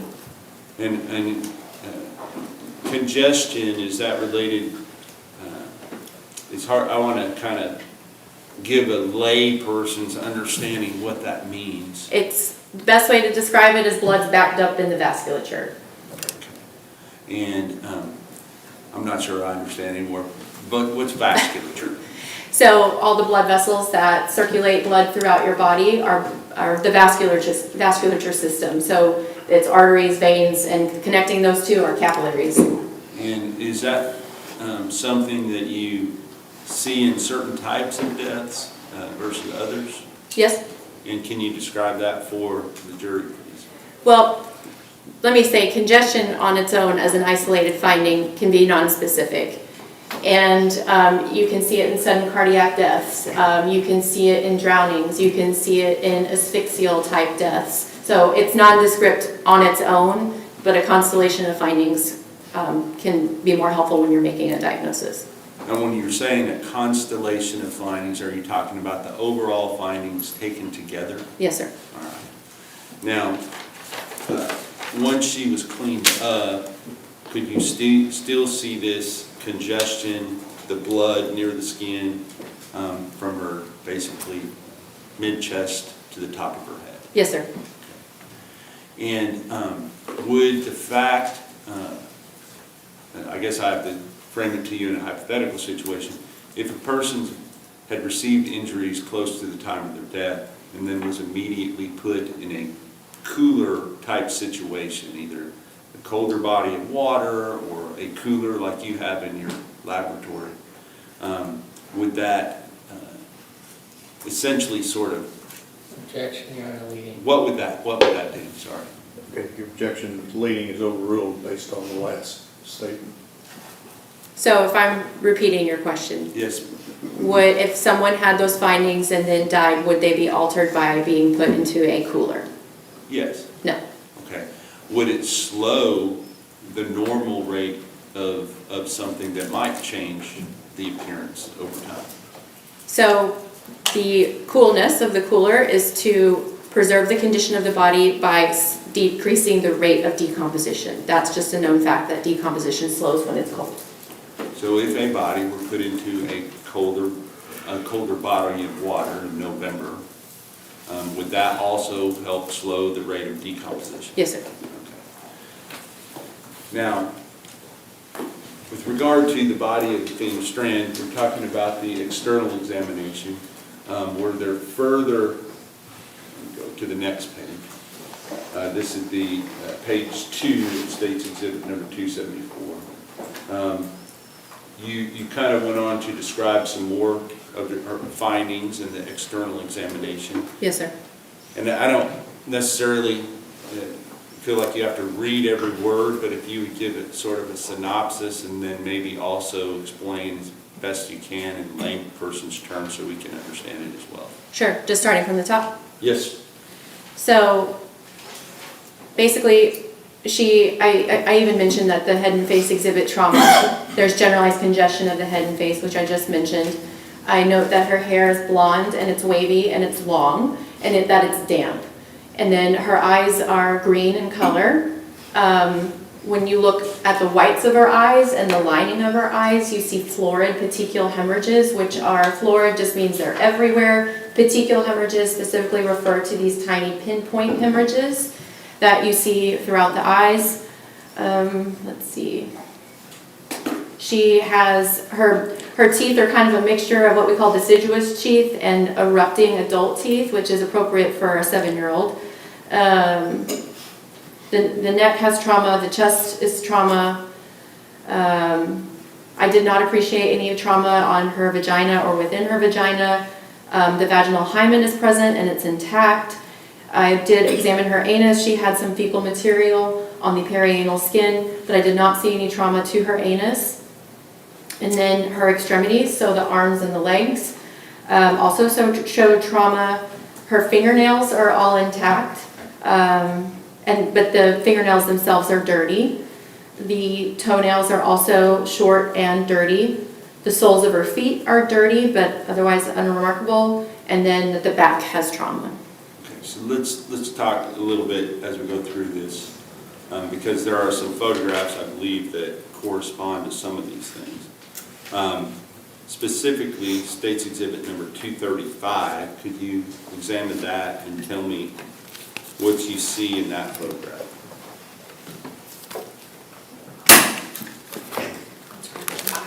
$235. Sorry, I kind of juggled this.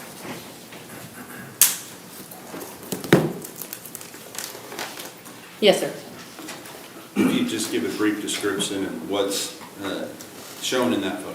So a standard photograph that we take on all of our postmortem examinations is what we call an identification photograph. So it will be a picture of the decedent's face with a number placard with that IFS number, the unique identifying number for that decedent. And on that placard, if you use that as a cutoff in the picture, meaning you can see what's below and what's above it, do you see a marked difference between what is displayed above that placard from her mid-chest up than what's below that placard? Yes, sir. Can you describe what that difference is, please? So again, you can still appreciate the congestion in her head and face, and you can see multiple types of blunt force injuries, essentially from the middle of her upper chest to the top of her head. And going on to look at, there's a series of them. I believe it's 236, 237, 238, 239, 240, and 241. Do those show her eyes on both sides of her face?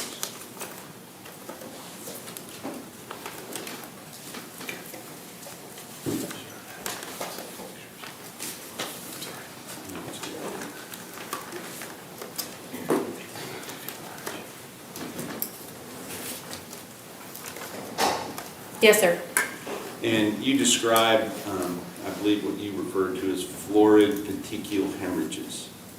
We're not going to be showing these to the jury at this point, so can you kind of describe, as you're looking at the photograph itself, whichever photographs you think best shows it, identify that photograph and describe what you see there as the florid petechial hemorrhages.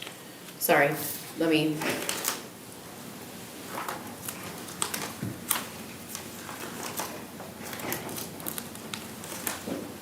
So in State's Exhibit 236 and 238, they are photographs of the right eye, showing petechial hemorrhages in the whites of the eye, which is called the sclera, and within the lining of the eyes, which is called the conjunctiva. And then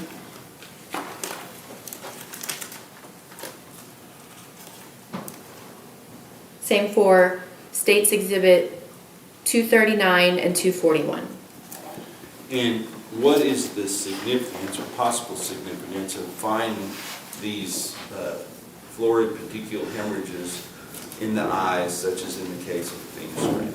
Again, as an isolated finding, can be very nonspecific. You can see them in different types of deaths. Sometimes sudden cardiac death, you can have those. Sometimes, depending on what position that you die in, you can see those. So as an isolated finding, petechial hemorrhages are not diagnostic, but again, taken in a constellation of findings can be. Okay. And taken into the constellation of findings in this case, was that significant to you? Yes. In what way? Because it wasn't just petechial hemorrhages in the eyes, it was her entire face, basically her entire head, with all of that congestion. So it implies that blood is pooling in that region of the head. And what are the possible causes of that kind of blood pooling in those regions of the head? So my big concern was that there was an asphyxial component to this death. Okay. And you say asphyxial component. Can you explain that to the jury, please? Asphyxia is a fancy word. It's a mechanism for how somebody can die, and there's different types of asphyxial deaths, because you don't just spontaneously asphyxiate. There needs to be an explanation for why it occurred. But basically it means that the body is starved of oxygen. Either the blood supply is cut off or not able to supply blood, especially to the brain or the airway, or the person is not able to actually breathe and get that oxygen into the body.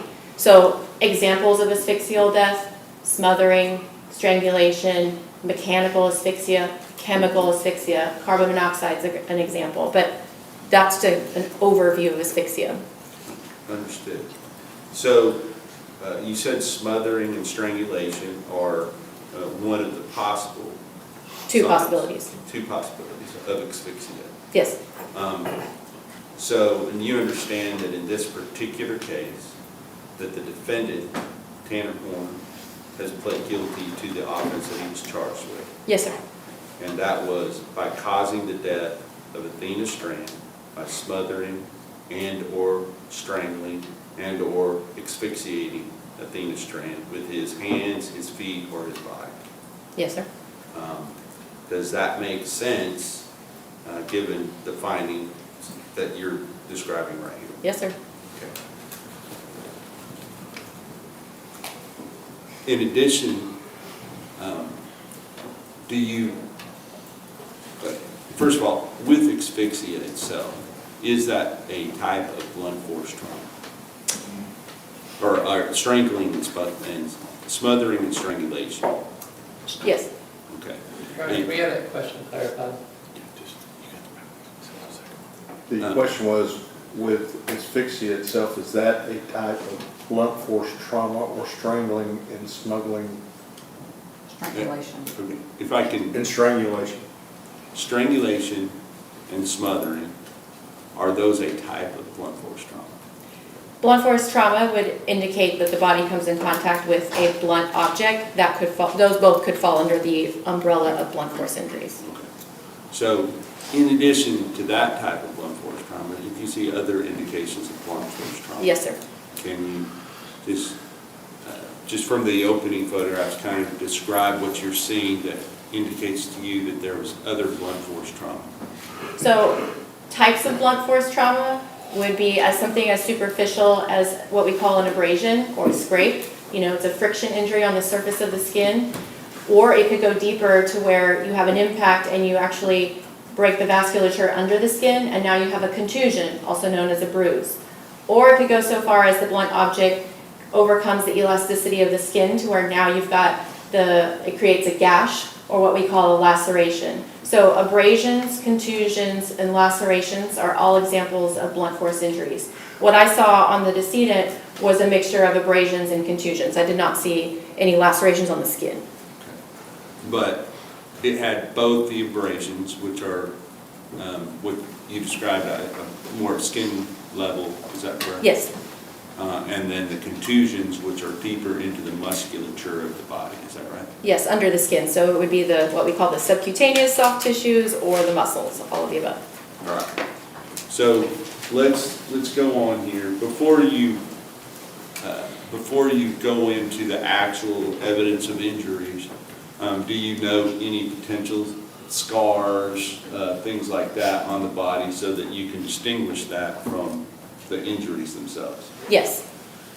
And as part of your bench notes that you keep, do you have a diagram related to potential scars or other things? Yes. Okay. And what is the purpose of doing that prior to documenting, or I don't know if you do it prior to or after? What order do you Nope, do? same time.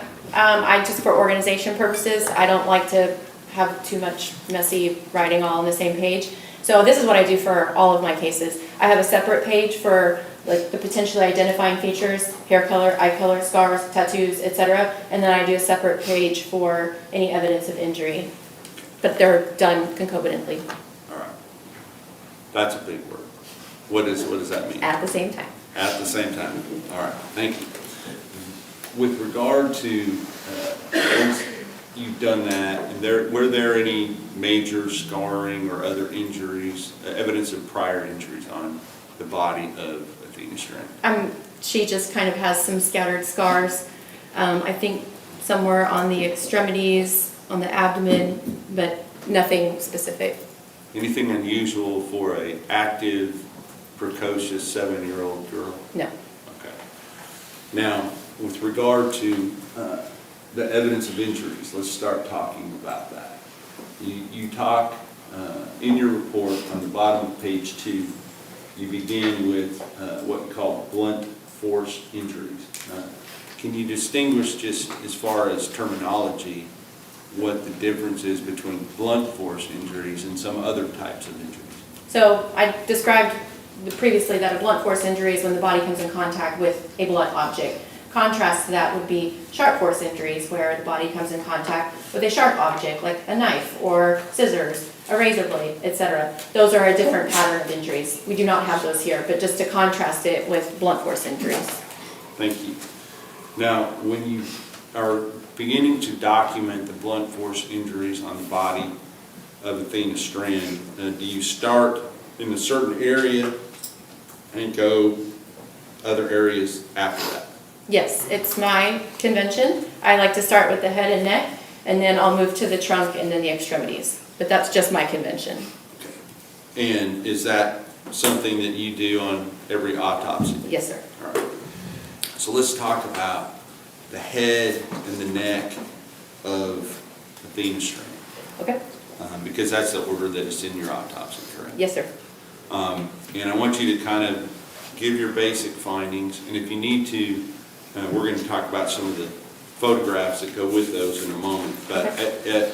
if you need to stop and explain a word, because you know we all won't understand it, if you do that, I'd appreciate it. Sure. So I'm just going to kind of read what I have written here, but for the head and neck area, so starting with on the forehead, there's a 1.5 inch focus of patterned abrasions that are on the right side of her forehead. So they're abrasions because they're a superficial injury of the skin, but they have this zigzag, almost like a tread-like pattern on the right side of her forehead. And then she also has a 3/4 inch contusion on the middle of her forehead. She has a 3/4 inch contusion above the lateral aspect of her left eyebrow. She has more of those patterned abrasions, the zigzag patterned abrasions and abraded contusions that actually go across both of her eye areas, across the entire nose, from the root to the bulb. This is the bulb of the nose for me. And also across her mid-face, including the cheeks, the philtrum, which is the space between the nose and the upper lip, and she even has it a little bit on her upper lip as well. She also has a 2 by 2 inches abraded contusion on the right temple area of her face. She has a linear abrasion that's 1 1/4 inches just below her left eye. She has a 1/2 inch pale blue contusion of the left cheek that is just anterior to her left ear. She also has a small contusion, it's a 1/4 inch, that's on the helix of her ear, which is the loopy part of your ear. And she has a 1/2 inch contusion on the posterior aspect of her left ear. And then she also has a red contusion just posterior to her left ear, kind of in this area. She has a 3/8 inch contusion of the lower left cheek. She has a small contusion, it's 1/8 of an inch on the right side of her upper lip. When you actually pull up the upper lip and you see this flap of skin that connects the lip to the gums, that's called the frenulum. Just left of that, she's got another contusion of her gums in that area, that's 1/2 inch. She has a very small superficial laceration on the interior of the left side of her lower lip. That's 1/16 of an inch. And then she also has, I'm just going to be real, instead of being descriptive, she has what look like bite marks. It's really a curvilinear series of lacerations that correspond with her upper teeth. She has bite marks on the surface of her tongue. There is a 1 inch linear abrasion on the submental region of her head that's under the chin. She's got a contusion of the right side of the submental region of her head. And then she has a 1/2 inch focus and then a larger 1.5 inch focus where the skin is kind of a discolored gray-brown. And that also had a pattern of abrasions that is different than the zigzag pattern I was seeing on her face. This pattern is square and it looks more like a grate or like a mesh pattern, and that's on the left side of her jaw. She also has more of those zigzag tread-like patterned abraded contusions across the anterior aspect of her neck and the middle of her upper chest. And then she has a 1 3/4 inches linear abraded contusion of the lateral aspect of the right side of her lower neck. And then on the back of her neck, she has a little focus. It's a 3/8 inch abraded contusion, but there's more of those floor petechial hemorrhages that you can even see on the back of her neck. All right, that's a whole lot. Yes, sir. Was there any area on her head, neck, shoulders, face, back of her head, top of her head, back of her back, top of her chest, shoulders that did not have some evidence of injuries? All of those areas had injury. And can you render an opinion as to whether those came from one blow or more than one blow? No, that would be indicative of multiple impact. And I don't know if you took the time to go through and count how many times that she would have had to be impacted to have the kind of injuries that you saw. But do you have some number in mind? Multiple. Would you say you saw 10 injuries, more than 10 injuries? That's the answer, Your Honor. Sustained. All right, so we're going on to the next. Well, let's talk about the photographs first, okay, with regard to these injuries. State's Exhibit number 242 and 243. What area of injuries are we looking at in those two photographs? I'm sorry, you started with State's Exhibit 242 and ended where? And 243. Just those two. Yes. State's Exhibit 242 is a photograph documenting the injuries on the forehead that I just described. State's Exhibit 243 is also injuries on the forehead that I just described. And do those particular injuries, you said that they had some type of pattern to them, is that correct? Yes, sir. And can you describe what you're looking at there as best you can for the jury? Just how I said it, it's a kind of a zigzag pattern. It almost looks like tread of some sort. And in those photographs, as well as State's Exhibit number 245, do you have, I guess this is true in all your photographs, do you have some type of measuring device in the photograph so that you can give a reference when you're looking at it as to how big or small those tread patterns are? Yes, so all of these photographs have a sticker that has a 1-inch scale on it, also with a unique identifying number for the decedent, so that when the sticker is right underneath the area that you're documenting, you can have an idea of the size. And I asked you before, of the photographs that we have available to us, was there one particular photograph that you felt like could best show this tread pattern that you are referring to? I mean, there's several. If you want a close-up or if you want a more global. But one that has the measuring device close in proximity so that you're able to see it well. Yes. And which number is that? State's Exhibit 245. Okay. And so if you just take that one out of the notebook and just set it to the side, if you would. Not the Just picture the itself, the whole page.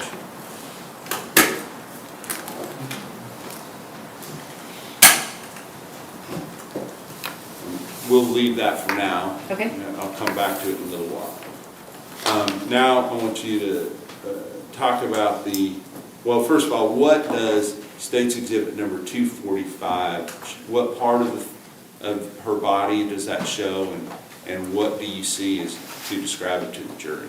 It's primarily her face, and there is the sticker I was just talking about with the scale. It's just under her lower lip, so you can just see all of the injuries that I previously described that are on her face. And this tread pattern that you're observing, did it appear to be like one single placement of that tread pattern or more than one? More than one. Okay. And is there a difference in your opinion to stomping injuries versus pressing injuries? Yes. And can you tell the jury what that is? So in my opinion, it would be stomping is with the foot but has force to it, whereas pressing, I mean, that doesn't necessarily have to be the foot, but pressing means it's just held against the surface of the body, not with any sort of force. Okay. Well, I'm trying to determine, you say not with any sort of force, does it take some force? Some degree of force, correct. In order for these injuries to be visible? Yes. Okay. But would you expect other associated injuries if it were stomping versus pressing? Yes. And what would those associated injuries be?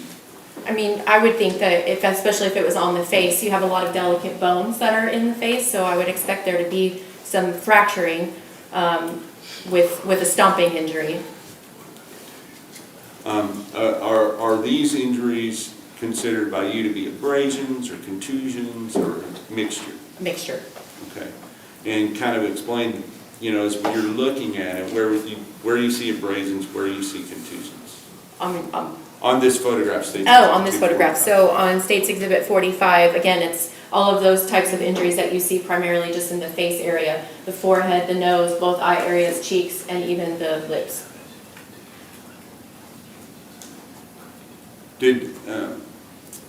Where's there associated damage? You say contusions goes into the musculature. Yes. Is there contusions associated with these injuries in her face itself? Not from this picture. She had some contusions that, well, that's not true. She had some on her forehead. She had one on the lower left cheek area, on her right lip, and then also under the chin.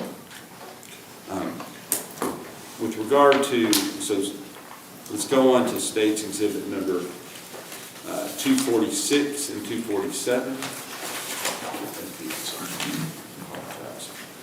246, 247, could you describe what those are? These are both photographs of the right side of her head. 246 is kind of further away. 247 is more up close. And you can see the blunt force injuries I described previously that are on the right side of her head. And on the right side of her face, as well as on the front of her face, did she have this same tread pattern that you can see in the photographs? Yes.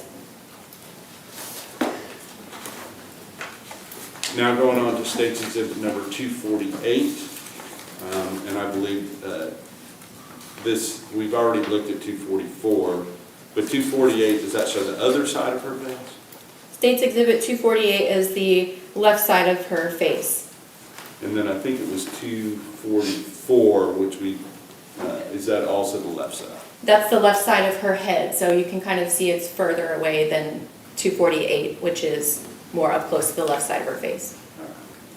And you described some of the contusions, I think, were on that side of her face. Yes, sir. And for a contusion rather than abrasion, is it more or less force that is generally needed to cause a contusion versus an abrasion? More. Okay. Now, on that same side of her face, you described, and I'm going to refer you to States Exhibit number 249, you described something around or associated with her left ear. Yes, sir. Okay, could you describe what that is? So she had let me find it in my report.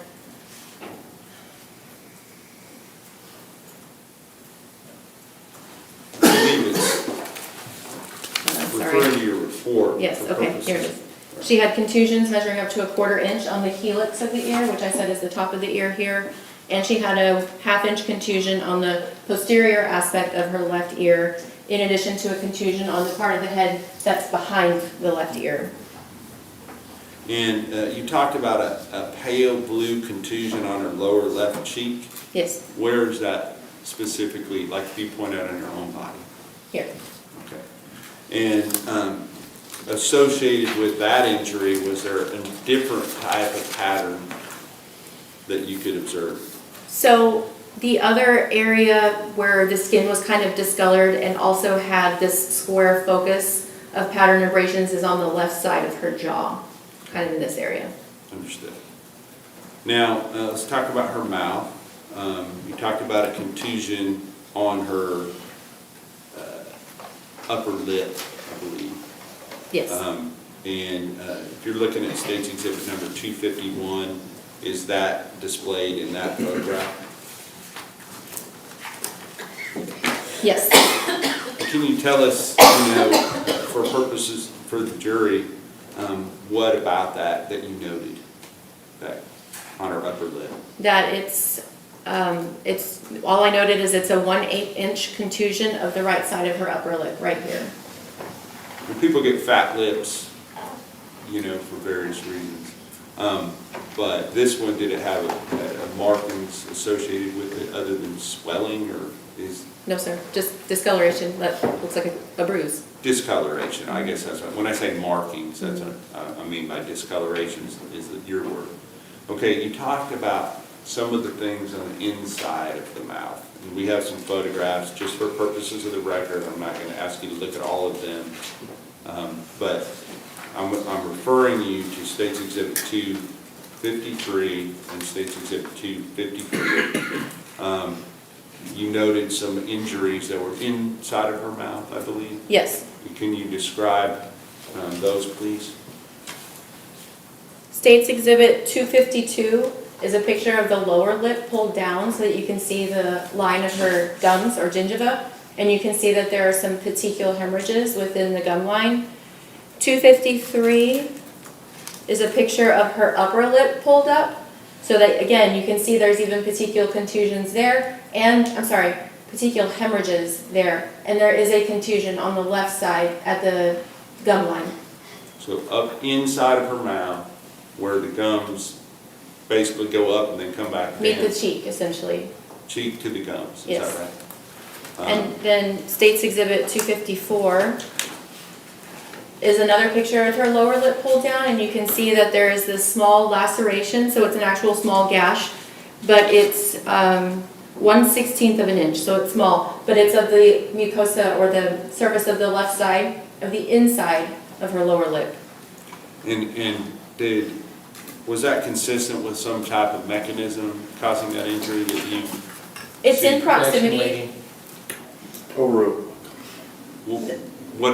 What do you believe caused that, or could have caused that? That laceration is in proximity to one of her mandibular teeth, so it's possible that that's from impact with the tooth. Okay.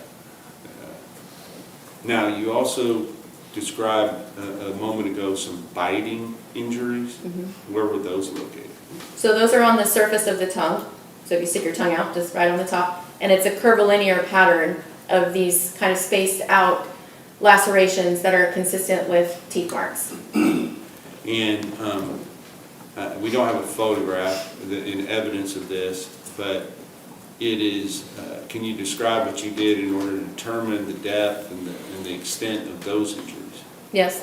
So part of the autopsy for everybody, we actually will remove the neck organs, including the tongue. And so when that occurred, I could see the bite marks, and if you actually dissected down into the musculature of the tongue, there was even some hemorrhage right underneath those lacerations. So they're real injuries. The body reacted to them. So, and we probably would go into this at some point, but is there a way that you can tell if somebody is still alive when they receive an injury versus already deceased? So with antemortem injuries, so before the person is dead, I mean, you're probably familiar with this. When you get a scrape, your body reacts to it and it becomes red. But in the postmortem period, the body's not reacting to it anymore, and so it takes on a more dried, kind of tan brown appearance because there's no vital reaction to it. So you can tell if an injury is sustained antemortem or if it's postmortem. An antemortem, what does that mean? Before death. Okay. And so because there's bleeding associated with it, correct. Is that right? Is that the type of injury that you saw on her tongue? Yes. That there was bleeding associated? Yes. And you talked about the hemorrhage that took place associated with this injury. Would that take some type of force of her biting down on her own tongue for that to occur? That's possible. Okay. Well, you said teeth marks. Did it look like it was somebody else's teeth marks? No, no. Okay. Right, so it would have been her own. Yes. Clamping down on her own tongue. Is that yes. correct? All right. Now, with regard to going on to, I guess, down the neck a little bit.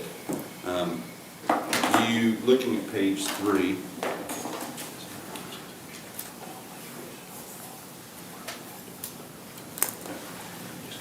good point. Every injury we've talked about so far, those are those, of those classifications, ante-mortem versus post-mortem. Can you tell us what those injuries are? Ante-mortem. Okay. So prior to death? Yes. All of those blows Yes. on her head, her face, her shoulders, her neck, back of her head, top of her head, all occurred ante-mortem. Is that right? Yes. And for purposes of the record, or for the jury, does that mean while she was still alive? Yes. Looking at page 3,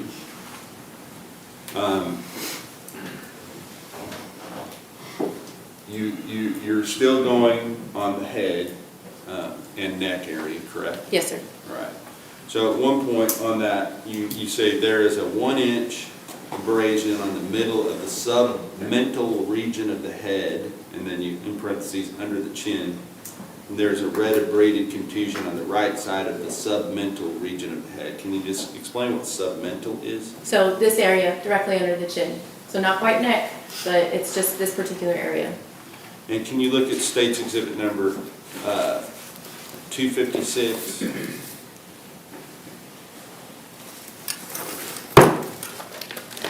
Yes. And is that display the injury we're talking about? Yes, sir. And can you describe for the jury what you're looking at, please? So this picture is of directly under the chin, the submental region of the head. The little marker with the case number and the scale is right underneath it. And what you can see is that 1-inch linear abrasion that's on the middle, and then you've got an abraded contusion right next to it on the right side. And then we already talked about 250. You said there was a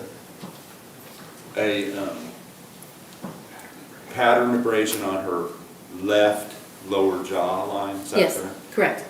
Different than the zigzag pattern. Yes, sir. Going on, you stated there is a diffuse band-like distribution of zigzag tread-like pattern of braided contusions extending across the anterior aspect of the neck and upper chest. Yes, sir. Can you describe, or in layman's terms, explain what that means? So the same kind of zigzag tread-like patterns that I described on the face, you can also see across the anterior aspect of the neck and even just into the upper aspect of the middle of her chest. And are those something that is difficult to see, or is it something that is plainly apparent to you? It's pretty obvious to me, yes. Okay. And those injuries, if you're looking at 257, 258, there is no 259, and then 260. If you look at those and tell me whether or not those fairly and accurately represent that injury that you just described.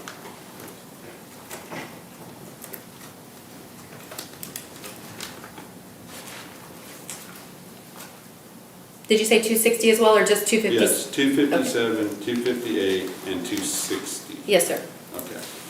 On 260, do you see a little bit more defined area on part of that photograph that is not necessarily part of the zigzag pattern, but is something that you noted? Yes. Can you tell us about that? So this picture, you can see the zigzag pattern across her anterior aspect of her neck and middle of the upper chest, and then there's also what looks like a contusion kind of right here at the kind of at the base of the right side of her neck, almost the anterior aspect of her right shoulder. Is it, and when you say contusion, is that something that you then, during your internal examination, determined that that was below surface level? Yes. Okay. And were there other contusions across her neck and chest area, clavicle, that were different from the zigzag patterns? Just that they weren't patterned, but you had abraded contusions, abrasions, contusions, all in that area, yes. And abraded contusion, what does that mean? It's kind of a mixture of both an abrasion and contusion. Okay, I got you. Now I understand. I'm thinking of like hair braids, so it's abraded. Abraded. It's an abrasion Yeah, slash. abrasion. Mm-hmm. Gotcha. Understand. So let's talk about. We're still on the head and neck. Let's talk about the back of her body. Okay. Tell us what you observed on the back during your external examination. What did you observe on the back of her head, neck, shoulder areas? Well, I already mentioned that the back of her neck, you could see a 3/8-inch abraded contusion, and also you had more of those petechial hemorrhages. But then on the back, you have a mixture of contusions and abraded contusions, and then you also have these area of confluent abrasions that actually have a different appearance than everything else. They have a more post-mortem appearance. Okay, so there, on the back itself, there was some antemortem And post-mortem. and postmortem. Okay, and for those injuries to occur, would there have had to have been some type of force?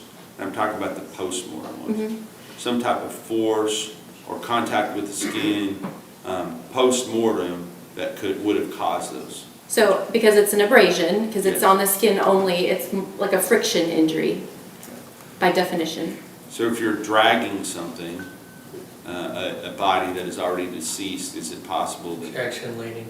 Don't lead your witness. What are your opinions about whether or not dragging a body that is already deceased might be able to cause those type of injuries? That's one possibility.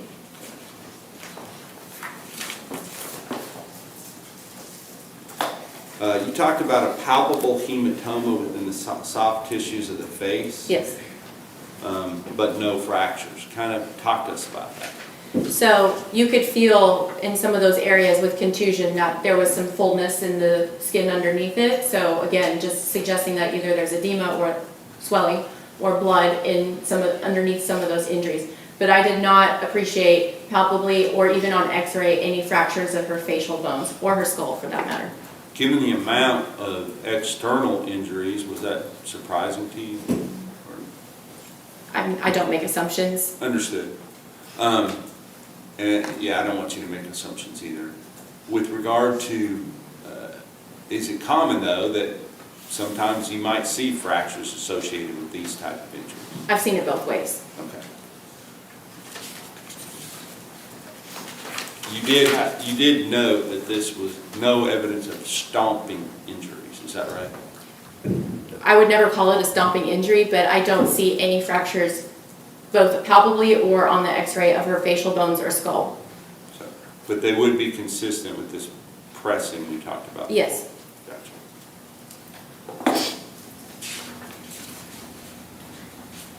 All right, let's talk about the trunk.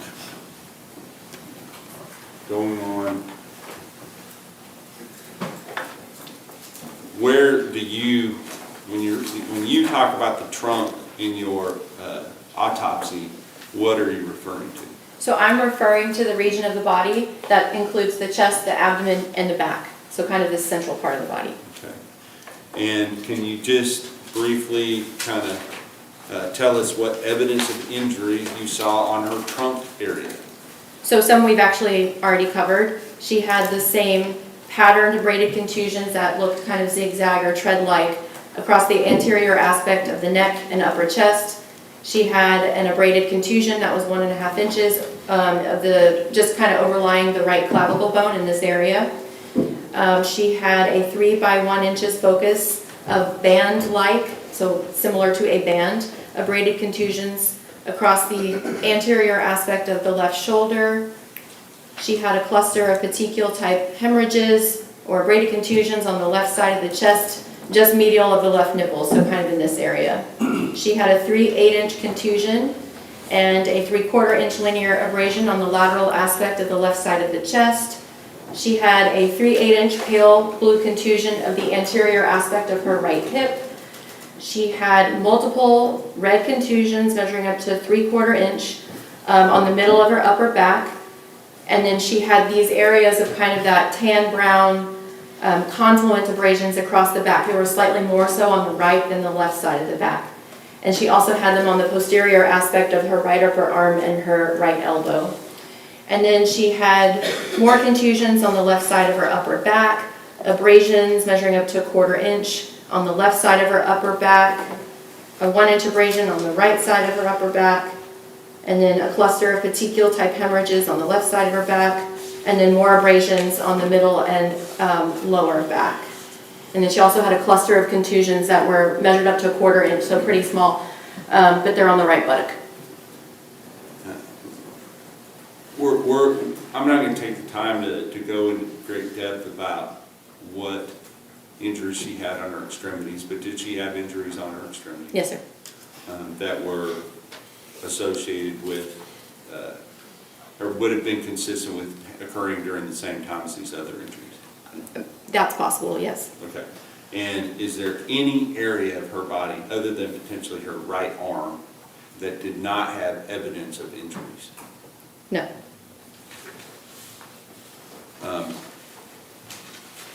Those photographs that we're referring to as far as the trunk goes, if you look at 260, I think we've already talked about that, but look at 264, 265, did those show some of those injuries?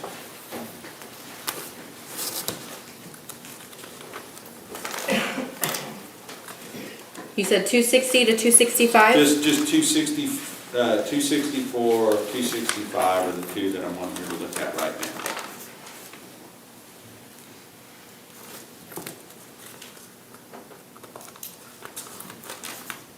Yes, sir. And I want to specifically ask you what is depicted in State's Exhibit number 265. So in 265, it's a picture of her entire back, again with the small tag that has the unique identifying number for her and the scale. And you can see kind of the multiple abrasions and contusions that I described on the back, including those areas of confluent abrasions that kind of have a different tan brown color to them that I think are post-mortem. So some were ante-mortem and some were post-mortem? Yes, sir. And is it hard to fall down or whatever, if you bump up against something, is there going to generally be one particular place where it comes and impacts your body?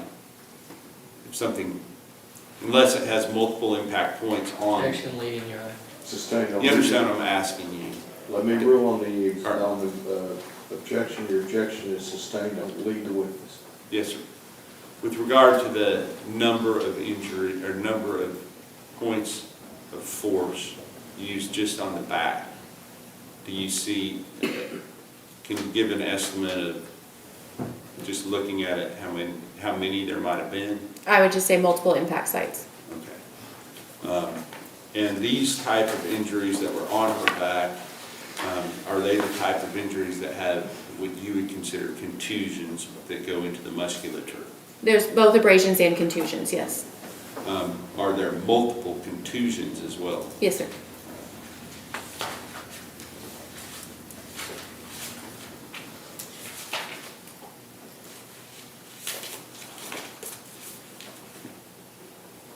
You're right.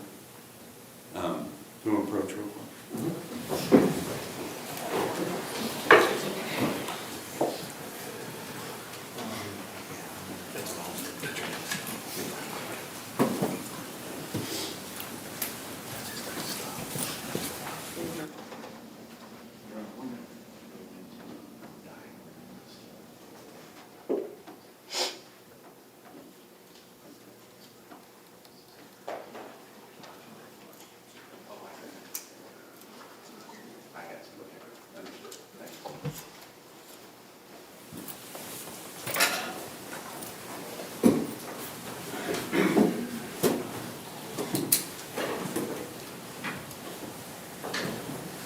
So looking at the rest of your autopsy, right now we're on page 3. Looking, continues on to page 4. and you talk about evidence of asphyxia. Yes. Okay. Because ultimately, what was your conclusion as to the cause of death in this case? So, the complete statement I made for cause of death, she died as the result of blunt force injuries with smothering and strangulation. And so are smothering and strangulation a form of asphyxiation? Both are, yes. Okay. And so evidence of asphyxia goes to that conclusion, is that right? Correct. And so if you would kind of explain for us what we've already talked, I think, about the generalized congestion, but other things that went into your opinion that for the evidence of asphyxiation. Yes. So again, she has generalized congestion of the head and face. She's got petechial hemorrhages in her scalp, in her facial skin, in both of her eyes, in the gingiva, and even on the posterior aspect of her neck. And she also has petechial hemorrhages on the skin behind both ears. And then she also has florid petechial hemorrhages within the skin of the anterior aspect of the neck and upper chest. And then also, not to forget, she has those patterned abrasions, abraded contusions that go over the middle of her face, including her nose and mouth. And so what would you call it if you have something where a person's airway is blocked? Is that smothering or strangulation? Okay, so smothering is with the upper airway, the nose and the mouth being covered. Choking is the airway is occluded by like an object, or just something within the back part of the oral cavity. Strangulation, however, means that there's pressure on the neck, and you have the airway and the vasculature in the neck. And so let's go a little further than just evidence of asphyxiation. You said with smothering and with strangulation. So let's talk about those two things. Yes, sir. What are the evidence of smothering, and what is the evidence of strangulation? So your evidence of smothering is essentially you have these injuries that go across the nose and the mouth. So that would be supportive of that, in addition to all the features of asphyxia. And then furthermore, for strangulation, that's part of the looking at things internally. I don't know if you want me to go into that. Yeah, let's go ahead and do that. We're not going to show any photographs to the jury of any internal examination, all right? But I do want you to talk about that with regard to how you can tell that there was smothering and or strangulation. So the smothering I just covered, but for strangulation there's a specialized dissection that we can perform where we actually look at the musculature of the anterior aspect of the neck, and we look at it layer by layer, and you're looking for evidence of hemorrhage in the musculature. And then in addition to that, you're looking at the cartilaginous structures of the airway. So if you feel here, the windpipe, that's what we're looking at. And sometimes you can see fractures of that in strangulation. But essentially, I did that specialized dissection in this case. Yes, okay. And and is that part of the evidence that you took into account as far as making your findings? Correct. Okay. Now, as you, so we had the evidence submitted we've already talked about, and then you talked a little bit more about your internal examination just a moment ago. But let's talk about that just a little bit further, and what other areas did you examine internally that gave you evidence of possible injuries? That what I just described, the anterior neck dissection that I performed for her. Understood. But there was also an internal examination of, say, the scalp, the skull. Oh, yes. Is that right? Yes, correct. And did that show some type of evidence of injury there? So the scalp, I already mentioned previously that there were no fractures of the skull, but one of the things that we do during the autopsy is we reflect the scalp so that we can look underneath the scalp, and she had multiple points of bleeding underneath the scalp. And what is it that causes that type of bleeding? Impact. Okay. And you said there were multiple points of bleeding under the scalp, is that right? Yes, sir. And so is it your opinion, what is your opinion based upon that, as far as the number of impacts? Oh, still multiple. Okay. Okay, let's stop for lunch, okay? We will start back up at 5 after 1, or close to it. See you now.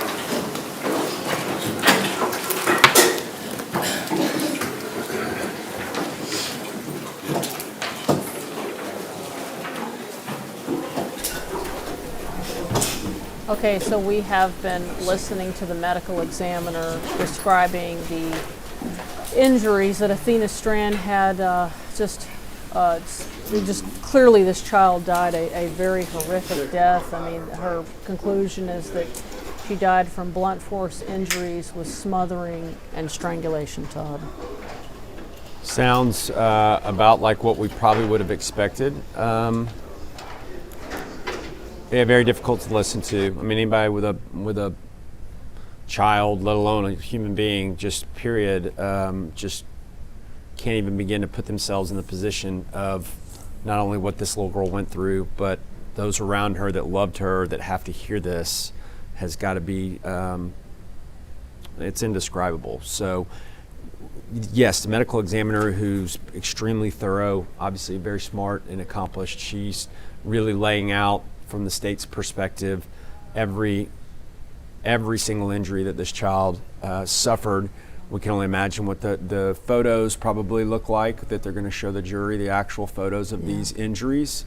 But it's pretty tough to listen to. It is really hard, and they're being very clear to make it extremely apparent that these injuries were before she died. Right. Right. Because they keep asking the medical examiner these ante-mortem or and post-mortem. You just have to hope from a humanity standpoint that at some point she lost consciousness and she didn't feel any of it, because it sounds like she just had abrasions, contusions, marks, lacerations. Actually, she didn't have any lacerations. She had no sharp object injuries, just blunt force. Did he use his hands? Did he use his foot? Did he use a rock?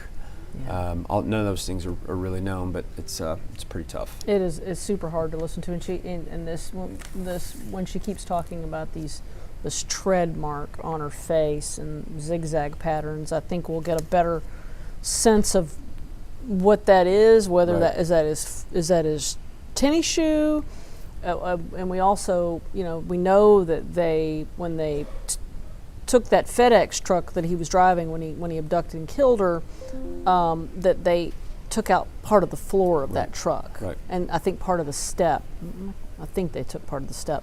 So we'll get some better sense of, and I what assume that matches up with. That would be, what kind of witness would that be that would testify to that? As to what the cause of those marks are, that you're getting real kind of past the point of what can be testified to, because unless someone has direct knowledge as to what would have caused that, it's kind of just an assumption, or I think, and I'm not sure that would be enough for the defense not to raise an objection that would be sustained. So I don't know how they're going to be able to establish what would have caused the marks and the bruising and the stuff on her body. Right. And then also they said that, I'm trying to find a delicate way to say this, but basically it sounded like they were indicating that there was not evidence of sexual assault on her body. I think that's correct. And yes, the medical examiner was very direct when saying that there was no sign of any visible trauma to her genitals or her anus. But they did, they're going to test the DNA anyways, so they're going to see, we heard about a strand of hair, and we've heard some other things that might try to link him in that direction. Maybe he tried to sexually molest her and never got away with it. Maybe he got caught. Maybe somebody was coming before. Who knows? But she did say very clearly that there was nothing about the autopsy that indicated sexual abuse. Right, and they said, and of course I keep going back to the opening statement, the prosecutor said that there would be his DNA under her fingernails, and DNA in places where there should not be his DNA. Right. Again, my mind has an idea where that would be, but I don't know that they've not delineated, what that might be. And so, of course, folks, we started off, I'm going to start by introducing myself. I'm Tanya Iser, a senior reporter here, a senior investigative reporter at Channel 8. This is Todd Shapiro, who's our legal expert today.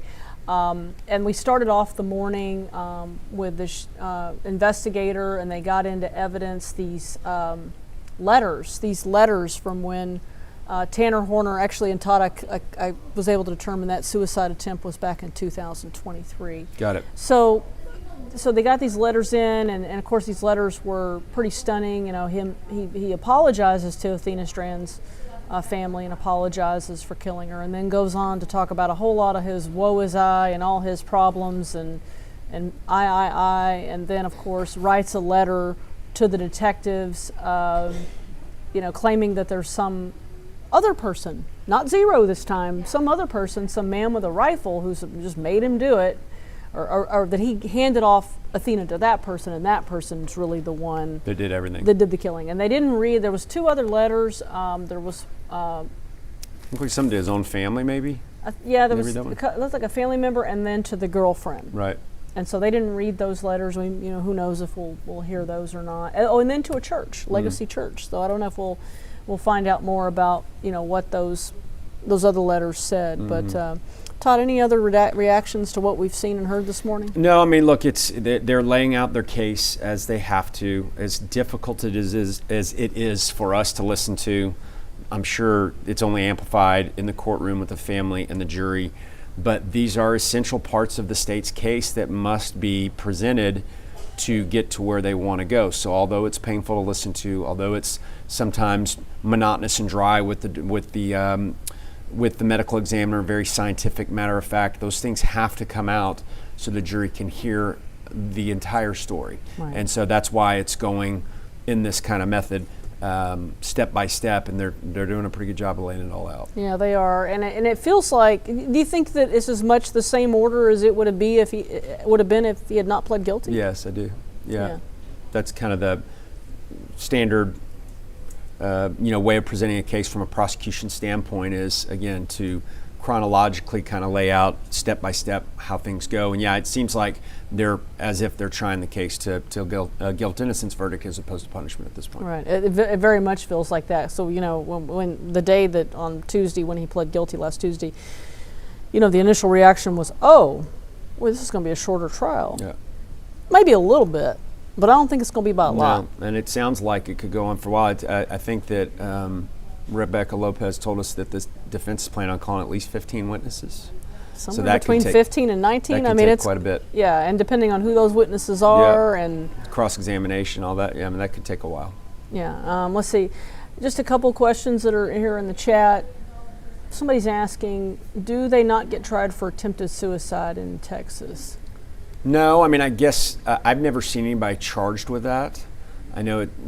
I guess it's a law. I'll take the word for it. But I don't ever. I can't recall ever a time where I had either a client or somebody in a situation where they tried to take their own life, and then once they recovered, they were charged with the crime. Well, and the reality is that why would you do such a thing? Especially for him. I mean, it's like giving him a speeding ticket. He's got way bigger problems.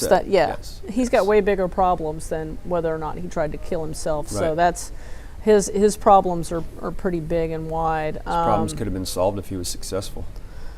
Well, that's true. Yeah. I mean, that would have been the easy way out, though. Well, I'm still thinking that at some point we'll hear more about that. Right. It's just I don't know if they have another witness where they're planning to bring that in. It seems like we'll still have the medical examiner on the stand after we get back.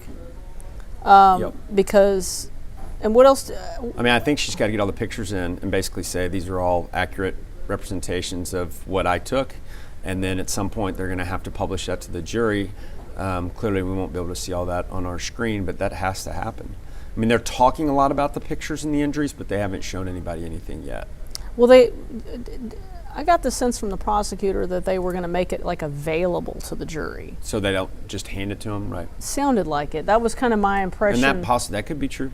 And the jury could decide once they start deliberations whether they want to see that evidence or not. Okay.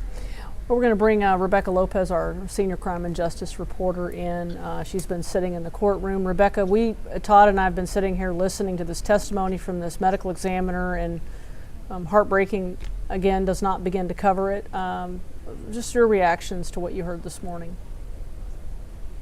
Yeah, Tanya, the details of the medical examiner are just very troubling. This little girl, I think the most poignant part of all of this, and what I found really heartbreaking, is when the prosecutor asked the medical examiner if there was any part of her body that didn't have contusions or bruising or injuries.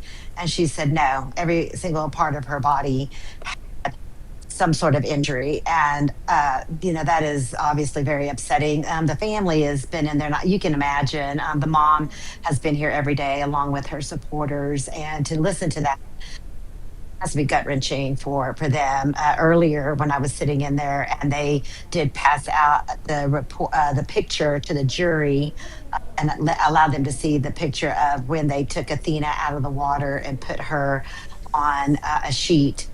The family didn't see that picture. The jury did, but when it was described, the mom started crying, as you can imagine. It's very emotional today for everyone here, and the jurors seemed very upset by just the picture of Athena's body on that white sheet. So I can only imagine having to look at those autopsy reports, which again, they're not going to make available to the jury during the trial, but will be sent back with them. My understanding is during deliberations, if they want to look at it, they can. Right, and you can see why they would do that. I mean, at a certain point, it's, once you've seen, I don't want to say one picture, you've seen it all, that's not true, but it's just... How many times we need to take a look at the same tragedy, right in front of our eyes? We get it, she's gone, and she was killed in the most violent and brutal way. I think we can establish that by just a few pictures instead of hundreds. Yeah. Yeah, it kind of reminds me, Tanya, of Uvalde when we were in Corpus Christi for that trial. Same thing. They didn't publish the pictures or didn't give them to the jury of all of the autopsies, and even some of the more troubling video was never presented to, because I think just by the evidence they showed, we all know and got the picture of how those children died, and I think that's going to be the same case here, Tanya. Yeah, okay. And obviously it sounds like the medical examiner will still be on the stand this afternoon. Any sense on how much more we have from her, and what else we're expecting today? No, I think that they're probably wrapping up with her, and we are expecting some other witnesses as well. Do we have any sense later of today who they might be, or? Not yet. I've been trying to get a witness list. The only thing that I know for sure is that the last witness for the prosecution before they arrest their case will be the person that's going to present the audio from inside the van of Athena being killed and her death. Do you have the impression that the mom's going to testify or no? I'm not sure. Typically, sometimes you do hear, from the parents during the punishment phase, and that's usually when we do hear from the families. Based on just her demeanor in the courtroom, it's been very, very difficult for her. So will they put her through that? Is it necessary? I'm not sure that the prosecution's going to do that.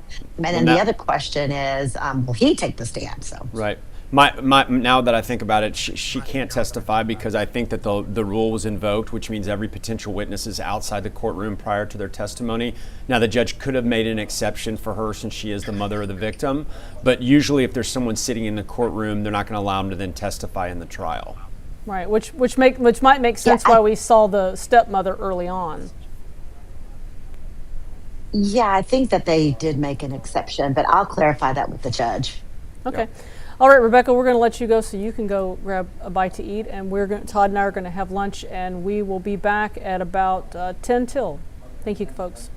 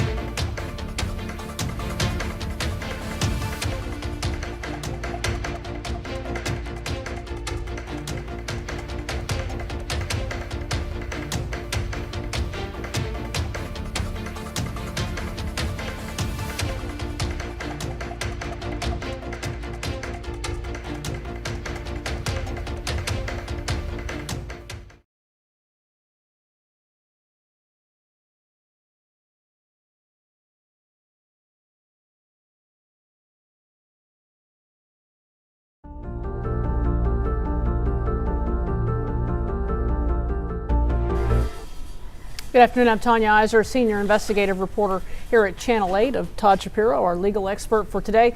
We have been listening to the medical examiner right before we went to lunch, the medical examiner talking about the trauma that was done to Athena Strand's body and her ruling that Athena died from blunt force injuries with smothering and strangulation. She described bruising and contusions all over her face and neck and head and back and just all over her body, and indicative of a very violent and horrible death for Athena. And we also heard the first thing this morning from a sheriff's investigator talking about and getting into evidence these letters, and the letters that he wrote to Athena Strand's, one of them to Athena Strand's family, where he says he's sorry but then talks a lot about himself.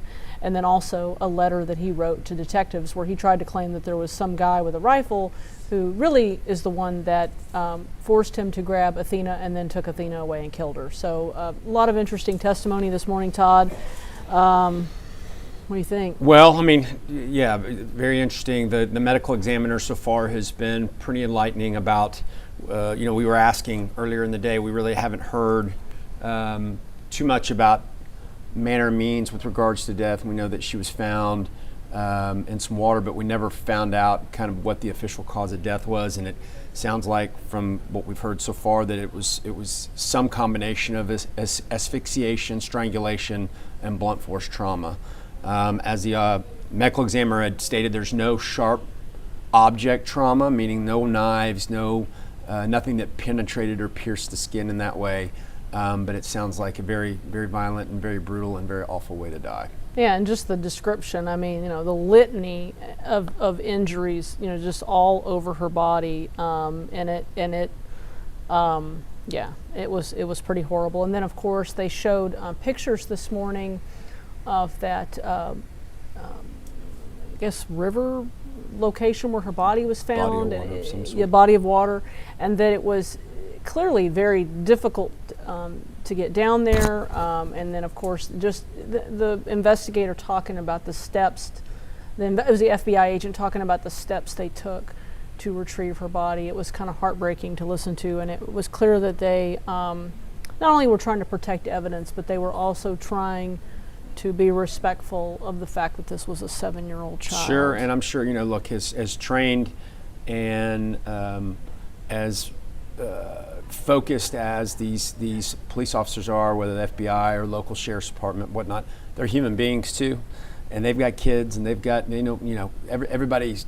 There's nobody on planet Earth that doesn't feel something when you talk about a death of a child, and for these first responders or these investigators to find her in the state that she was in had to been very difficult for them as well. Oh, I cannot even imagine. How do you think that with the jury, they got this kind of like a 1-2 punch, these letters? Yeah. I mean, I think they're kind of going back and forth to try to highlight the actions and then the mind, and so they're trying to provide some insight as to who this guy is and what he's about, and so they're obviously going to produce information at the trial that's going to be very damaging to the defendant. I guess we were told that we're going to probably hear some jail calls as well as Facebook posts that. Tanner seemed to be extremely talkative in many different ways. He talked to the police, he talked in letters, sounds like he made phone calls and Facebook posts. So getting an insight or a glimpse into the soul of this person or lack thereof is pretty apparent. Yeah, Rebecca Lopez texted us because we had asked her at the end, right before we went to break, she was going to try to check and see what we could expect this afternoon. Of course, we're going to hear more from the medical examiner, more about what the autopsy found. And then Rebecca said that, as Todd mentioned, we're going to hear some calls he made from the jail, and then also Facebook posts that Tanner Horner made. So again, like you said, the kind of the compare and contrast between what this autopsy shows and his state of mind. I thought it wasn't possible for me to be more shocked in this case. I thought after last week, watching him call the Texas Rangers back down to the jail to tell them that he would like a monitor and take get out for Christmas with his son, I thought I couldn't be more surprised. I was wrong. because those letters were really kind of took the cake, because that was, I didn't know those. Well, they had mentioned there were letters, but I didn't know that I wasn't expecting them to say what they said. I don't know what I thought, but. And I anticipate that the jail calls as well as social media posts is going to fall in line with the type of things that we saw and heard in those letters, just to continue to hammer home the idea that this is a sick, twisted, narcissistic, dangerous monster. And so that's what they're trying to paint him as. Well, I think they're pretty successfully doing that, and it will be very interesting to see what the contents of these calls. It was one of the things Jason Trahan, who's one of the producers who's helping us with this live stream, is also, by the way, he's live blogging this, so you guys should check it out. If we miss something, he's live blogging it. Brought up that so often defendants forget that every single jail call is recorded. I can't tell you how many trials I've sat through where they play these jail calls in court. Yeah, I mean, that's the first instruction any attorney's going to give their client that's in custody. Hey, we'll talk about this in person, whether it's me coming to see you at the jail or whether you get out on bond and we're able to discuss it in my office, but by no means are you to even discuss with me, because my calls with him, my calls with my clients in jail are protected. They can't be used in a court of law, but defendants don't seem to get, I still don't want to talk on the phone to you. We'll talk in person. Right. I'd feel more comfortable, but I can't control what they say to their aunt and their mom and their girlfriend and whatnot, and that's where a lot of problems usually arise. Yeah, it does. And when they when they say it can and will be used against you, they mean it. That is absolutely true. And I think I've it's not a joke, but I've said this before. Even if law enforcement wanted to question me, and I'd be innocent, sure, but I promise you, I'm not talking to him. That's right. I mean, you have those rights. I'm going to call Todd and say, "Hey, Todd, what should I do?" You have those rights for a reason, and no one's ever going to criticize you or hold you in disdain for establishing that I have constitutional rights that I want to enact. Okay, so somebody's asking, is it over for today? No, it is not over. We are waiting. The judge told the jury to be back around 1:05, so we're just a few minutes out from that. And we're expecting the medical examiner to take the stand again. And then Rebecca Lopez has texted me and Jason to let us know that we can expect to hear jail calls made by Tanner Horner and also Facebook posts that he made this afternoon.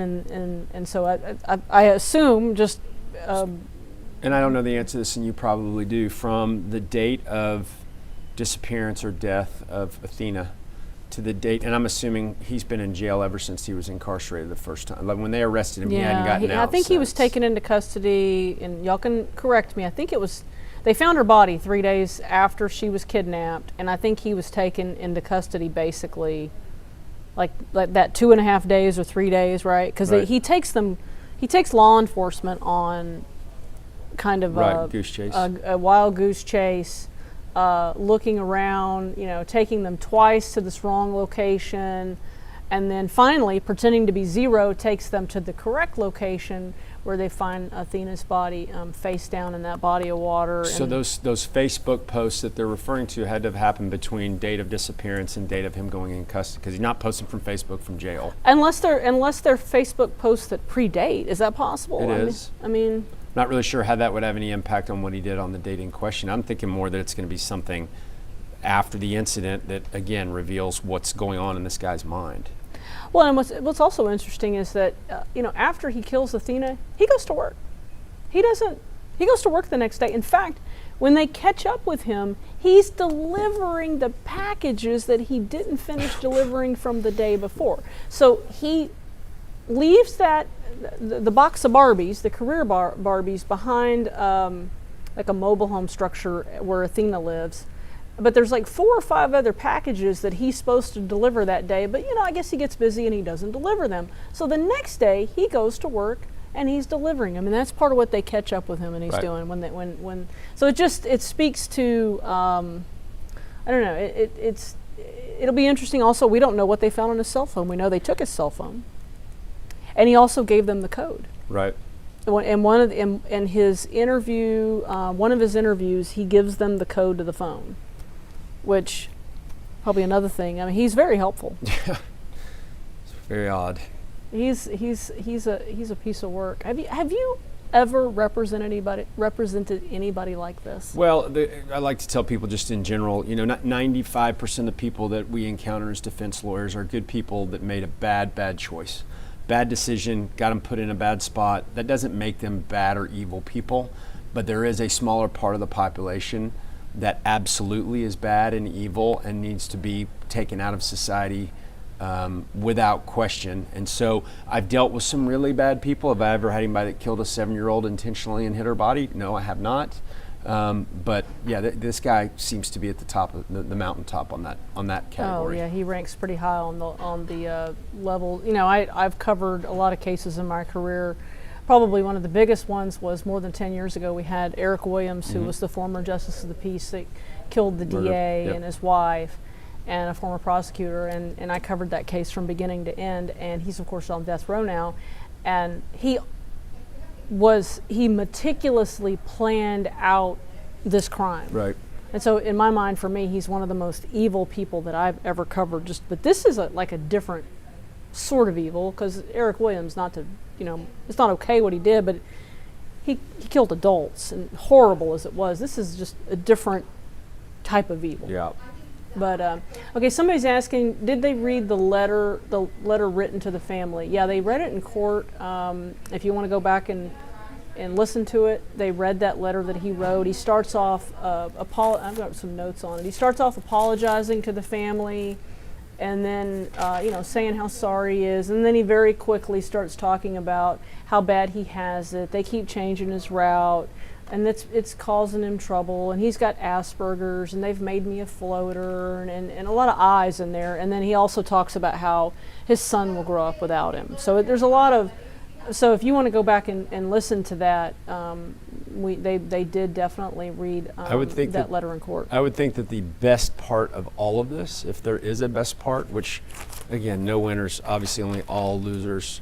If there is a best part, is that boy doesn't have to live with that man as his father, that he actually might have a chance at life, learn from his father's mistakes maybe down the road when he's old enough to digest it. But this bit about my son's going to grow up without a father, thank God. I mean, thank God you don't deserve to be a father. You don't deserve to breathe free air, let alone raise a child. No, and I just want to directly address Autumn Fragrance. I've been watching your comments. The evidence has shown that he did not hit her. He did not hit her with that FedEx vehicle. They have, and we're going to, at some point, the jury is going to be shown that video, and you can clearly see from that picture of her inside that truck, she appears uninjured. So that is just not true. And okay, now can you guys put up the picture inside that courtroom? Because we're now, you can see we've got a little bit of sound in that courtroom. They haven't started back up. You can see that door is open. That's the door that Tanner Horner is going to come through. Somebody's asking if there's any family or support, I guess, for him. And I don't know. We'd have to ask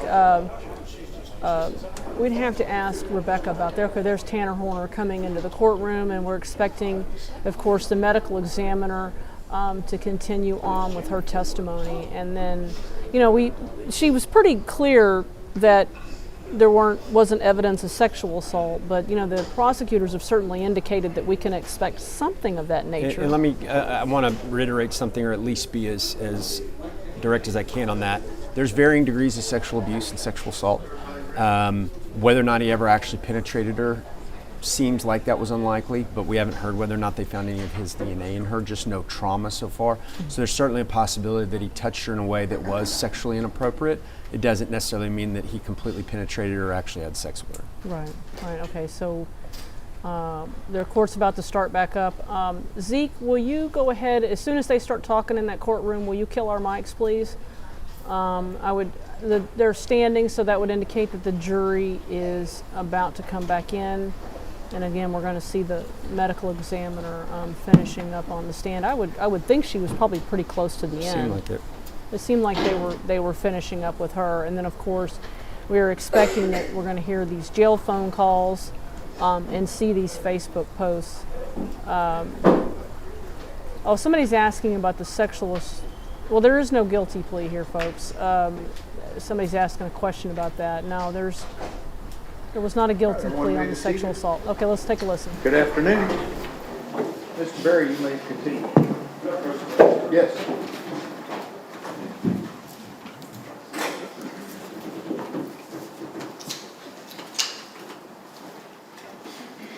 Dr. Blair, you can take that sheet and take number 7 inside here. And then you have the one you would, right? Hand me the book. Thank you. Dr. Dwyer, with regard to these photos that we've been looking at, I'm going to name them off one by one so that we can, when you have a contact sheet, so you know what we're talking about.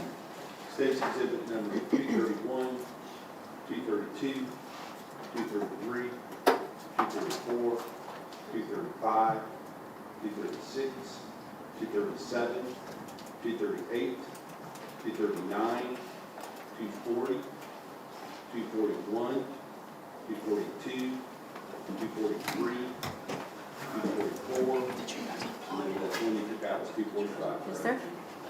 And that one's still going to be off. So 246, 247, 248, 249, 250, 251, 252, 253, 254, and then skip 255, 256, 257, 258, no exhibit for 259, 260, 261, 262, no exhibit for 263, 264, 265, 266, 267, and 268. Those numbers, which I just read into the record, are each of those, Dr. Dwyer, photographs that were taken by you during the autopsy of Athena Strand on December 3rd, 2022. Yes, sir. And do they fairly and accurately represent the injuries that you have been speaking to this jury about? Yes, sir. I will offer those numbers, which I just read into the record, into evidence at this time. Any objections other than those previously given to me? No additional objections. Okay, those objections are overruled. State's Exhibits 231 through 254. State's Exhibits 256 to 258. State's Exhibits 260 to 262. And State's Exhibit 264 to 268 are admitted. Thank you. Hand these back. Thank you.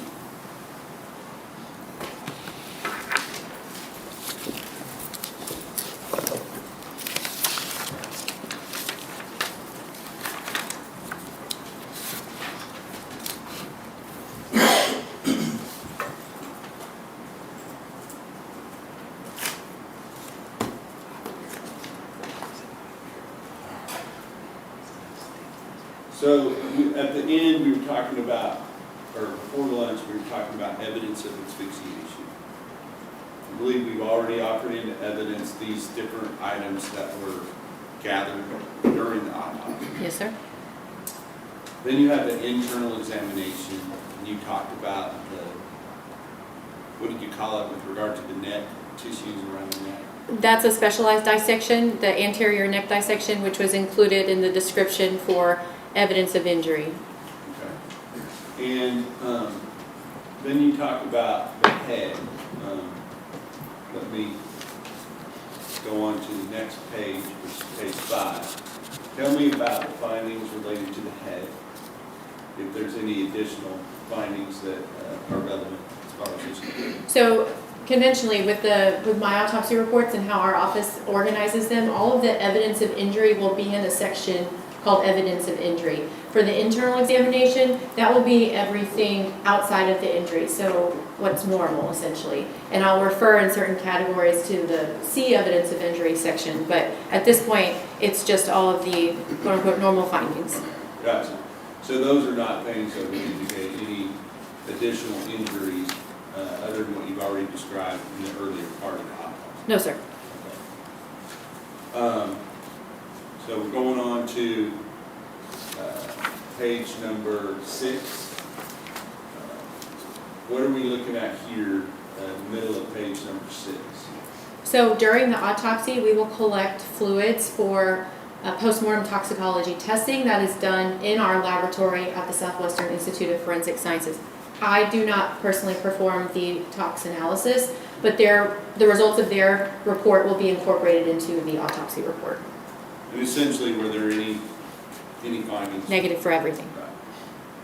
So, going on to page number 7, is this where your findings are summarized? Yes, sir. Okay. So let's go through those. Regarding the blunt force injuries, would you just read the letter and then what the finding is into the record for the jury? So capital letter A are numerous abrasions and contusions of the head, neck, trunk, and extremities, including patterned abrasions and abraded contusions across the midface, anterior neck, and upper chest. Then moving down to a capital B, focal lacerations of the lip and tongue mucosa. Capital letter C, acute subscapular hemorrhages. Capital letter D, acute intramuscular hemorrhages within the bilateral temporalis muscles. Okay. Before we go on to that, I want to talk about these subscapular hemorrhages.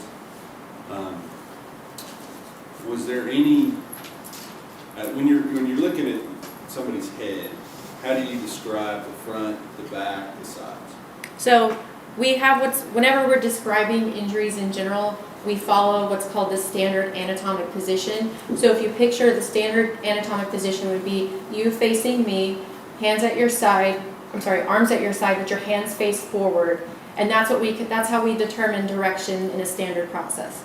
So front of the head would be the forehead, back of the head is the back, and then right and left. But it would be the person's right, not your right as you're looking. That's correct. Was there any of those areas that did not have some type of subscapular hemorrhages? I would say that there was relative sparing of the right temporal scalp, which is this area. Otherwise, you had subscapular hemorrhages under the frontal scalp, the parietal scalp's at the top of the head, and the occipital scalp is the back of the head. And did those come from one or more than one individual impact? That would be multiple impacts. Now, with regard to the evidence of smothering and strangulation, I think we've covered that pretty good so far. Is there anything additional regarding that you would bring to the attention of the jury? No, sir.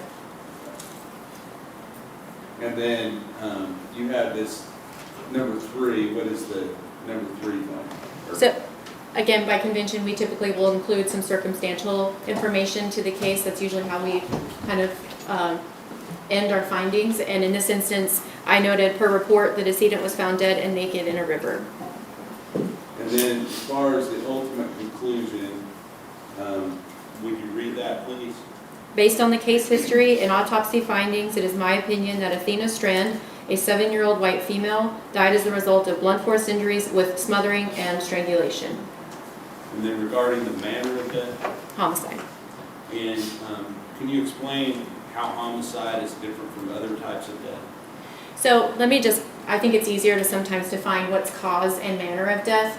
Ultimately, the reason why I'm doing an autopsy is I'm trying to determine why this person is dead, and I'm going to make a conclusion about the cause and manner of death. Cause of death is the injury or the disease that resulted in the person's death. Manner of death tells you how that comes about. So cause of death is free text, it's more wordy typically.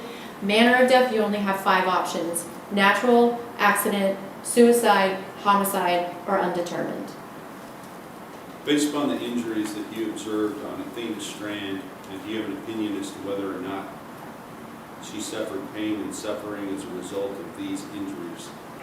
Objection, Your Honor, beyond the scope of her testimony. I'll let her answer. Honestly, yes, I think she did. Now I want to talk to you a little bit more about a specific picture, that one that we pulled out. Okay. And I'm going to show you some other photographs that have already been admitted into evidence. Oops, sorry.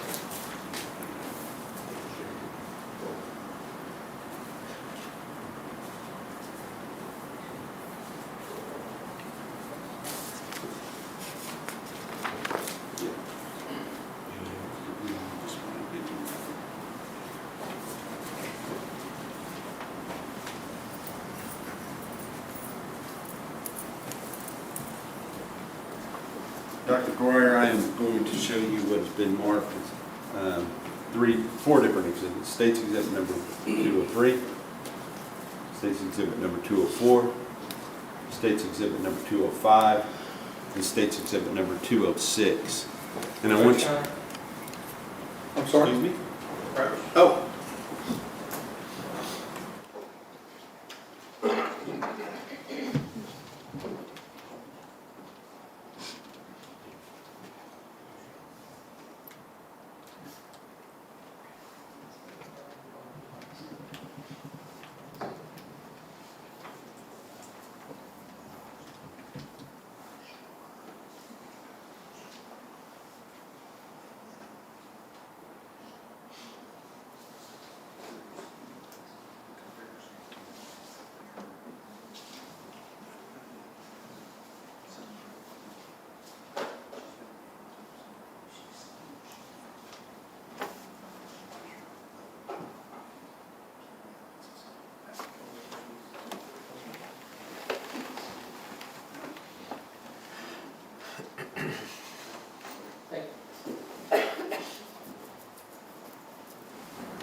Now, you weren't here when these exhibits were admitted, correct? No.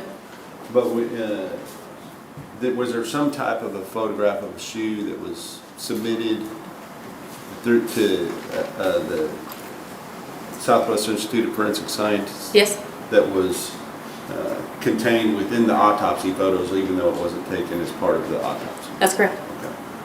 And did you have a chance to look at that compared to the potential injuries in the case? Yes. Okay. Now, I think we're going to just use number 206. Okay. And I want to just discreetly, if you would, just pull. Can she step down, Your Honor? Yes. All right. Mr. Coble, if you and Ms. Anderson need to move, you're welcome to go into the jury. Thank you. Well,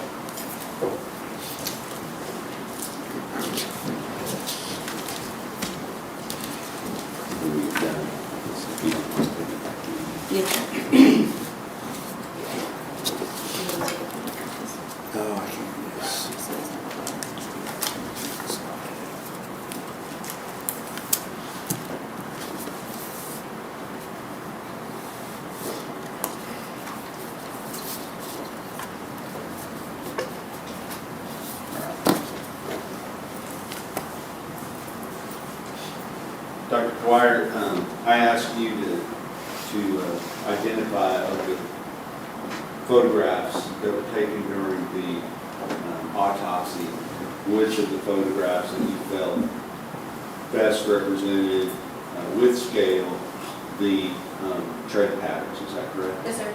And was that this photograph that has been marked as State's Exhibit number 245? Yes, sir. And then this photograph of a shoe tread pattern that has already been marked marked and admitted into evidence as State's Exhibit number 206. Just ask you if you were to compare, I'm not asking you to compare these two, but if you were to compare, do you feel like these would be objects that you would like to look at if you were to compare these things? So, yeah, if I was going to, yes. Okay. I will ask if I can publish these to the jury. yes, sir. All right. And I just want to make sure we're careful that we don't put them in front of anybody but the jury.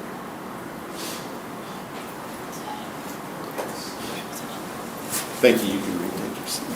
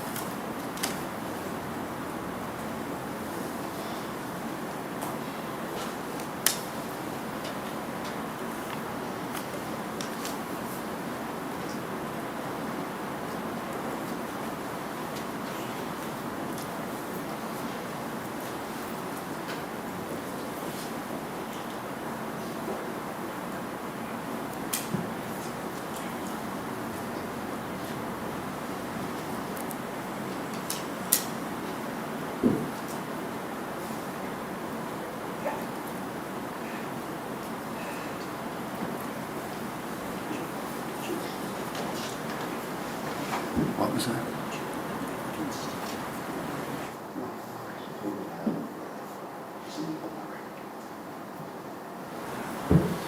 There was it.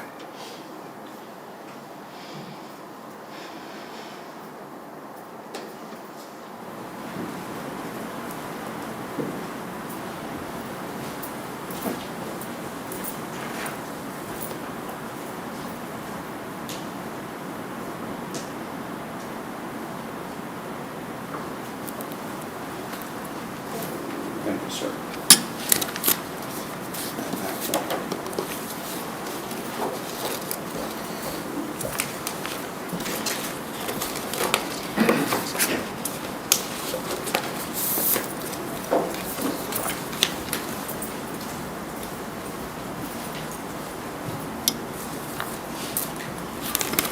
May I publish a portion of State's Exhibit number 272? I'm sorry, 270 what? 272. Okay.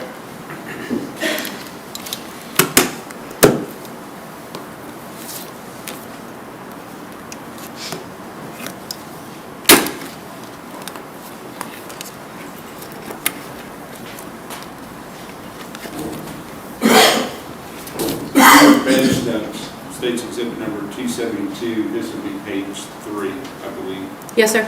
And is this document, while you were doing it, the injuries that you observed on the face and head of the victim, Athena Strand in this case? Yes, sir. And we're not, we're taking, it looks like a man in this picture, right? Right. It's a standard body diagram that we use on our cases. Gotcha. Okay, so I'm not going to ask you to go through these again, but these, if you take these in conjunction with the pictures, does it help explain the things that they're looking at? Yes, sir. Okay. Right. And so, like you documented a moment ago, you said the right side of the head was free of the subscapular hemorrhages, is that right? Yes, sir. But there's still evidence of injury on the right side of the head. Yes, sir. And then the next page being page 4 of that same document. And does this diagram show all of the different evidence of injuries that are throughout the body of Athena Strand that she suffered in this case? Yes, everything but the head, because that's on the previous diagram. Yes. And then this part right here, where it's up and down like that, what does that represent? Those are the confluent abrasions that appeared post-mortem that I described previously that are on the back. But all the other injuries other than that would be ante-mortem, is that correct? Yes, sir. And then, I apologize, I didn't do this before, but I wanted to point out, where you talk about the tread mark patterns here, do you note that here on the nose area? Yes. And also over here on the cheek? Yes, sir.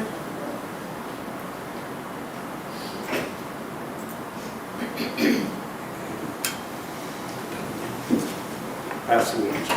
Cross-examination. Thank you, Connie. Good afternoon, Dr. Barr. Good afternoon. Thank you for coming in today. I just want to follow up with a couple of things, and you have, forgive me if you've already testified to these. From your autopsy report, for the external genitalia you found they were unremarkable. Correct. And the anus was also unremarkable. Yes, sir. And the perineum was unremarkable. Yes, sir. And that's the same area, right? All in the same area. That's the space between, for her, the vagina and the anus. Yes. Thank you. And you found no trauma to the vaginal labia. I did not know. And no trauma within the vaginal vault. That's correct. The vaginal hymen was present. Yes. Intact. Yes. And unremarkable. Yes, sir. There was no trauma within the anus or the perineal skin. Yes, sir. And was it either you or the autopsy tech collected the sexual activity kit? The autopsy tech. And it was at that time during the autopsy? That's done at the beginning of the autopsy, yes. Okay. But I looked before she did the, before she collected. Yeah, I think you described how you began the autopsy by doing an overall viewing. Yes, yes. You had noted in the autopsy report that her teeth were intact? Yes, And there were no fractures within the facial bones. not that no, there were not. The hyoid bone and the laryngeal Laryngeal? cartilages were intact and unmarked. Yes, sir. You also noted in your autopsy report that there were no broken or missing fingernails, Correct. and there were no fractures to the clavicle, ribs, sternum, pelvis, vertebral column. No, So you didn't notice any broken bones. no,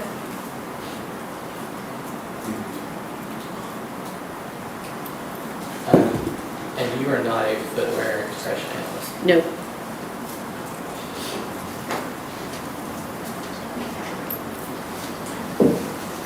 Ask what is John. Redirect. Yes, Your Honor. What, if any, effect would it have, or do you know, what, if any, effect it would have for a person who was sexually assaulted? If they were unconscious or even deceased, would the findings be different than they would be if they were conscious? Okay, so you said conscious or deceased. I mean, I conscious said is unconscious. unconscious is still not dead though. Yes. Versus dead. Again, it's kind of back to the same antemortem versus postmortem injuries, in that if you had an injury and there was a lack of vital reaction or inflammation or hemorrhage, you would presume that if it was there and didn't have those qualities, that it would be postmortem. The point is, I didn't see any injuries to her genitalia. Understood. And just because there's no visible trauma, does that mean that some type of sexual contact or sexual assault could not have taken place? That's correct. That the lack of injuries does not mean that there's a possibility that sexual assault did or did not occur. Thank you. No further questions. Mr. Coe?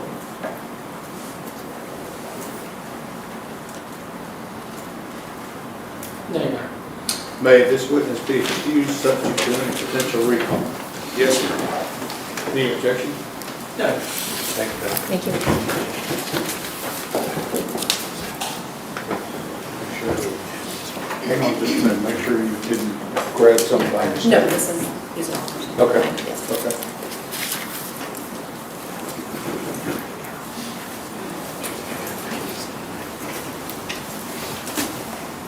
Who do you have next? Your Honor, I believe that we're going to be looking at Joseph Thomas, but we may need to have a hearing outside the presence before we start this witness. Okay, what did you say the name was? Joseph Thomas, jail administrator. Okay. All right, you retire to your jury room, I'll call you right back.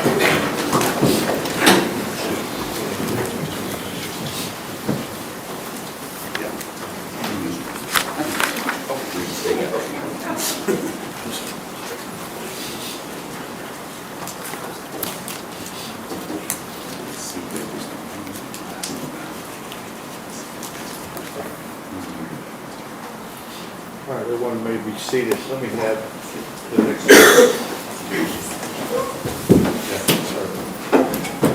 Can I get actual exhibit stickers, please? Okay, I'll try to lay mine. 42, 44, Did we already? 45. We marked them, but you've given me exhibit stickers, but I just put them on the transcripts, not on the actual. So I need new ones. Okay, so you're going to remark it? Yeah. So it's 42, 44, 45, 48, 40.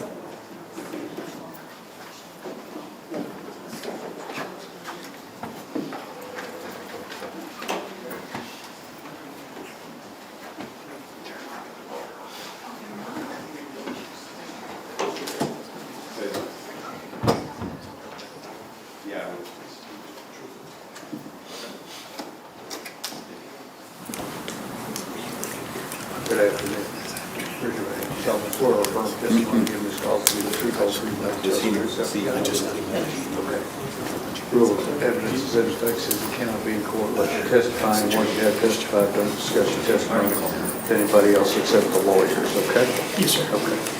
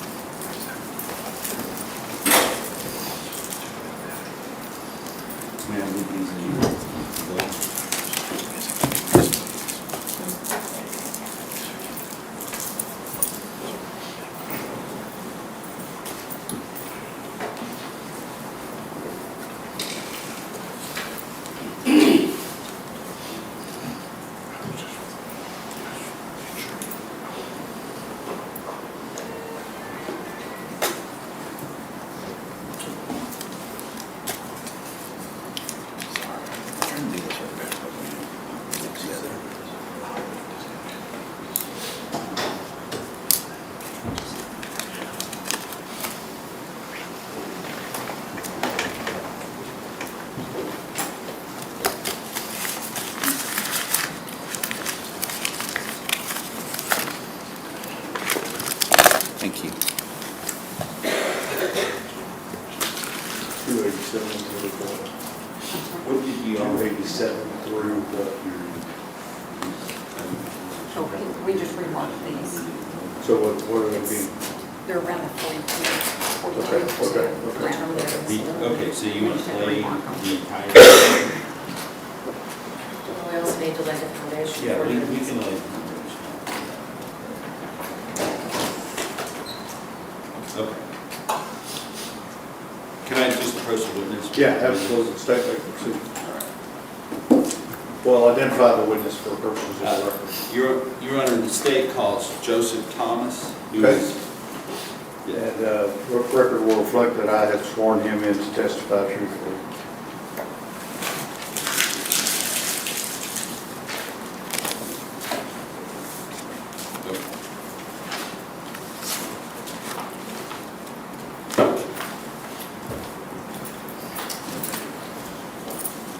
Mr. Thomas,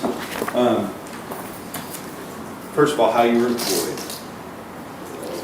How are you employed? I'm the jail administrator of the Wise County Sheriff's Office. And as the jail administrator, are you also the custodian of records for all jail calls that are captured there at the Wise County Jail when inmates call out or if they have visitations, things like that? Yes, sir. And were you asked to go to look at 5 separate recordings that were to confirm whether or not they were calls, true and correct copies of calls that were recorded at the Wise County Jail on either calls or visitations related to the defendant, in this case, Tanner Lynn Horner? Yes, sir. Okay. And first I'm going to show you State's Exhibit number 42. Now, if we can get all the documentation together if we needed to, but as far as when those calls occurred, but if I when you went over those, you have an opportunity to look at what the time it was and make sure that that was one of those calls. Yes, sir, I did. So with regard to State's Exhibit number 42, was that a call that was made on December the 3rd, 2022, which was the day after Tanner Horner was arrested in this case? Yes, sir. Okay.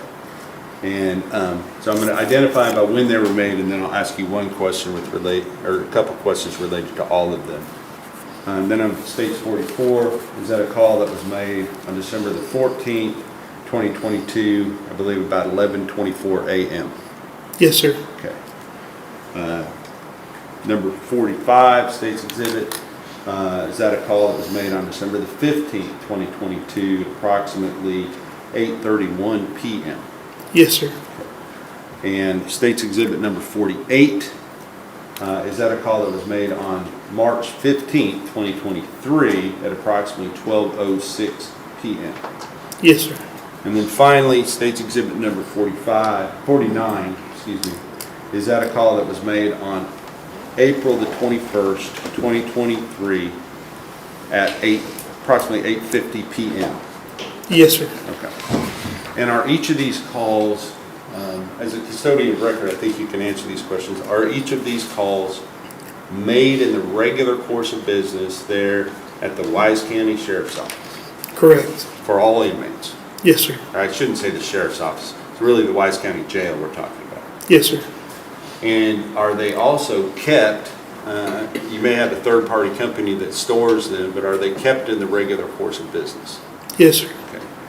And are they made, the time that the recordings are made, is that at or near the time of the matter recorded on those recordings? Yes, sir. And then finally, the persons with knowledge of the matters recorded on those recordings, the people who are actually recorded on the recordings themselves? Yes, sir. Meaning the caller and the call taker or the visitor, both ends of the visitors. In addition to that, are there some auto notations that are done by the computer as far as the time that's left on the call, a statement that your call is being recorded, a warning to that effect? It depends on the call, but yes, sir. Okay. So if there's an additional electronic type voice, that's what we're listening to, correct? Correct. And I believe that all of these calls are between Tanner Horner, and it may be visitations on at least one of the incidents. Tanner Horner and Melissa Horner, his mother.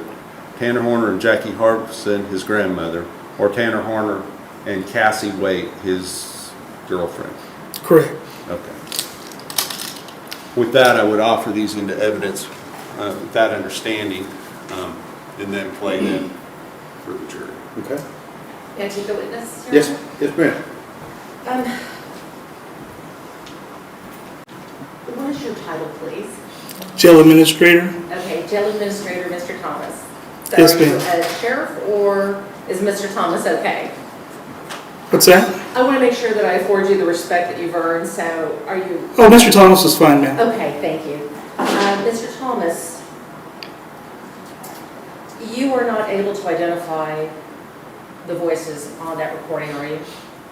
No, I can identify at least one of the voices on the recording. But you can't identify the other voices, can you? No, ma'am. You were also, well, let me back up. Wise County Jail contracts with a third party in order to make jail calls available to the inmates. Is that correct? That is correct. And in Wise County's case, do they use Securus or do they use Correct Solutions? What is the third party? Correct Solutions. And so all of the recordings are on the Correct Solutions software or through their programs? I would assume they have a server placed somewhere that they keep the audio on. And so the person who makes the call pays not Wise County, but this third party, right? Correct. And it's the third party that has the actual raw data of those phone calls, correct? Correct. Which I have access to. Your Honor, at this time, we would object to these calls coming in on a number of grounds. Number one, he is not the proper custodian of records.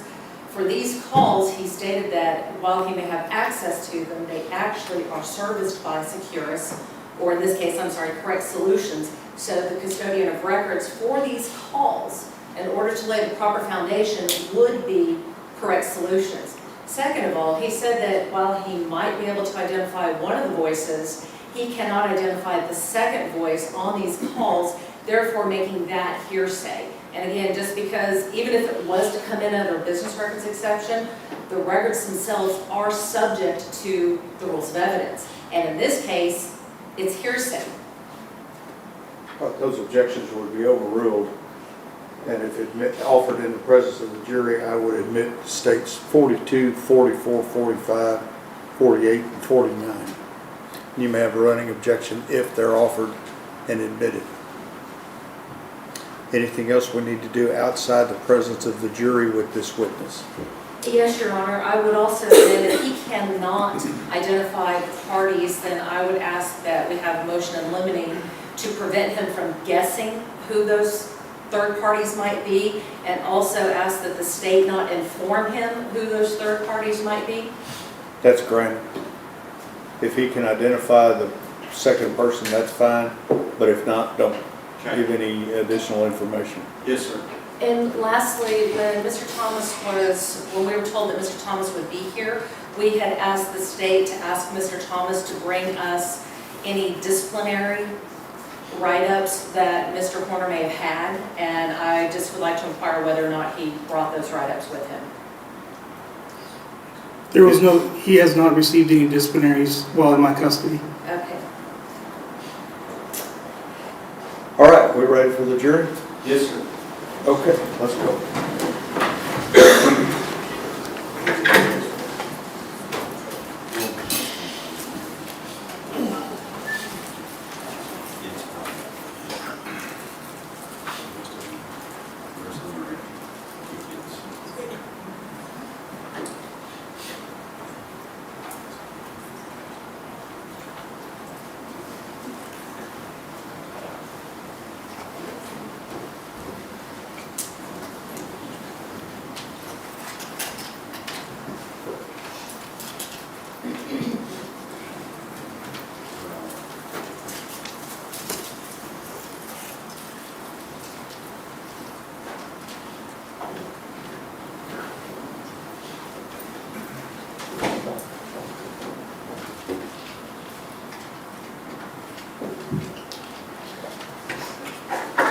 Everyone may be seated.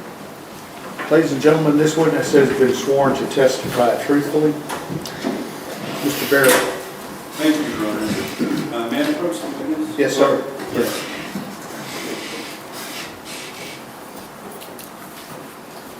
Mr. Thomas, would you please tell the jury what you do for a living?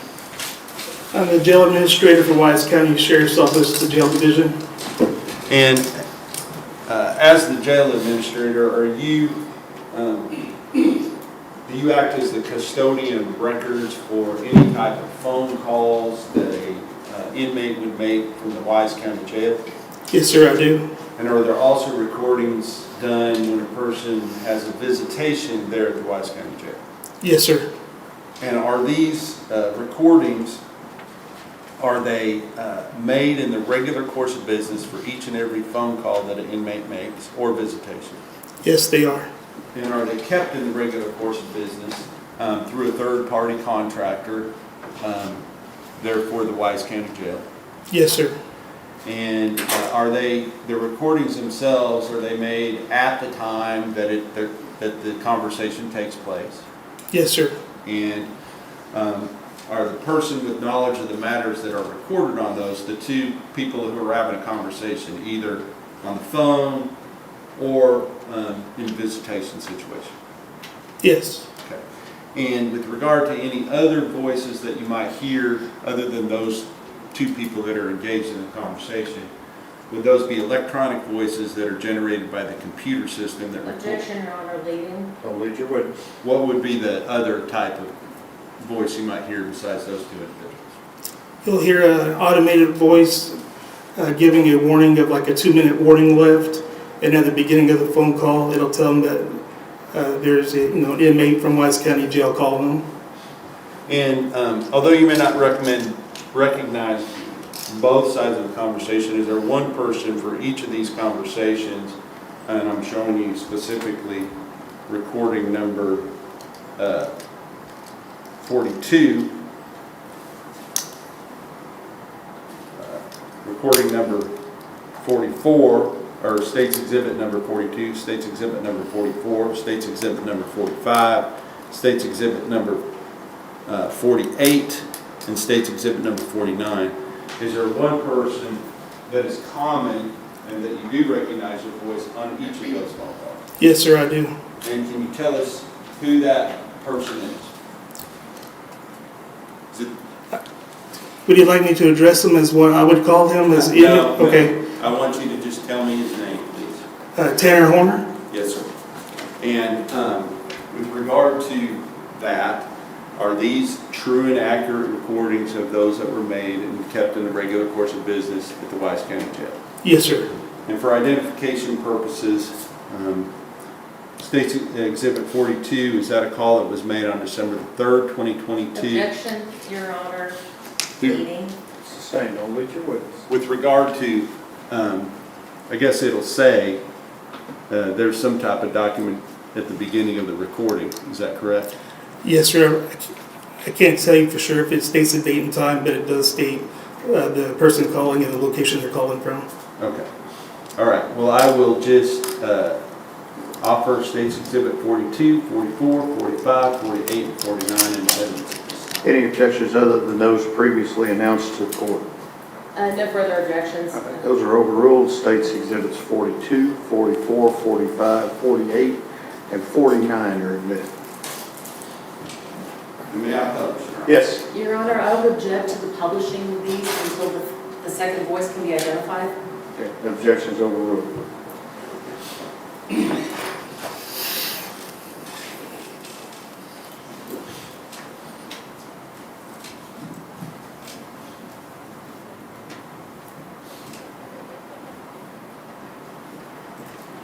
For purposes of the record, Your Honor, at this time I'm publishing State's Exhibit number 42.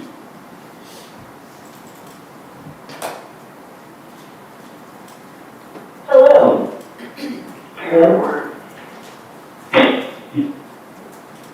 Is calling you from Wise County. Press 1 for accepting the call. This call may be monitored or recorded. Yes. Hi. Hello? Are you okay? Not really. You want to tell me what happened? I pulled into this like driveway and all that stuff. I was pulling forward and I was backing up, and then I hit the silver roll and This call may be monitored or recorded. Go ahead. and then she was crying. I tried calming her down. It didn't work, and my thoughts were, oh my God, I'm gonna lose my job. Like everything started just.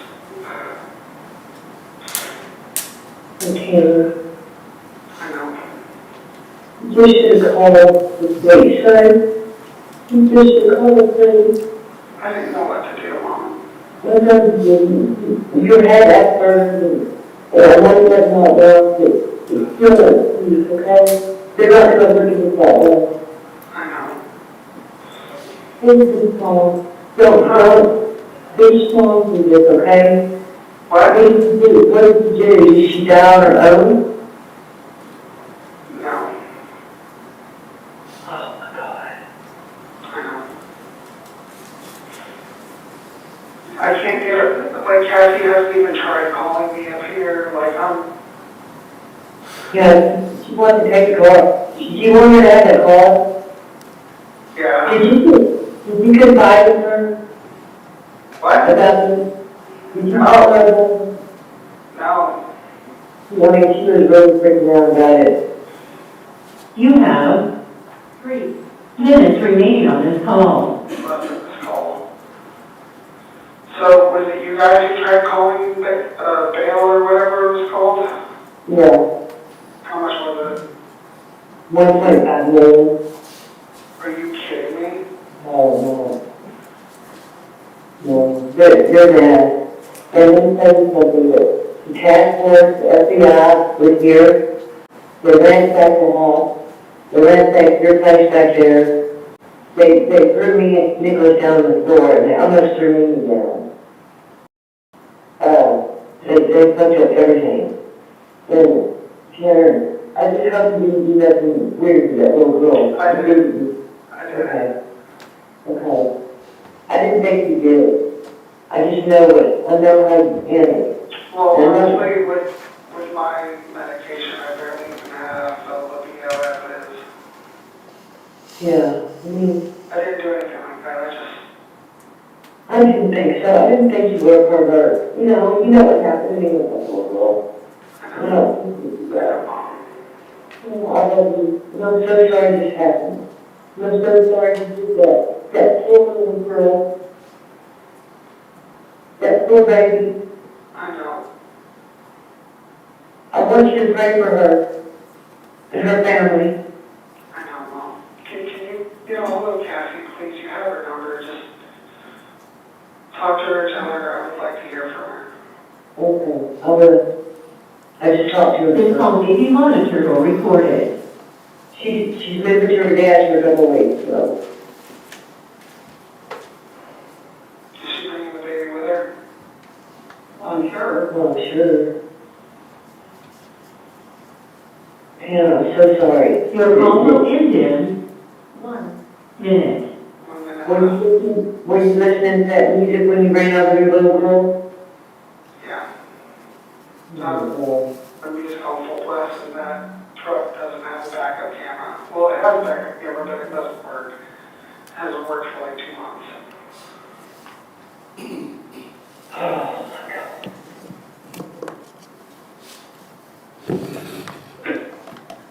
Okay, well, I love you and I'm sorry this happened. Please pray for that lady and pray for her family, and you're in our prayers too, okay? I don't know how much gets out to, but Don't hurt yourself. Don't hurt yourself. tell Cassie I love her. Okay. We love you too. Give Chester all my love. All my fucking love, please. Okay. Tanner, be strong, okay? I know. It's not the end of the world, okay?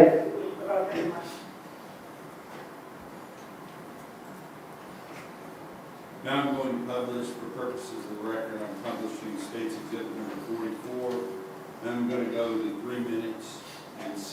seconds or 3 minutes and 15 seconds into the call to start where I'm going to start playing it at that point. Which one is that? This call. 44.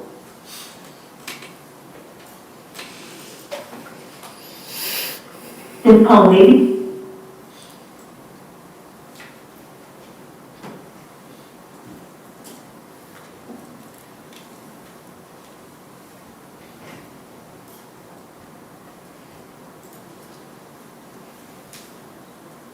Apparently they work in the same office, so there's that. Judge, I'm sorry, we would object under rule of optional completeness. So you wish to have the entire phone call played?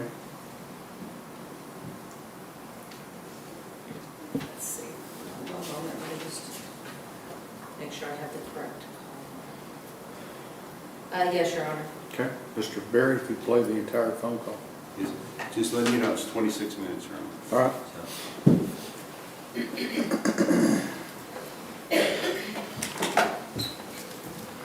This call may be monitored.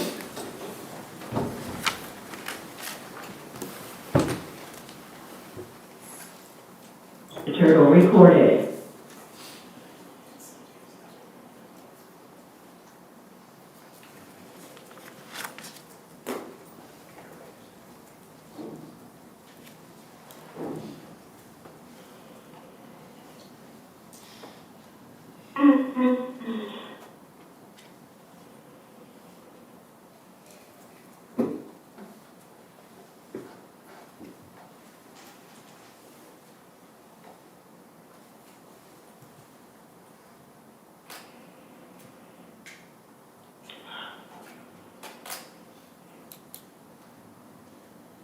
Ooh, watch your fingers. Ooh, think about smash your finger.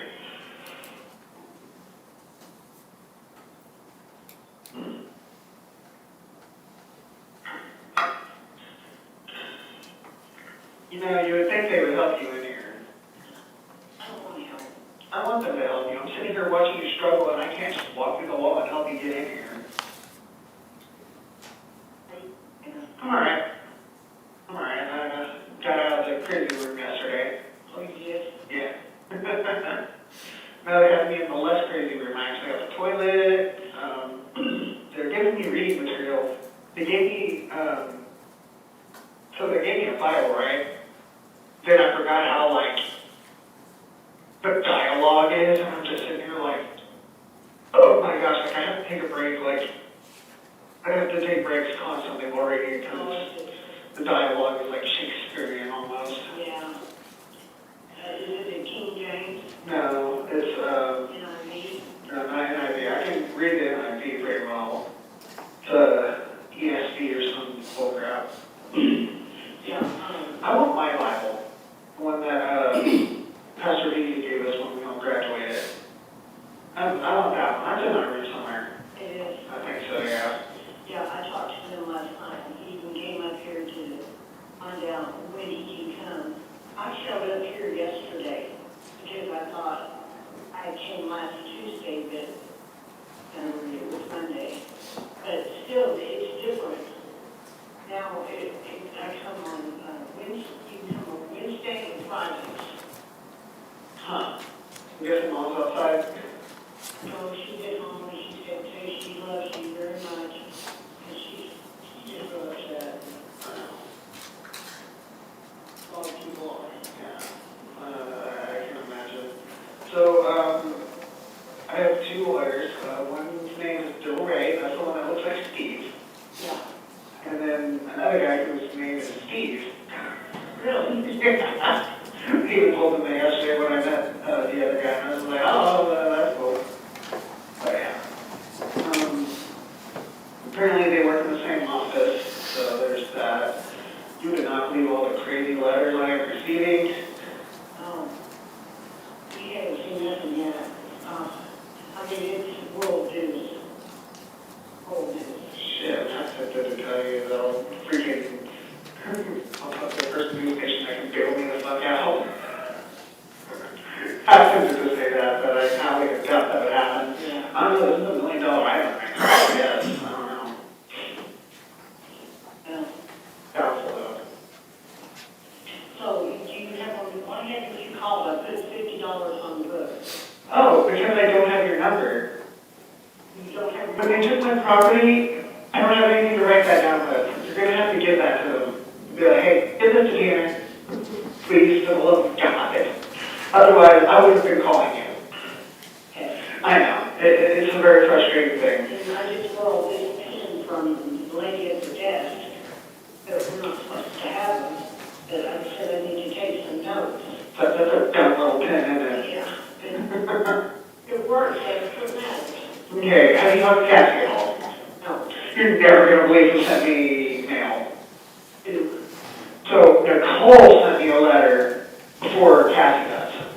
Well, how do you think that makes me feel?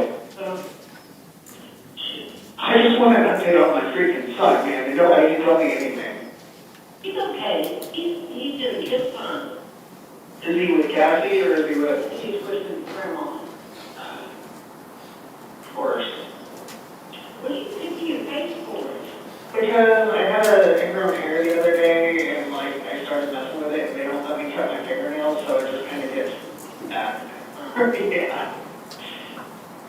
But honestly, I need her dad's number because our phones are off right now at this point. I know they are.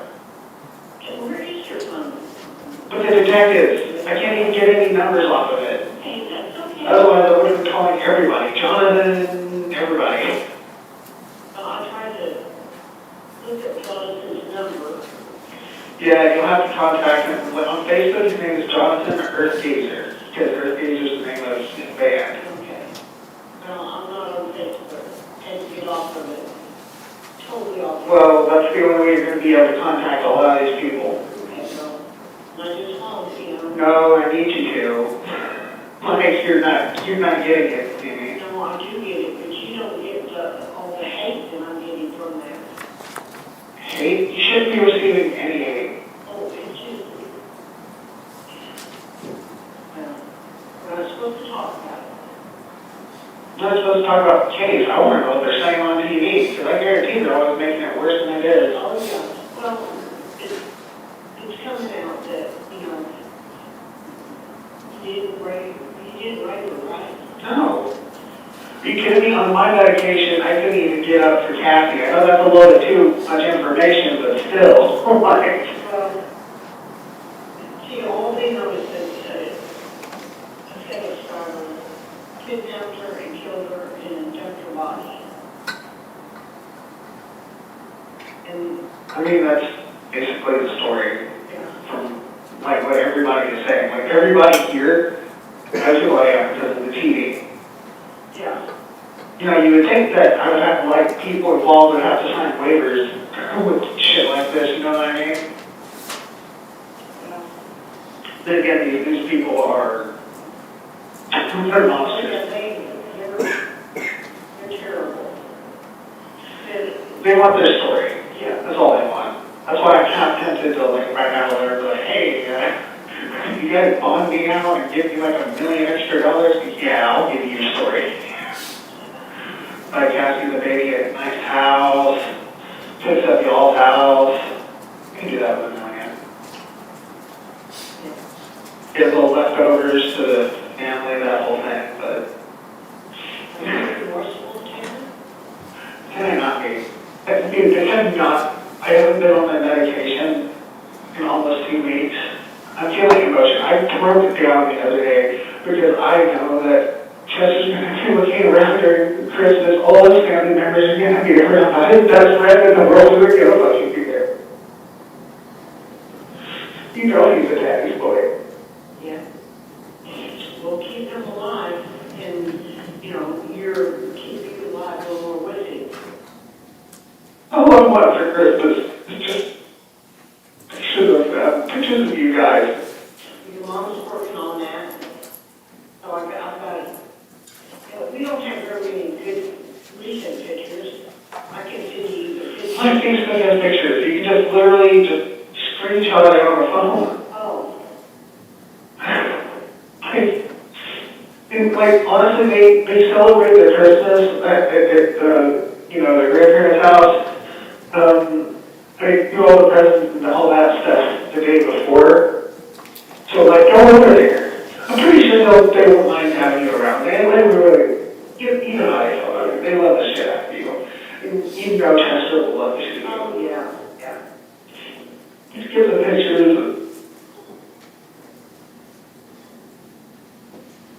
I was gonna be the one that didn't fuck up, baby. I was gonna be the one that didn't fuck up. Well, big people know that because they know you don't have any kind of record. And people that know you can know you're not that kind of person.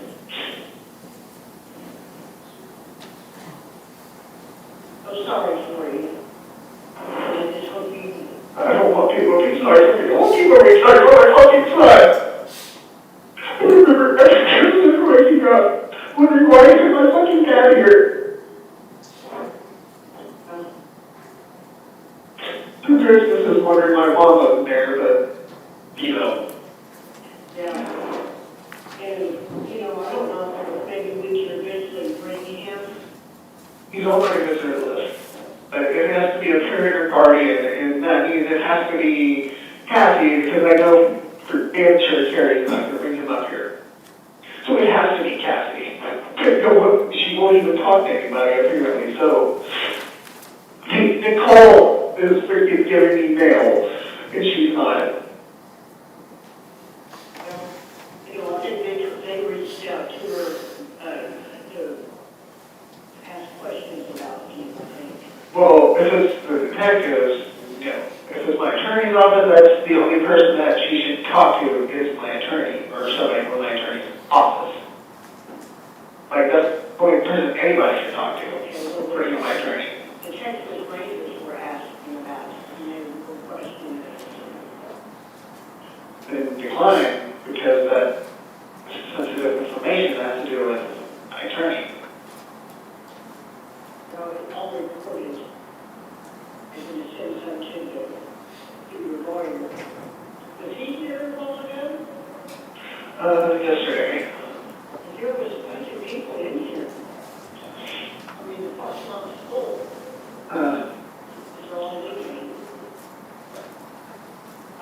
But you need to write down Cassie's dad's number at least, because I know you have that. Yeah. So write that down when you try to give them the paper to put into my property, so I can have that number as well, so I can at least try. If I can at least try to contact Cassie and just give me an update, tell her how I feel. Okay. I know, it kind of got pushed the end. This end? Yeah. Yeah. Trust me, I wrote you guys a letter on using one of those. My hand hurts so bad afterwards. Like years of that guitar playing drums and playing video games came back all when I was writing with that little itty piece of crap pen. Yeah. But the people have you talked to Jerry at all? Jerry. Yeah. And you think he might be able to do something, but I doubt he would. Especially with how much Bill talks shit about me at the end. Me too.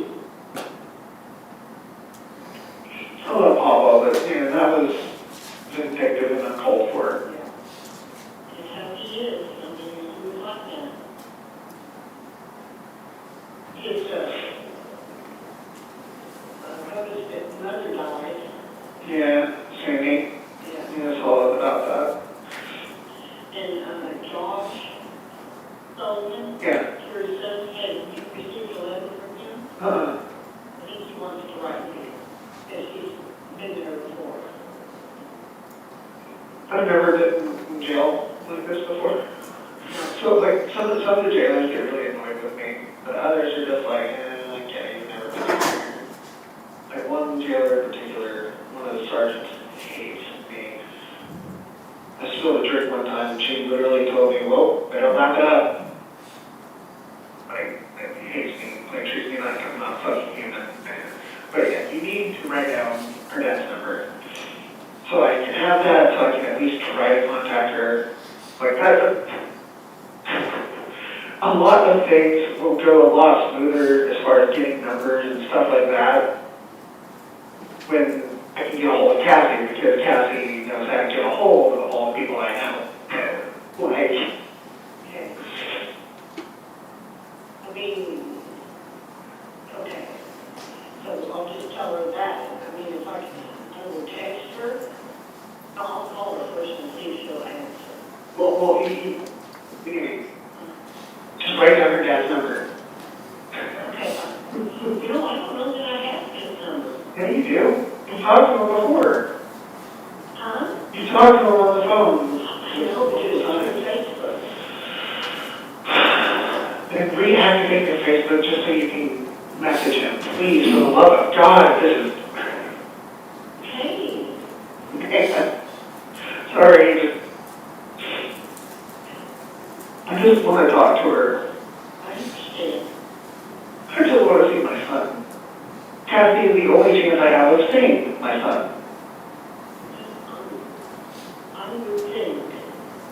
It has to be a parent or guardian. So it has to be Kathy or her mother. And trust me, I would rather not put Carrie on my list because she won't come up here anyway. Right. By the way, my attorney is potentially interested in working with Tommy. Oh, yeah? Well, at least, talking to him. Since Tommy's passed the bar, this actually might be good for him. Get some experience in that whole thing. I don't know. Oh, that's good. Yeah. I don't know how it'll play out, though.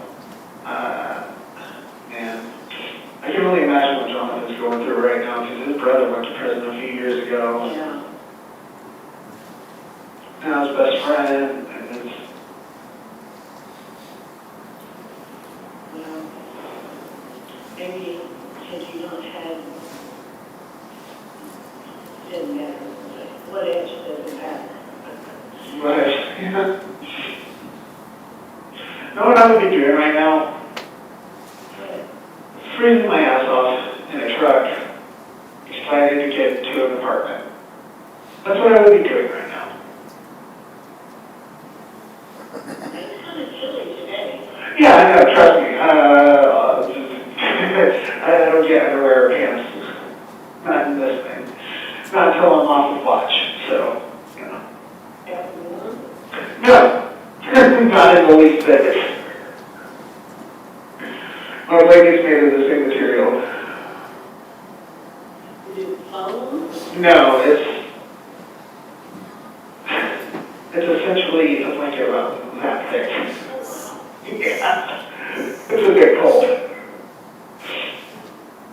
A lot of people in it? Huh? Yeah, I've seen a lot of people come and go, and all of them look at me like, that's the guy. Every single fucking one of them. There's this one like Mexican gangster dude, just looked at me like with this hate-filled rage in his eyes. Apparently they might keep me from the general population being tracked around here, possibly. Yeah. Still too early, Yeah. I mean, I'm a bit of an introvert anyway, so it's not that big of a deal. Getting 2 books from the library, hopefully they come in. One is a Star Wars book, and one is a second Harry Potter book, because they only have the second and third ones. They have all of the Twilight books, apparently, so I don't mind read through those for the first time since high school.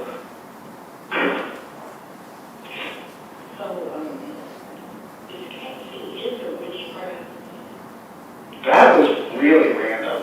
Why do you say that? Because Mom found a book back there, and she's feeding the cat. And that cat's gaining weight. Did she not take the cat with her? Did she take Draco? Yeah. Oh, I never thought I'd say this. I kind of miss that whole shit. I miss this stupid happy little face when I walk in the door like, oh my God, here, oh my God. Oh my God, I got rid of George and Maya. I wrapped them up in a box and go put them through on the doorstep. Not really. Oh, that's not good. Your mom gave them two of the nurses at the methadone clinic. After they saw them, they go, oh, we want them, and so. Oh, that's good. Yeah. That's good. I can't wait till I can get a razor. Shave my face because, It looks terrible.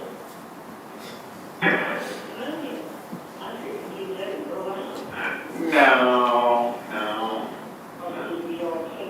I want to be clean cut because then shit like this happens. You know what I mean? Like I think it looks pretty bad, probably. He's picking at it. It makes it worse when you keep picking at it. Yeah. I know. Well, I just want you to know that many people asking about you, they're concerned about you. Who? Like, these are people you need to send my attorney's way. He needs many character witnesses. Oh, well, we will, you know, as soon as he tells your mom, you know, she's always wanting to get a hold of him because she doesn't think he's doing enough. But, you know, you're not his only client. Yeah, I'm not his only client. I'm actually his most high-profile client. He's actually working his ass off right now, as far as I'm concerned. Yeah, that's why I'm out of the cuckoo room. Okay. Some nights I lay on that toilet. But hey, do not take toilets for granted. Do not. I even have a little water fountain. But yeah, he was asking me to even write down some names and stuff of, you know, people that could be character witnesses. I have Kristen and Charlie down. I have,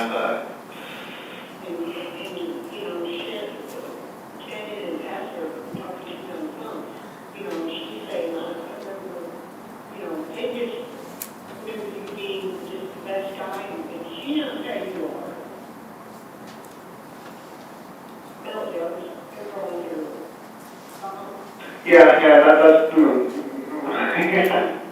yeah, trust me, I know.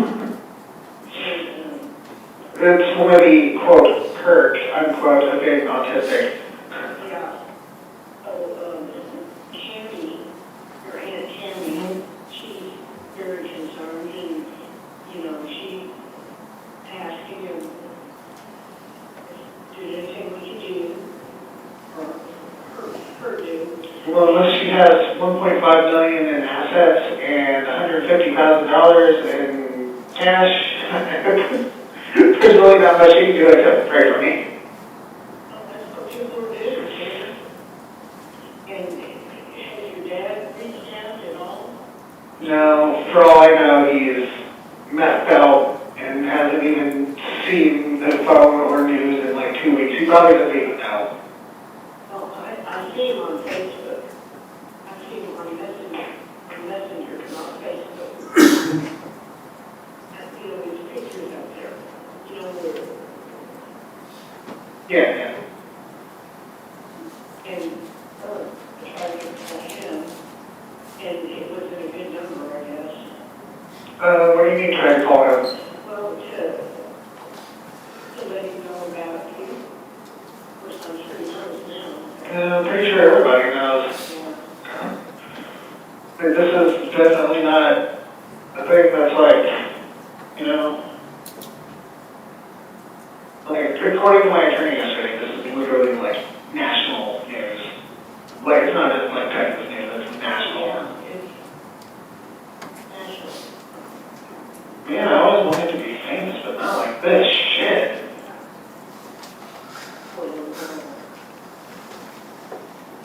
So bad for the family.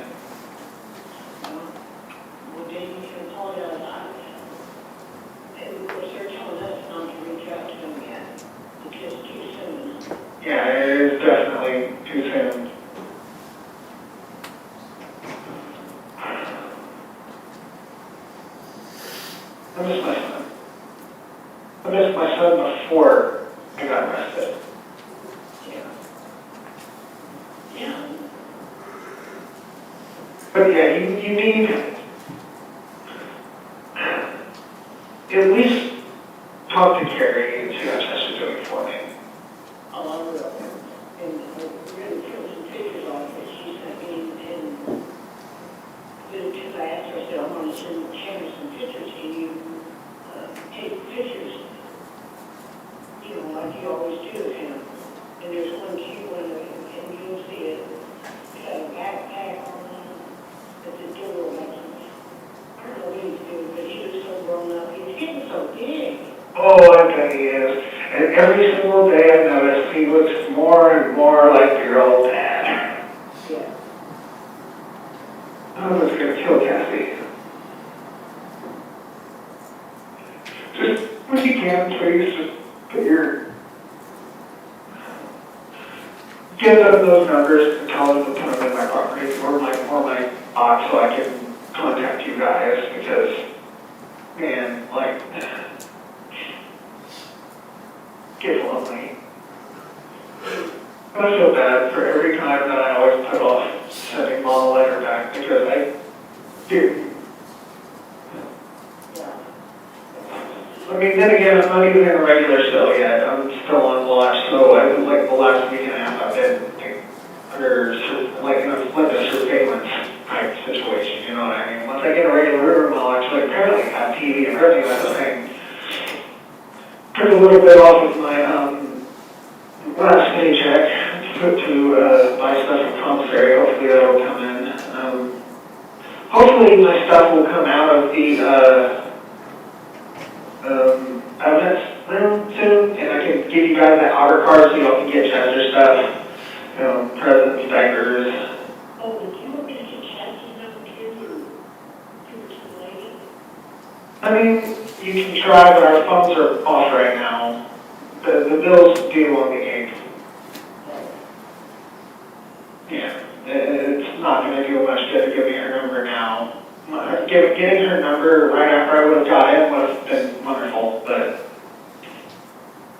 yeah. Oh, you can probably get her dad's number from her mom. Yeah. And then when I call you guys, since you're transferring your numbers over to me, I'll be able to attempt to call. And if they don't answer, then I guess I get that. Yeah. I'll give you our numbers too, and I can call up or some have a little question you ask them, call and ask them, and we don't deliver messages, we don't take messages. No, I remember who that was. That's the lady that hates me. Like, they can take messages. That's the lady that hates me. So if it was for me, that's why. They are allowed to take messages. She just literally hates me. I even talked to the NHMR lady about it. She said, we'll try to put a stop to that. No, it's not professional. She's an older lady. Ironically, her last name is Collard. I tried collard greens for the first time I was here, by the way. Oh my God, so good. Yeah. To me, it just tasted like, oh man, I'm actually going to be able to poop in my string today. No. So it's supposed to be on finger foods, according to MHMR, right? Do you know what they give me? Applesauce, biscuits and gravy. That was breakfast yesterday, okay? You know what I had to eat the applesauce with? It had a scoop with a biscuit. Yeah, I know. I'm just glad I'm getting some reading material from the library, because holy crap, I need to put my head in a good fantasy book. I mean, I need to get myself detached from reality a little bit. But, yeah, as for the books that Mom's asking about, I just need, like, one on, like, chakra meditation and stuff. That way, I can... It helps when I'm having, like, an anxiety attack. Because, being stuck in a box, you're going to end up getting a little bit of anxiety. If I start getting that anxiety, I'll, like, sit down, meditate, try to block everything out, relax. It helps. But sometimes I have a little bit of trouble staying focused on that. So that's why I kind of want some books on it. That way I can learn how to be a little more focused on it. And this is going to sound very, very childish, but they should have box sets of the Dragon Ball Z manga. Manga is basically Japanese comic book. But like they have sets like chapters 1, 2, and 3, and 3, 4, 5, stuff like that. would be a lifesaver.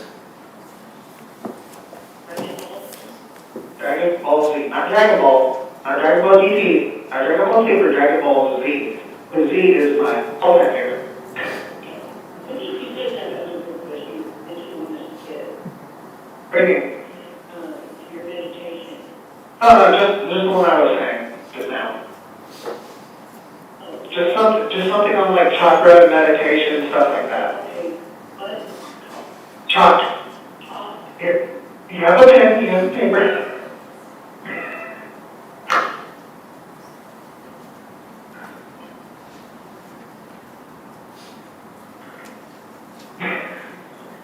So like, shit, I forgot. CH. Have trouble? That's it. Let's take a short break. I need about 10 minutes, okay? Call you back in just a few minutes.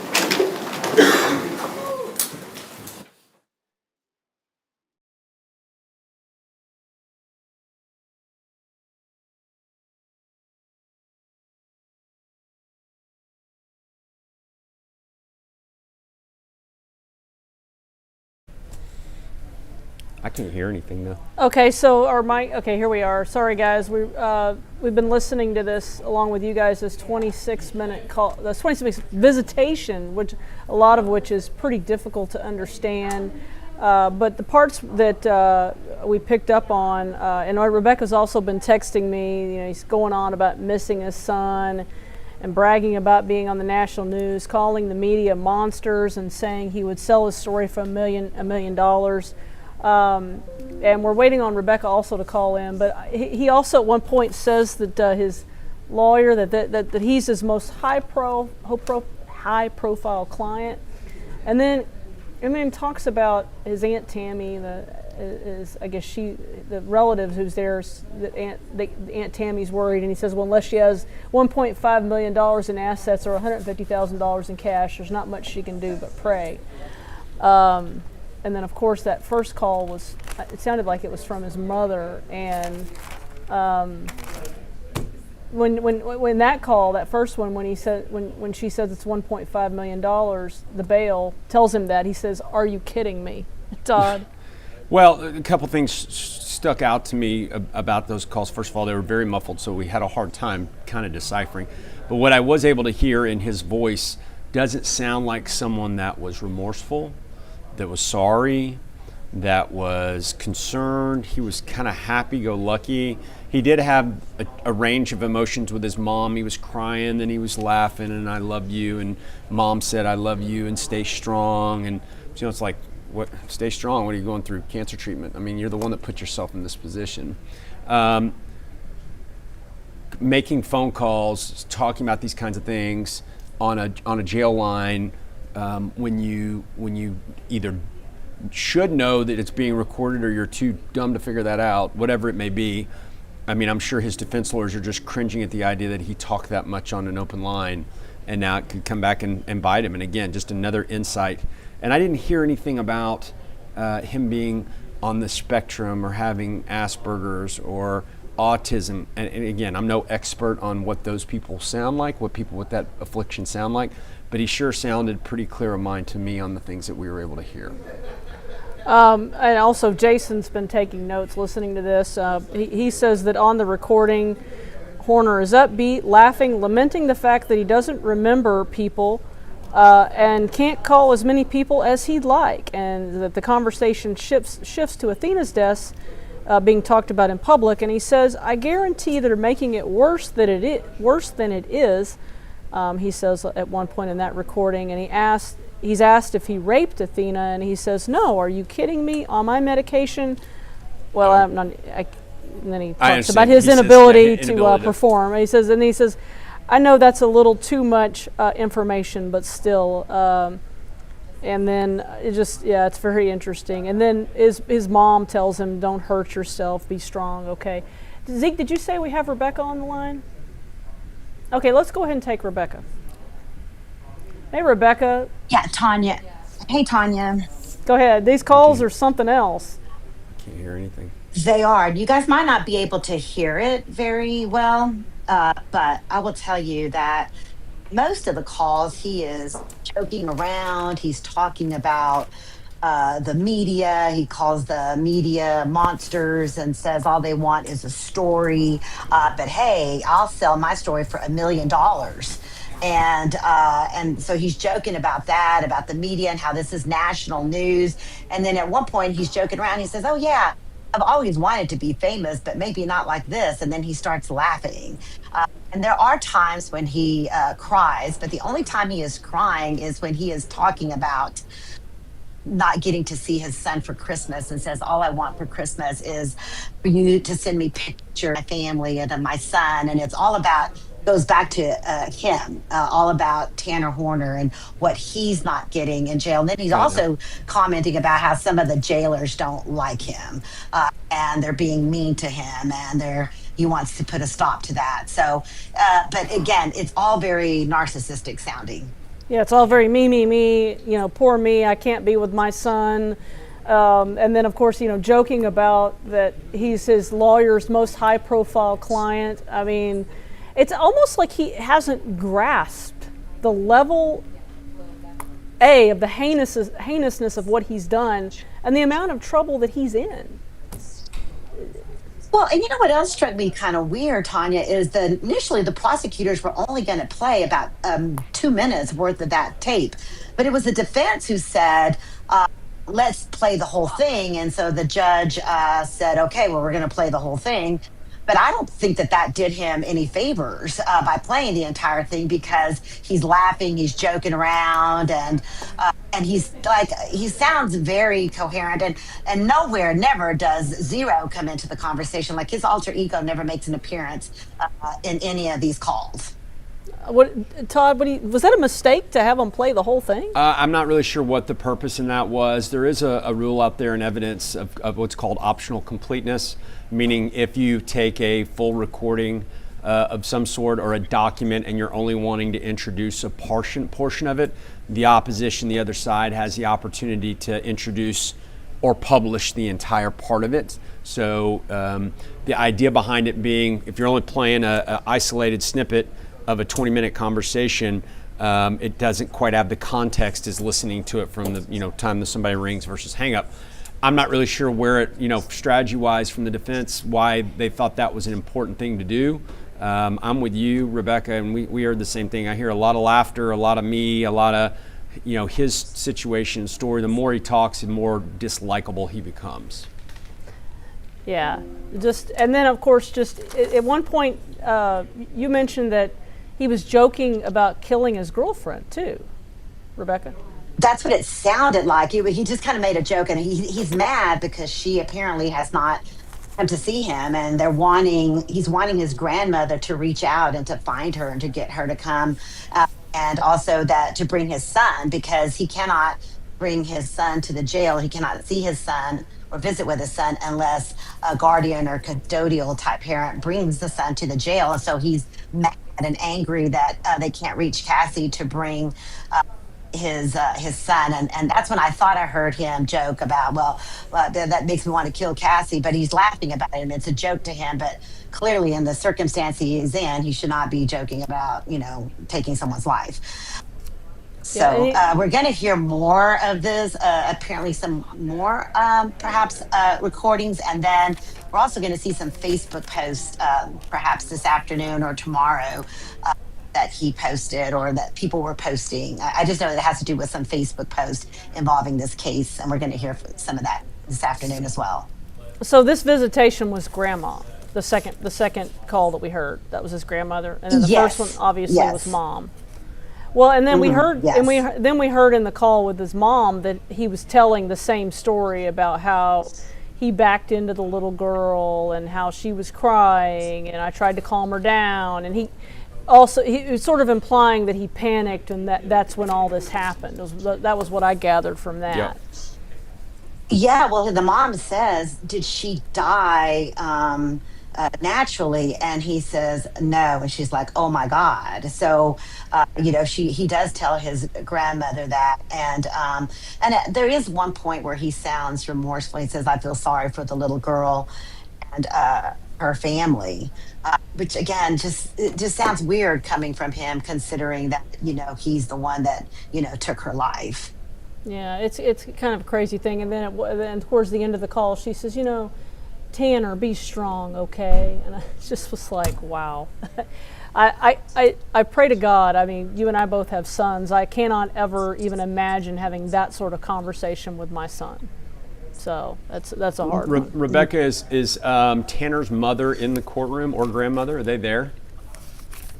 I have not seen any of his family in the courtroom. I've only seen Athena's family, but I've not seen his family. And I didn't get to go into the courtroom a little while ago to see how they were reacting to these recordings, but I did see Tanner Horner putting his head in his hands a little bit.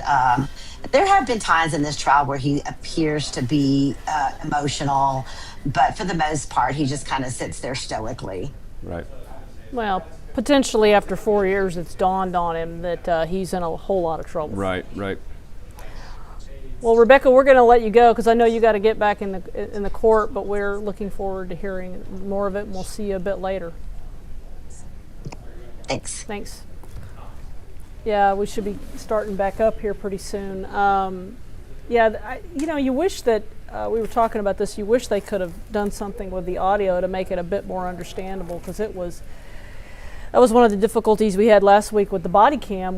There were portions of that body cam last week that were really hard to make out and very difficult to hear. Well, believe it or not, those jail phones are not exactly probably the most cutting edge technology, and they probably didn't go get the expensive version. They got the cheapest version out there. So no, they probably didn't. Okay, y'all are not seeing this yet, but we are starting to see at least not the courtroom itself, but like they have it kind of up against the wall. So we're starting to, I think that court will be starting back up pretty soon here, and then I don't know how many more.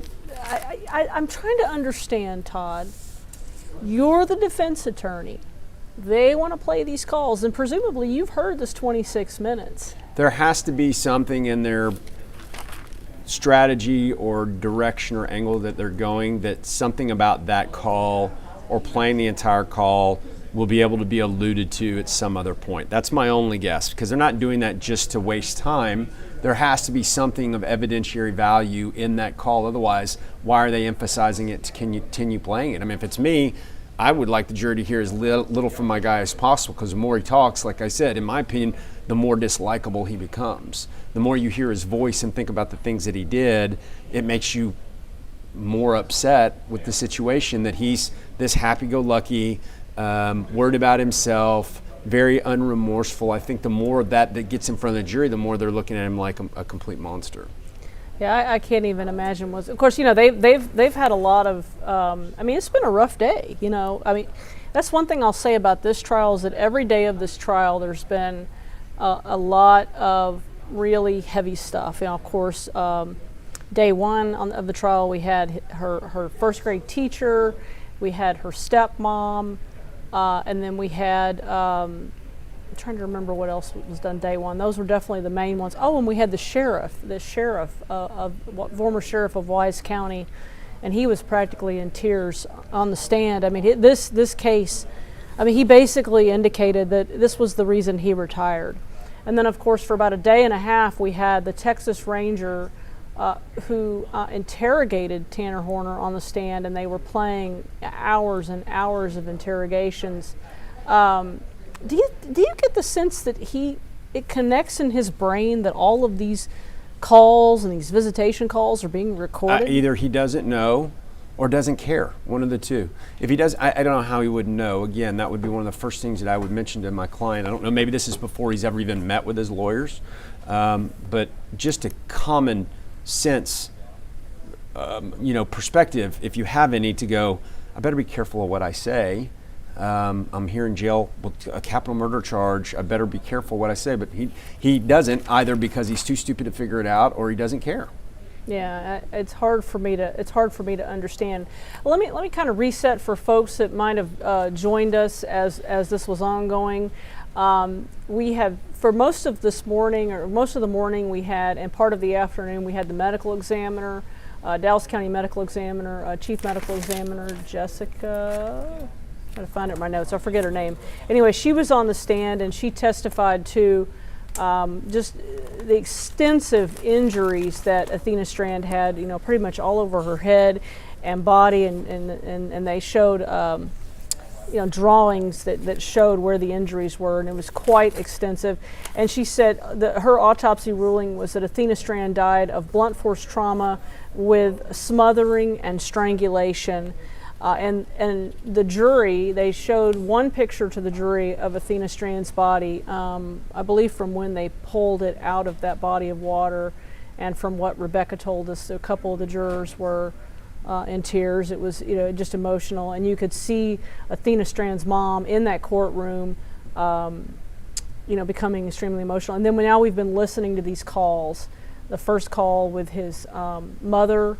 And when she tells him the bail, it's $1.5 million, and he says, "Are you kidding me?" And I'm like, "Are you kidding me that Right. you're even saying that?" Right. Like, I can't get inside, like, what is going on in this guy's mind? Well, I think it's a very twisted and perverted mind, and that's what ended up in the position he's in. I think any remorse that he has shown, if there is any, is more remorseful about getting caught and being in the predicament that he's in, as opposed to what actually happened to Athena and how it's impacting the people around her. So he's got some significant personality disorders, and obviously he's a very dangerous human.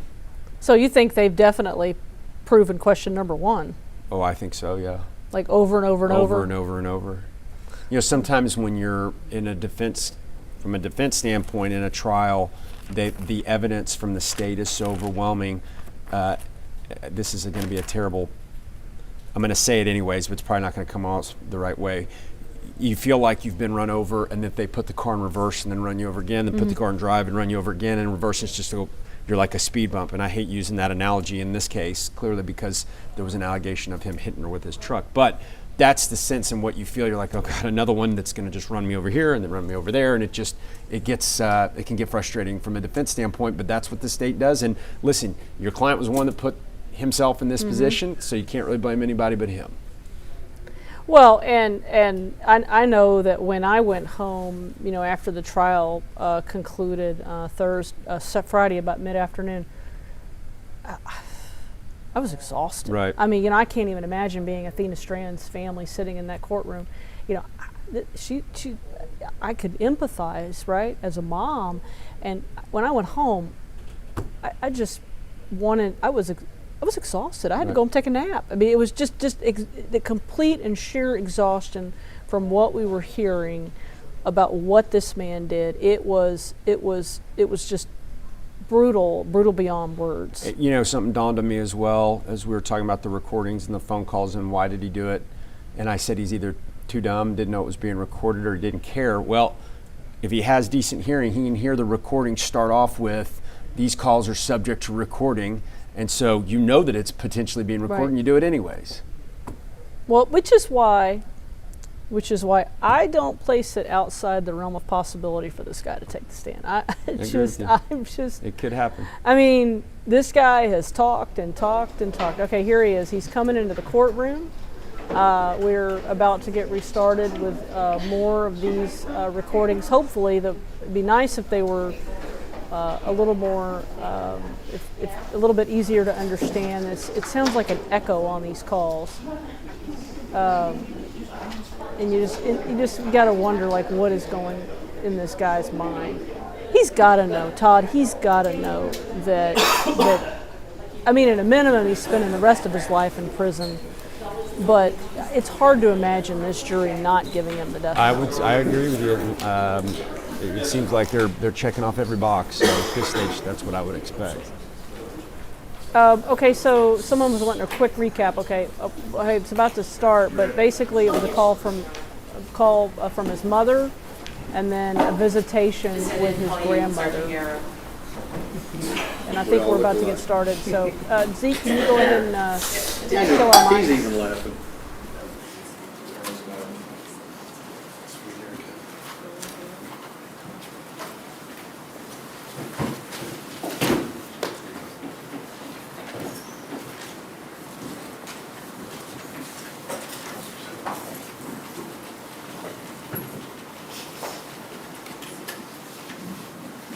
All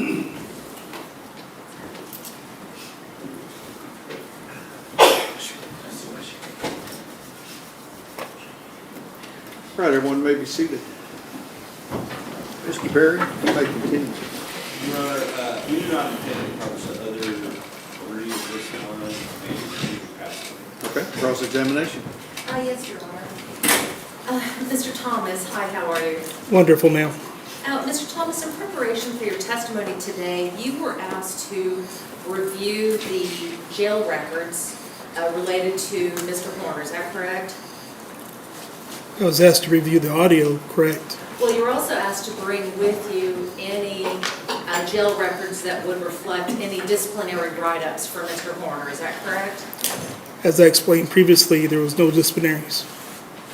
So it's your testimony today that while Tanner Horner was in custody in Wise County Jail, he received no disciplinary write-ups? That's correct, ma'am. Nothing further, Your Honor. Read the record. No, Your Honor. May this witness be excused subject to any potential recall? Yes, Your Honor. And no objection, Your Honor. Thank you, sir. You may step Thank down. you, Your Honor.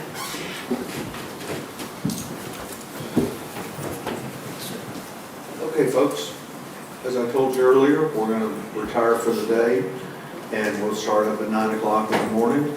Enjoy your afternoon. See you then. Okay?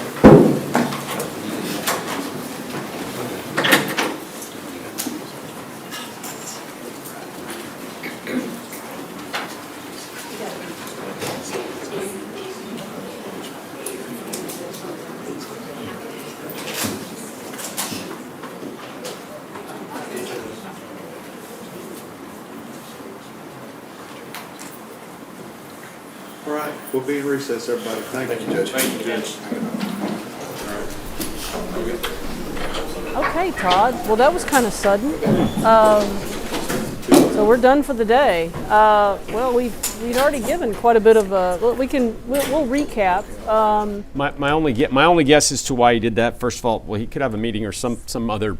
The judge gets to decide the schedule, and so maybe he has something personally that he's got to attend to later this afternoon. The other idea on that would be that it's reached a kind of a natural breaking point, and if they were to go on to the next witness, perhaps the direction of the trial would change, or maybe the next witness is going to be a much longer one that they anticipate direct and cross would last well past 5 o'clock. So shutting a trial like this down at 3 o'clock, on one hand is like, okay, we got 2 hours, why don't we keep pressing on? On the other hand, it's a long journey for these jurors, and ending days kind of early to try to keep their energy going. I can understand why you'd do it. Well, and this was a lot. Yeah. I mean, every day of this trial has been a lot. Yeah. Every day. There's not been a day where I don't go, oh, well, that was an easy day. Every day is a lot because you know what happened to a 7-year-old little girl.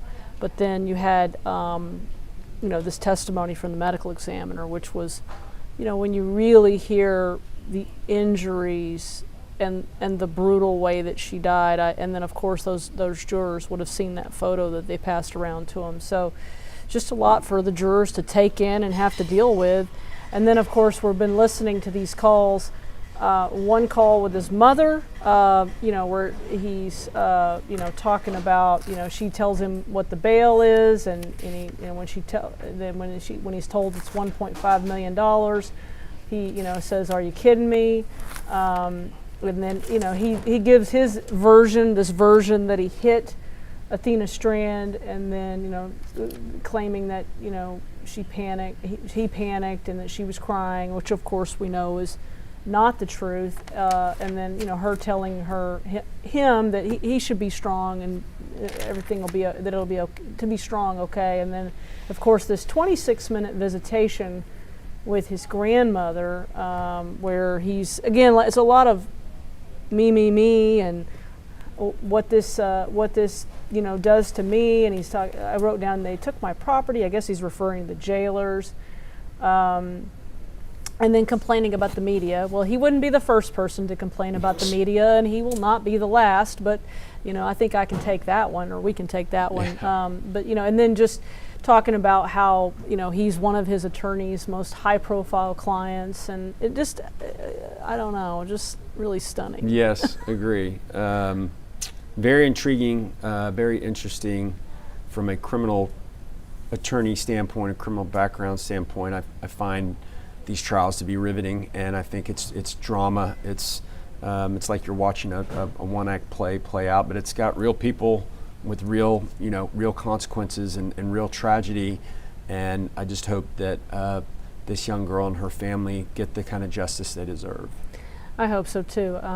Seeing Athena Strand's mom in that courtroom, as she, as they had that photo and they were talking about Athena's injuries, and just seeing how emotional she was, I cannot imagine. That has got to be gut-wrenching. And ultimately, this trial is about Athena Strand and about justice for her, right. Because there's no doubt at this point he's pled guilty, and so now the question is what kind of sentence will he get, and I don't know. How would you assess where we're at right now, Tom? Oh, I think that if he doesn't get the death penalty, they need to get rid of the death penalty in Texas. This guy checks every box.